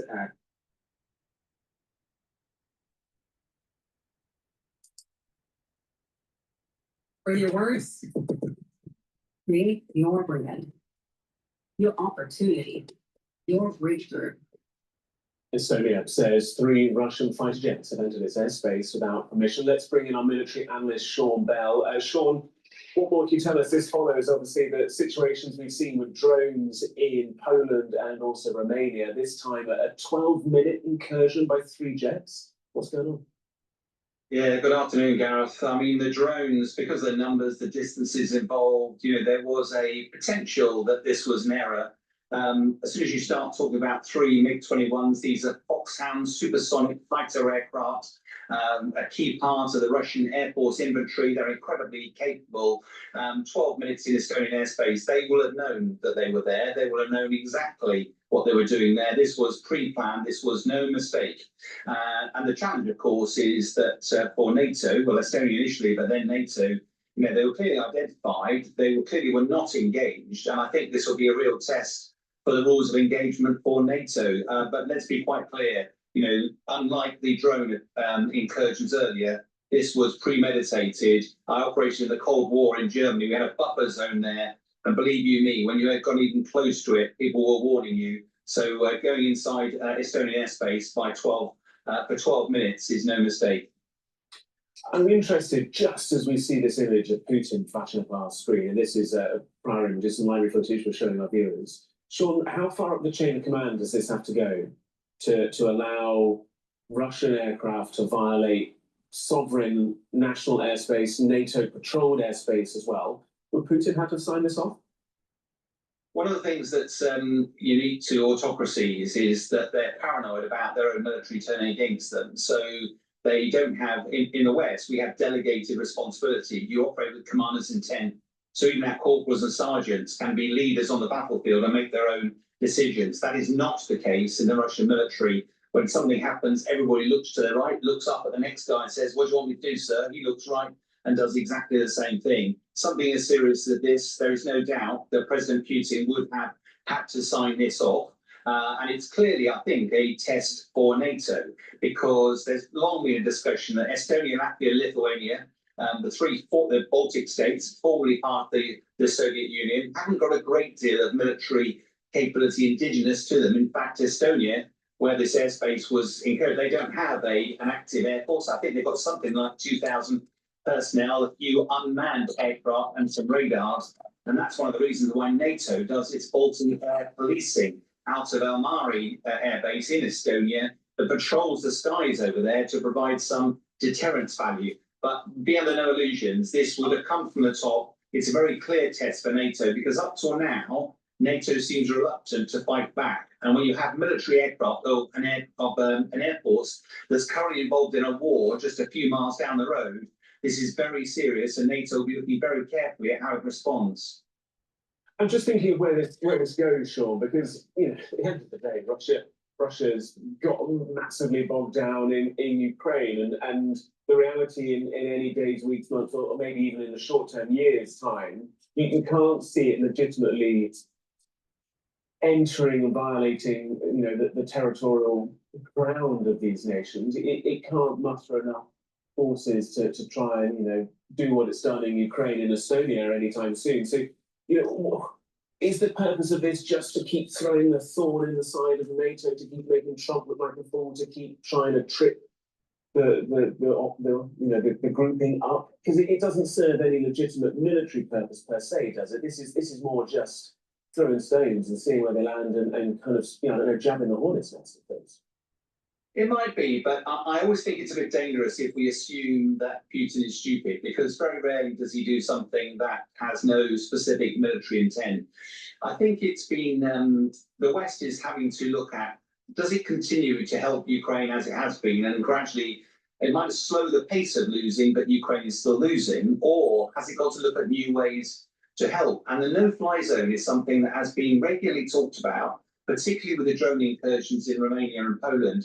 It's starting to gather a little head of steam. Now, if Putin was to demonstrate that the airspace over Estonia, Latvia, Lithuania was vulnerable, he might draw limited numbers of NATO assets to force a defence of that region, and therefore make it less likely that they would have the appetite or the resources to do a no-fly zone into Ukraine. Now, none of us know, clearly it's only in the mind of President Putin, but I think there does follow a little bit of logic here that Putin's probably feeling worried that the West is getting slightly emboldened, and therefore just reminding it that actually up to the north, those former Baltic states are very vulnerable without NATO air support.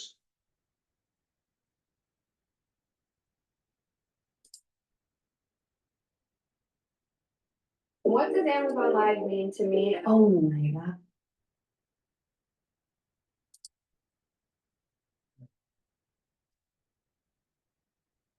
Following 3 Russian fighter jets have just entered into Estonia's airspace without permission earlier this morning, that according to Estonia's foreign ministry.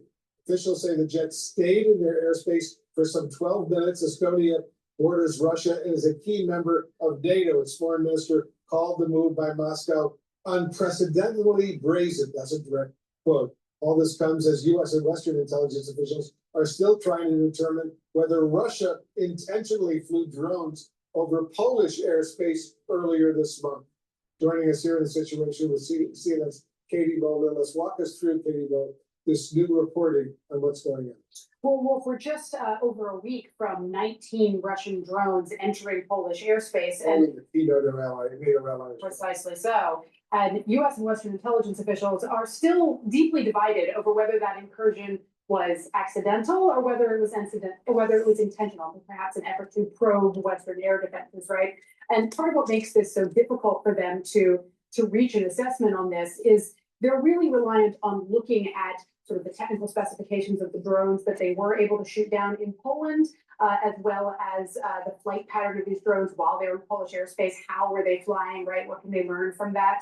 And the problem is that most of that information can really be interpreted either way. We heard from some Ukrainian officials who say, look, we've never seen a deviation of this size, 19 drones knocked off target, right?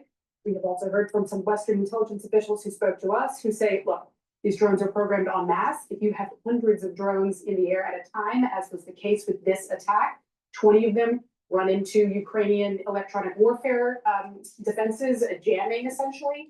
It's perfectly plausible that 20 of them could have been knocked off their pathway. And so one US military official that I spoke to really put the odds at 50-50 either way.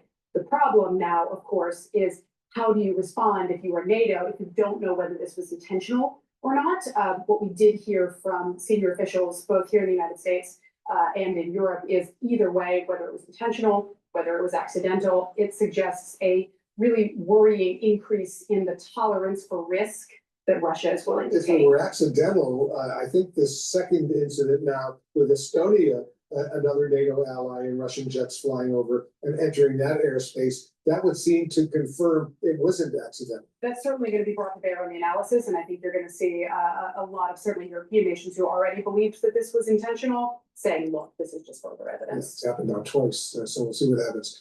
Katie Bolilis, thanks very, very much. I want to bring in CNN military analyst, retired U.S. Air Force Colonel Cedric Layton. Colonel, thanks very much for joining us. So what's your analysis on Poland, now Estonia, two NATO allies? And as we all know, if Russia is involved in engaging militarily against NATO allies, this isn't just against Poland and Estonia, but all NATO allies potentially could be involved. Yes, absolutely. And that's where the Article 5 provisions come into play. Well, so when you look at the Polish example with those 19 drones, as Katie Bo was just talking about, I would put the odds actually at more 70-30 or 60-40 that the Russians did this intentionally. Now, it is absolutely possible that there was jamming involved. And the way to determine that is whether or not Ukrainian jamming efforts were underway at that particular moment in time, or even Polish jamming efforts. So if there was nothing like that going on at that time, then you can pretty much determine that this was an intentional effort. When it comes to the Estonian situation with 3 fighter jets, that is an obvious offensive play by the Russians. What they're doing is they're testing the air defenses of the Estonians. They're looking at the way in which the Estonians would respond to an incursion, and the fact that they stayed in Estonian airspace for 12 minutes. That's a very long time, relatively speaking. Small country, doesn't take long to fly from one end to the other in a fighter jet. They would be doing this intentionally to determine what the Estonians have and how they would deploy it. Is there a point at which you think NATO allies should respond more forcefully to these kinds of Russian incursions? Well, it depends on what exactly the Russian incursions are doing. If the Russian incursions involve just intelligence gathering assets, that's one thing. But in this particular case, at least with the Estonian situation, where you have fighter jets involved, that's an obvious offensive weapon. Some of the drones that were used in Poland also have offensive capabilities. So when you look at how those drones were employed, did they have a type of warhead in their platform? Did they have only electronic gear in their platform? That would then determine what kind of response NATO should have. But generally speaking, NATO should be prepared to shoot these drones down if necessary. Fighter jets, different story because you're talking about a manned aircraft. That involves something completely different. The best thing to do in that case, at the moment at least, would be to intercept those jets and force them back into Russian airspace. Good point. Another very sensitive military-related issue. You heard yesterday President Trump say the Trump administration is now working to regain control of the huge Bagram Air Base in Afghanistan, which the U.S. withdrew from at the end of the Biden administration. What would that look like for the U.S. to attempt to take that air base, it's a huge air base, back? Yeah, that is a huge air base, Wolf, and of course it was the node for a lot of our operations during the time of our presence in Afghanistan. It would be very interesting because now Bagram Air Base, if we took it over again, would be in the middle of Taliban territory. So there'd have to be a lot of arrangements with the Taliban. In essence, we would become de facto, if not de jure, allies with the Taliban, at least for the purposes of protecting that airbase. So it would be a very interesting development. The president mentioned yesterday that this was basically in the discussions in order to have a way to watch China, especially China's nuclear developments. That is something that Bagram could be used for, but it is actually pretty far away from the Chinese facilities at Lok Nor and other space-related facilities that would be of interest to the U.S. from an intelligence perspective. And unless the Taliban, which controls that area right now, were to peacefully agree to hand over the Bagram Air Base back to the United States, it would require military action for the U.S. to go in there, ground troops, Air Force personnel, and take that air base back from the Taliban. It would, and that would require a permanent presence then of the US. Personnel would obviously be rotated in and out, but it would mean that in essence, if it was a hostile takeover, so to speak, it could be done, but it would be a very dangerous and vulnerable mission. And that's something that would be, would really involve us in Afghanistan. For all practical purposes, it would be. Let's see some more information about this.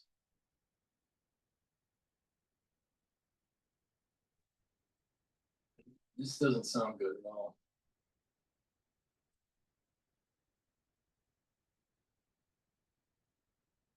This is DRM news. I don't know what DRM news is. YouTube Premium is ad-free YouTube and background play. So you can watch videos while reading, searching, shopping.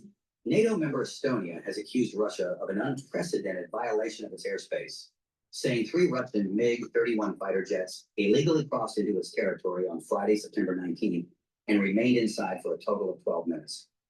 According to Tallinn, the incident marks the 4th such violation by Moscow this year.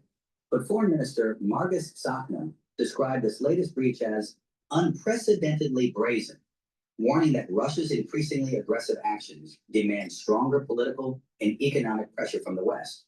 The violation comes against the backdrop of rising tensions along NATO's eastern flank and follows an incident just a week earlier, when more than 20 Russian drones entered Polish airspace on the night of September 9th to 10th, forcing NATO fighter jets to intercept and shoot some of them down.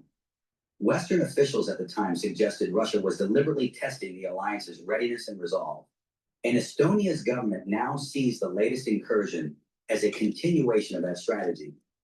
Tallinn formally lodged a protest with Russia's top diplomat in the country, underscoring that repeated airspace violations threaten European security and will not go unanswered.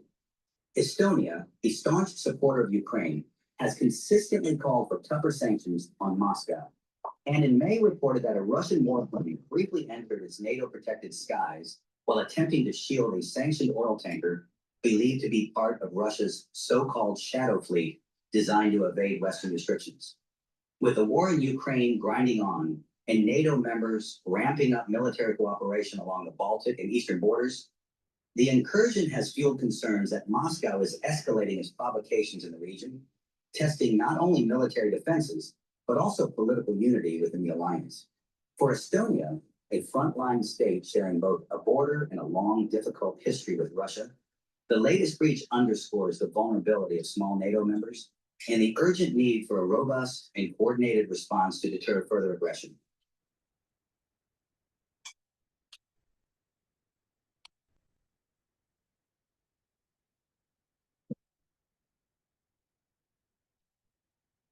Good. At Marshalls, our buyers hustle 24/7. Not good.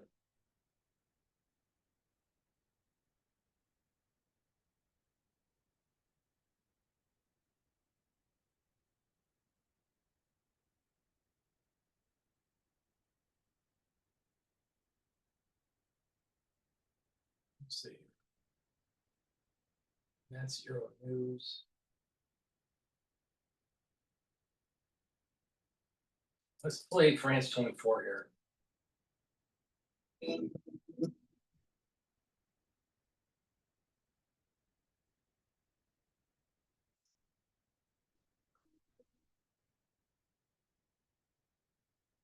It is a city that symbolizes the complicated, intricate ties between Russia and the former territories of the Soviet Empire. A city marked by the ups and downs of its history. We're taking you today to the city of Narva, the easternmost city in Estonia. In 1940, under a pact between Stalin and Hitler, the USSR invaded and annexed the Baltic country. Arrests, deportations, executions. The first Soviet occupation was so brutal that when Hitler broke the alliance and attacked the USSR in 1941, part of the Estonian population welcomed the Nazis as liberators. Tens of thousands of Estonians joined the Waffen-SS, willingly or by force. But in 1944, the Red Army recaptured Narva and advanced westwards. Estonia, once again, fell under Soviet rule. Tens of thousands of Estonians, again, deported to Gulag camps. After the war, Stalin forbid Estonians from returning to Narva. Instead, the city was repopulated with Russians and Russian speakers from other regions of the Soviet Union. Today, more than 30 years after the fall of the USSR, 90% of Narva's population is still Russian-speaking, and that brings fears of a new conflict. Vladimir Putin already claims to be denazifying Ukraine. So after Transnistria, South Ossetia, Donbass and Crimea, could Vladimir Putin once again activate the scenario of defending Russian speakers, this time on the territory of a NATO member country? Linnea Volochi with Gulliver Crag revisit Narva for France 24.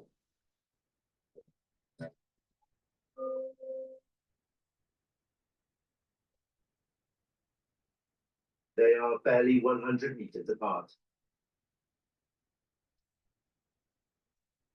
On one side, the medieval fortress of Ivangorod in Russia.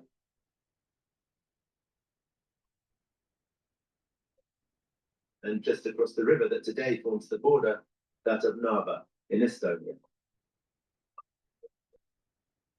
It houses a museum tracing the town's history of being conquered and reconquered. This room is called the Garrison Room. On display are representatives of the various armies and units that participated in battles for the town of Narva over the centuries. Germanic, Swedish, and then part of the Russian Empire, Estonia was never independent before 1918. But it is what happened next, under the two great tyrannies of the 20th century, that has left the deepest scars. Here in front of a soldier from the Soviet Union, there's an Estonian representative of the German army. These two gentlemen could have been brothers. There were such cases here. The Soviet Army's recruitment commission would arrive in some village, choose a family, and take the eldest son, for example, to the front. Then the German occupation started, and the Germans would take the same village, and they too would recruit from among the local population. And in the same village, in the same family, it would be the younger son's turn to go to fight. And the brothers could end up in opposing trenches on the same battlefield. After 1 year of Soviet occupation in 1940, Estonia fell to Hitler's Germany. 3 years later, in 1944, the USSR took over again. After the war, Estonians from Narva were not allowed to return to the city. The Soviets considered them Nazi collaborators. Boris's grandmother was among thousands of Russians brought in to rebuild and repopulate the town. Unfortunately, Narva never looked the same again. This beautiful Swedish town, once the jewel in the crown of Sweden, was dismantled. The town rebuilt by the Soviet Union got repopulated mainly by Russian speakers. And that's still the case today. 90% of Narva's population are Russian speakers. After the fall of the USSR, Estonia declared that the Soviet period had been an occupation and ruled these population transfers illegal. Only pre-1940 residents would be granted Estonian citizenship automatically. Others, if they wanted a passport, would have to learn Estonian. As a result, 34 years on, nearly half of Narva's Russian speakers either have only Russian citizenship or are stateless. History itself is a battlefield.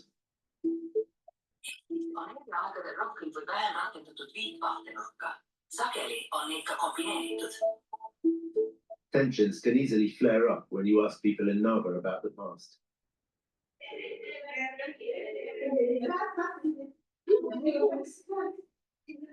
Today, this pensioners association is meeting for brunch at the headquarters of the Union of Estonians of Narva. The head of the union, Ants Liimets, has dug out some old meeting documents and photos of its members from 1939.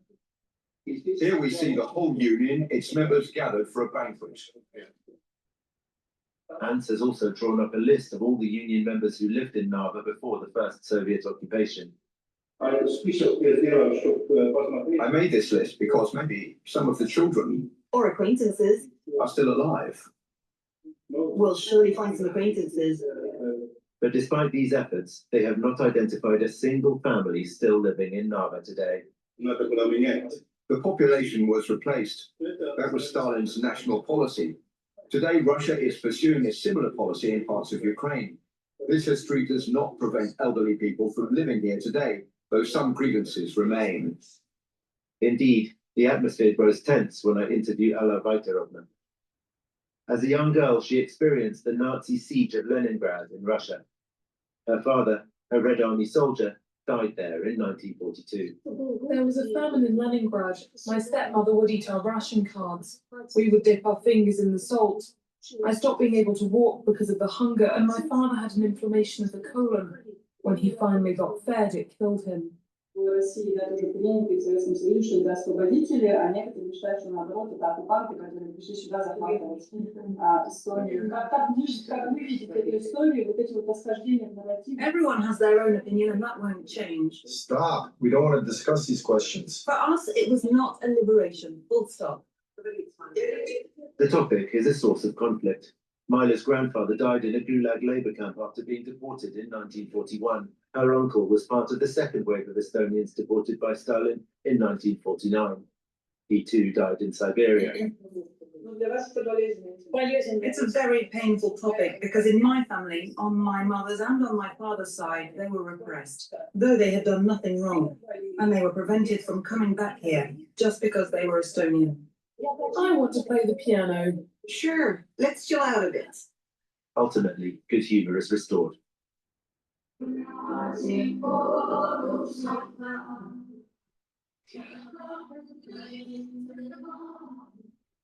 in Narva, the ghosts of the past are never far away. Gusto is the best choice for small business payroll. It's fast. It's trusted. It's a great value. And when it comes to running your business, it's the easiest choice you can make. Get started for free at gusto.com.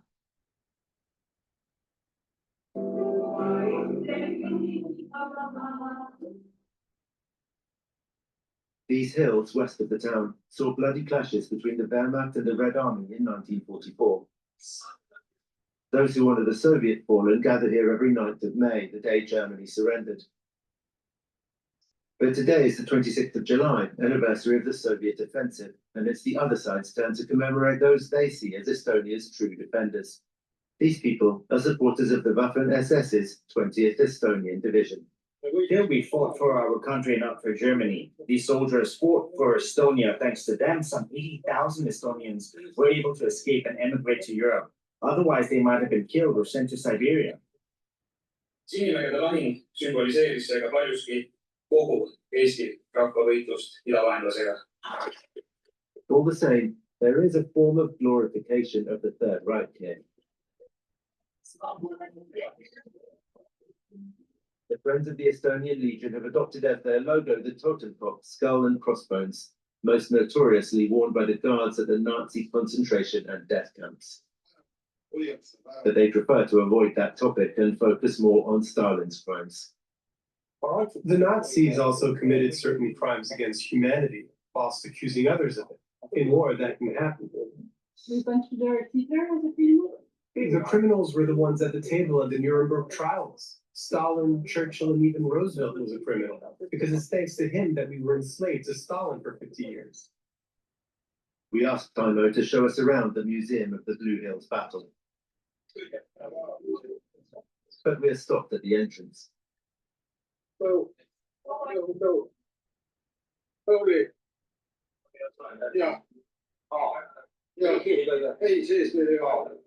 We try to insist, and things get tense.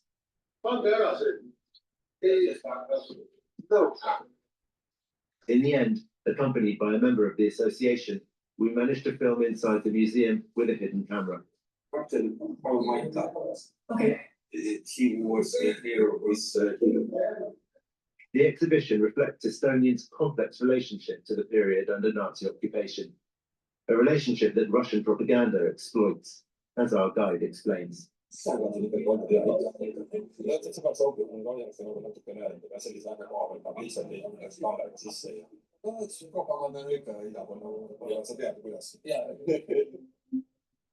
In claiming to be continuing Stalin's war, might Vladimir Putin use denazification as a pretext for attacking Estonia, as he did with Ukraine?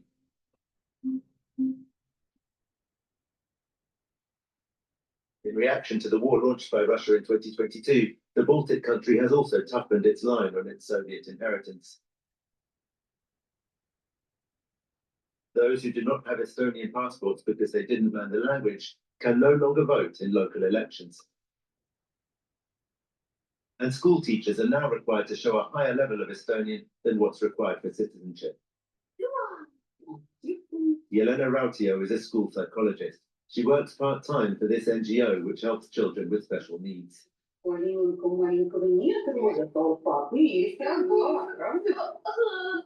A Russian speaker, she lost her job at one school last year, and recently just lost another. For decades, I took Estonian lessons in parallel to my work, but unfortunately, I just can't achieve the required level. For now, the school has not found another psychologist to replace me. It hasn't found a new speech therapist or special needs teacher either, nor 30 other professionals who had to leave the school just as I did. To replace us, they hired an accountant, a customs inspector, a former policeman, even a seamstress.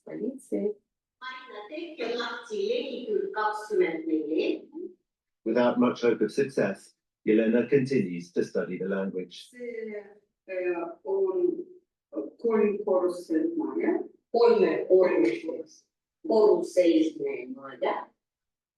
It is a bitter pill to swallow for Narva's Russian speakers.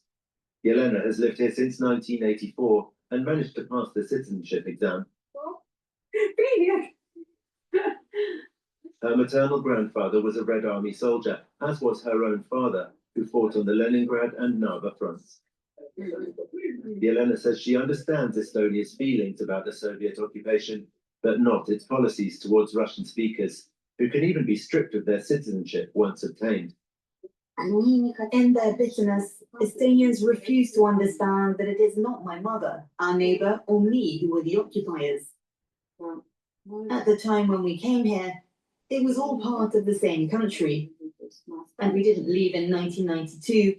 We stayed on to live here. We've been good and honest citizens. So it's not fair to punish us just because our native language is Russian. I took control, went solo, and built my own online knife empire. I loved being a chef. Working in someone else's kitchen just wasn't cutting it for me. So I ordered 200 hand-forged knives in my dorm room and built a Wix website to sell them. Just like crafting the perfect knife, creating a polished website takes real precision.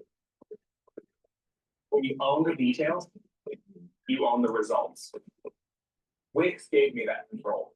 And the impact, sold 30 under 30, $1 million in revenue, and I'm just getting started. I don't just make knives, I forge my own path.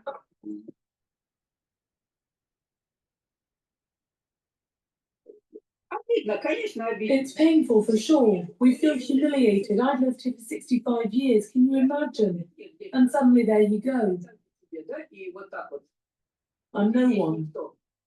But like Jelena, her mother, and their neighbour, residents of Narva try to resist ethnic isolationism. Today, we are welcoming experts from Portugal. They're going to share their experience in multicultural groups and explain how they teach people from different cultures. Jelena Lokhmatova heads an NGO running cultural projects and civic initiatives. One of its priorities is to break Narva's linguistic divide. That language can and be a barrier, but it can be also a bridge. Our sessions are in more and more demand lately because people are anxious due to the war. They worry about the language problem and what's happening in the country.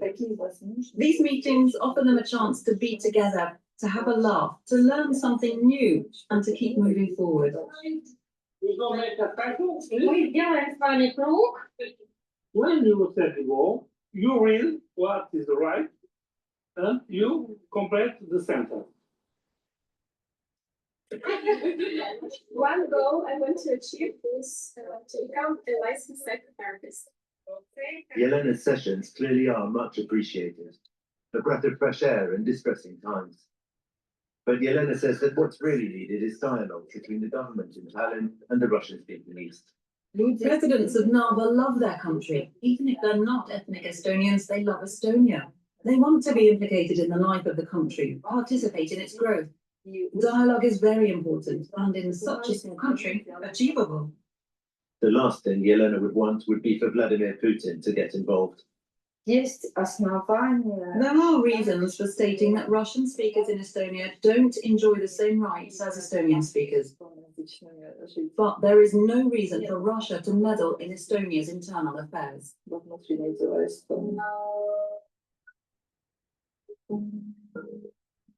Despite its cultural and linguistic proximity, Russian narratives have so far gained little traction in Narva.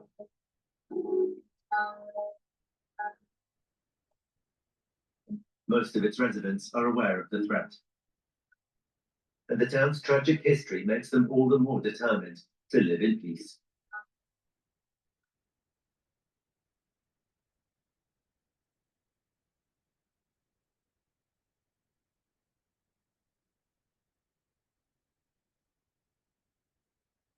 Too many Western Europeans will look at Russia's sabotage and assassinations and now air domain incursions into NATO airspace and other malfeasance and say, well, this is just sort of hybrid warfare. This is sort of just, conditions and it's below the threshold of kinetic war. And I'm sorry, but in the Russian conception of the doctrine of how to wage warfare, the first thing that you do is the condition setting phase, and it is the psychological and political condition setting. And this drone incursion was categorically different from previous drone incursions of a much smaller scale. This is phase 0 of the condition setting for the future war against Europe. Hello and welcome to Frontline for Times Radio with me, Kate Chabot. And this time we're talking to George Barros from the Institute for the Study of War. George is the Russia and Geospatial Intelligence Team Lead. He advises senior military and political decision makers, and he's a regular here on Frontline. Hi, George. Good to see you again. Now, you're just back from Ukraine, where you attended the Yalta European Strategy meeting. It was just after the Russian drone incursion into Poland. Tell me about your experience of that, because I believe you were actually in Poland at the time. Thanks so much for having me once again. Exceed every expectation in the new 2026 Infiniti QX60 from Ramsey Infiniti. Designed with distinction, the QX60 seamlessly blends sophistication and first-class comfort. From its driver-focused cabin with available massaging front row seats to advanced driver assistance and technology features, the QX60 keeps you comfortable and in command. Click now to learn more.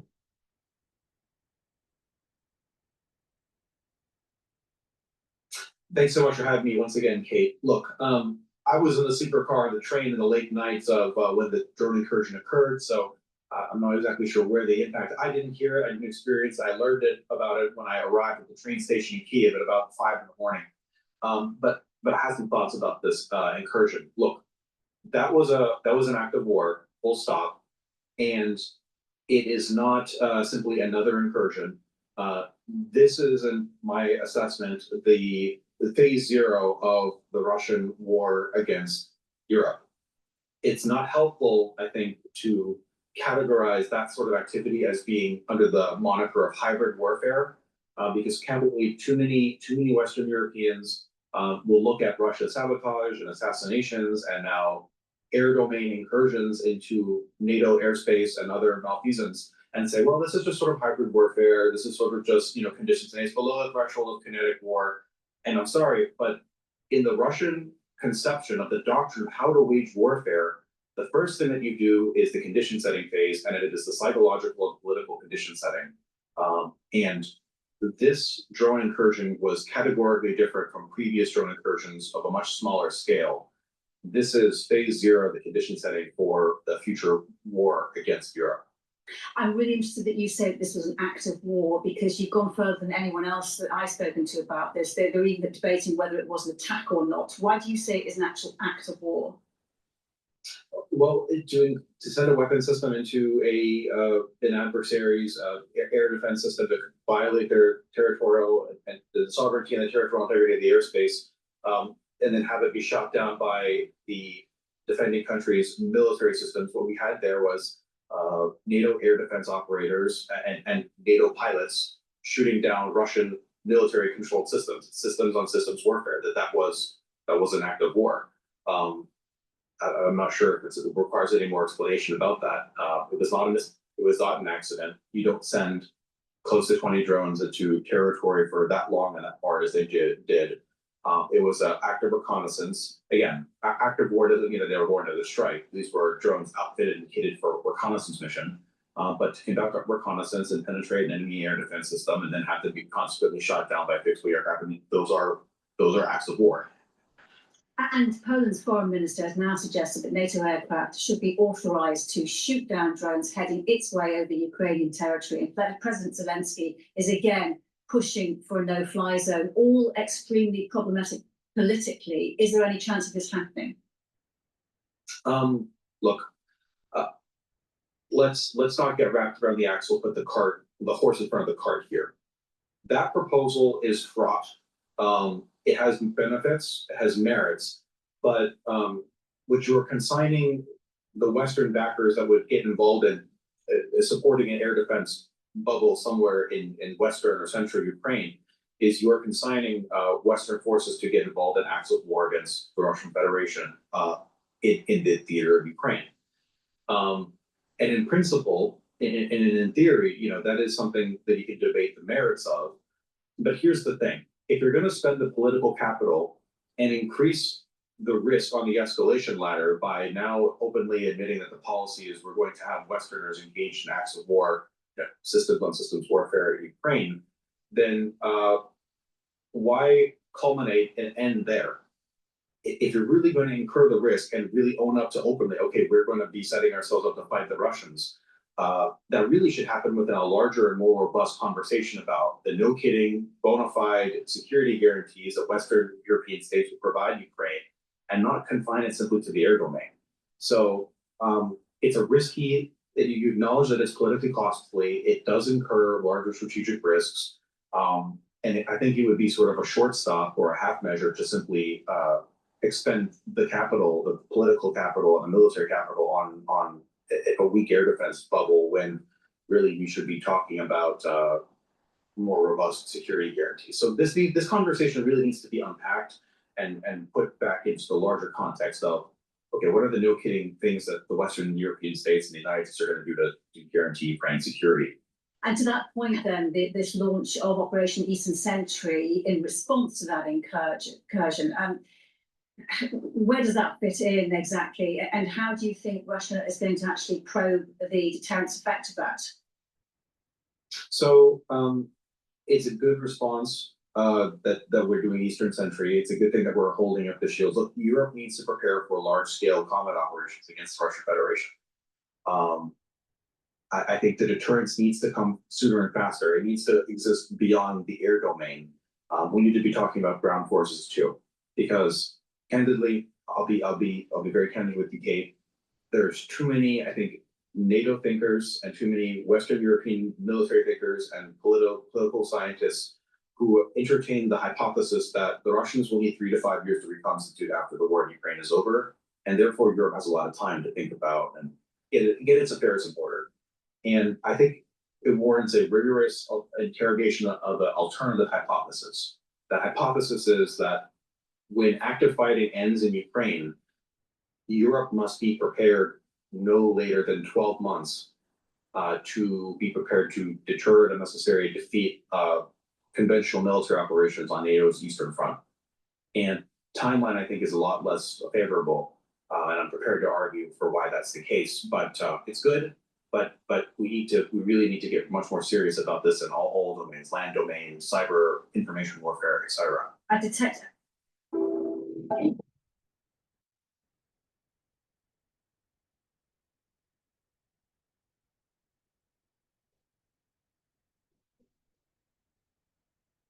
information warfare, et cetera. I detect a real sense of impatience and frustration from your side here, George. And you've just been at this 2-day Yalta European Strategy meeting in Kyiv, a security conference, which is attended by more than 800 leading politicians, diplomats, businessmen, servicemen, analysts, etc. More than 30 countries. What was the mood like there? The mood was positive. These sort of European security conferences, a lot of it is positive, good brouhaha, talking about positive things that are being taken. They're these major political conferences. It was a lot of good feelings and good vibes, and we're going to support Ukraine. I'm sure the sidebars were much more candid and much more productive. My sidebars and side conversations were more productive. I'm very curious. I'd love to be a fly on the wall and hear what the various different principles spoke about when it came to security guarantees for Ukraine, supporting Ukraine. And I think we're seeing some fruits from that meeting as well, right? Because as soon as Keith Kellogg came back from there, we had some interesting policy changes here in the United States. Donald Trump, for the first time publicly in his own rhetoric, acknowledged that Vladimir Putin is the aggressor. And then we ultimately got the 2 packages of $500 million of foreign military sales financed by European states to go to Ukraine, that Elbridge Colby approved, which is a significant victory here in the Pentagon bureaucratic political board. Good things are happening, and I'm not unclear to me how much of. Please go to my store, the-studio-reykjavik.com, and get the vitamin D3 and the K2. This stack will help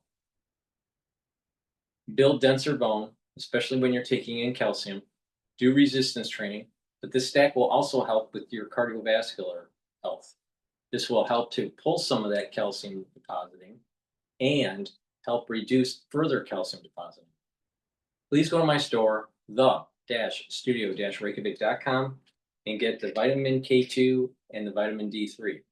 D3 also is very important to get cells to go into apoptosis if they've been infected. Super important to be taking, especially during the fall and the winter season. Please go to my store, the-studio-reykjavik.com. Was expedited because of good productive talks at the conference, but a lot of it was just good boilerplate speech, but a lot of important people, a lot of important people in one place, good things to happen. And are you allowed to enlighten us at all about your productive conversations? At this time, no. Worth a try, right? At this time, no. But look, it was a great time to ensure that the open source intelligence that we're doing at the Institute, that we did an azimuth check, did a key assumptions check, and we basically, we're looking at the right stuff. We will be publishing new assessments that are informed by some of the observations that we made, all developed in the open source in the coming days and weeks and months. So I look forward to sharing, but we have it. And yeah, I look forward to that. And it was called How to End the War.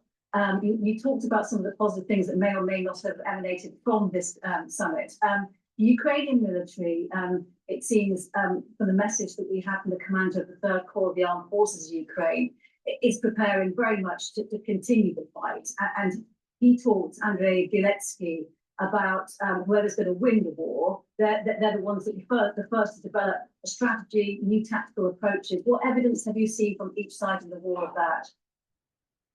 Yeah, that's true. This war is not going to be ending anytime soon, in my humble assessment. This is correct. I mean, Russian Foreign Minister Sergei Lavrov just yesterday talked about how this war cannot be ended with land swaps. It cannot be ended with sanctions, putting more pressure on a Putin regime. Lavrov continues to say that it has to be dealt with here, that the term that they use is the root causes. So the underlying root causes must be fixed, and as of course, ultimatums and Russian veto over European security architecture, regime change in Kiev, denazification, demilitarization, all that jazz. Commander Bieletsky is correct. The states need to have a strategy. The Ukrainian state, I think, doesn't have a clear strategy right now because of the resourcing limitations, and it's very difficult to plan and develop a strategy when the Western the center of gravity, which is the Western support to Ukraine, has been in flux and continues to be in flux. Whereas Vladimir Putin had articulated a very clear strategic vision for his theory of victory, which is essentially we're going to outlast the West and we'll overcome. At the tactical level of warfare, both sides are innovating. Very interesting things are happening at the tactical level of war.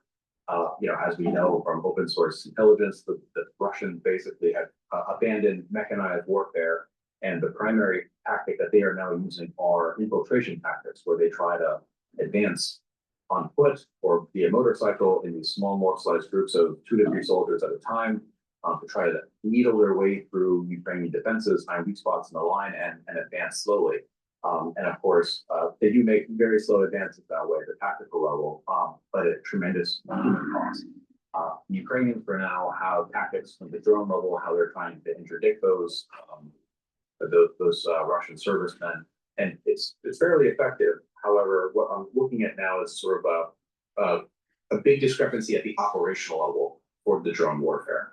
So, for example, Ukrainians consistently now are complaining about how their intermediate operational rear, that is the zone from maybe 40 kilometers to 120 kilometers, the Russians can interdict them with drones with fiber optic cables, with improved Molnia drones, and really the highways that sustain the frontline positions are really quite dangerous. Now the Ukrainians have to build these elaborate long tunnels made out of netting to protect them from the drones. And meanwhile, unfortunately, the Russians can operate on their side of their rear, 40 to 120 kilometer zone, with close to impunity. Unfortunately, it seems that the Russians have actually matured and developed their intermediate range strike capability against the Ukrainians to degrade Ukrainian logistics, where the Russians operate with this near impunity. The sad thing is that the Ukrainians used to service that range with the HIMARS system.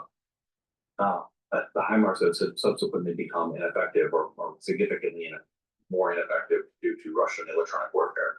So we're paying very close attention to this intermediate drone campaign range, and there's going to have to be some, I think, operational concept development on the Ukrainian side to try to catch up with the Russians here. And how closely are you watching, and how much? That's the end of my broadcast for today. Thank you for listening. Please go to my store, the-studio-reykjavik.com.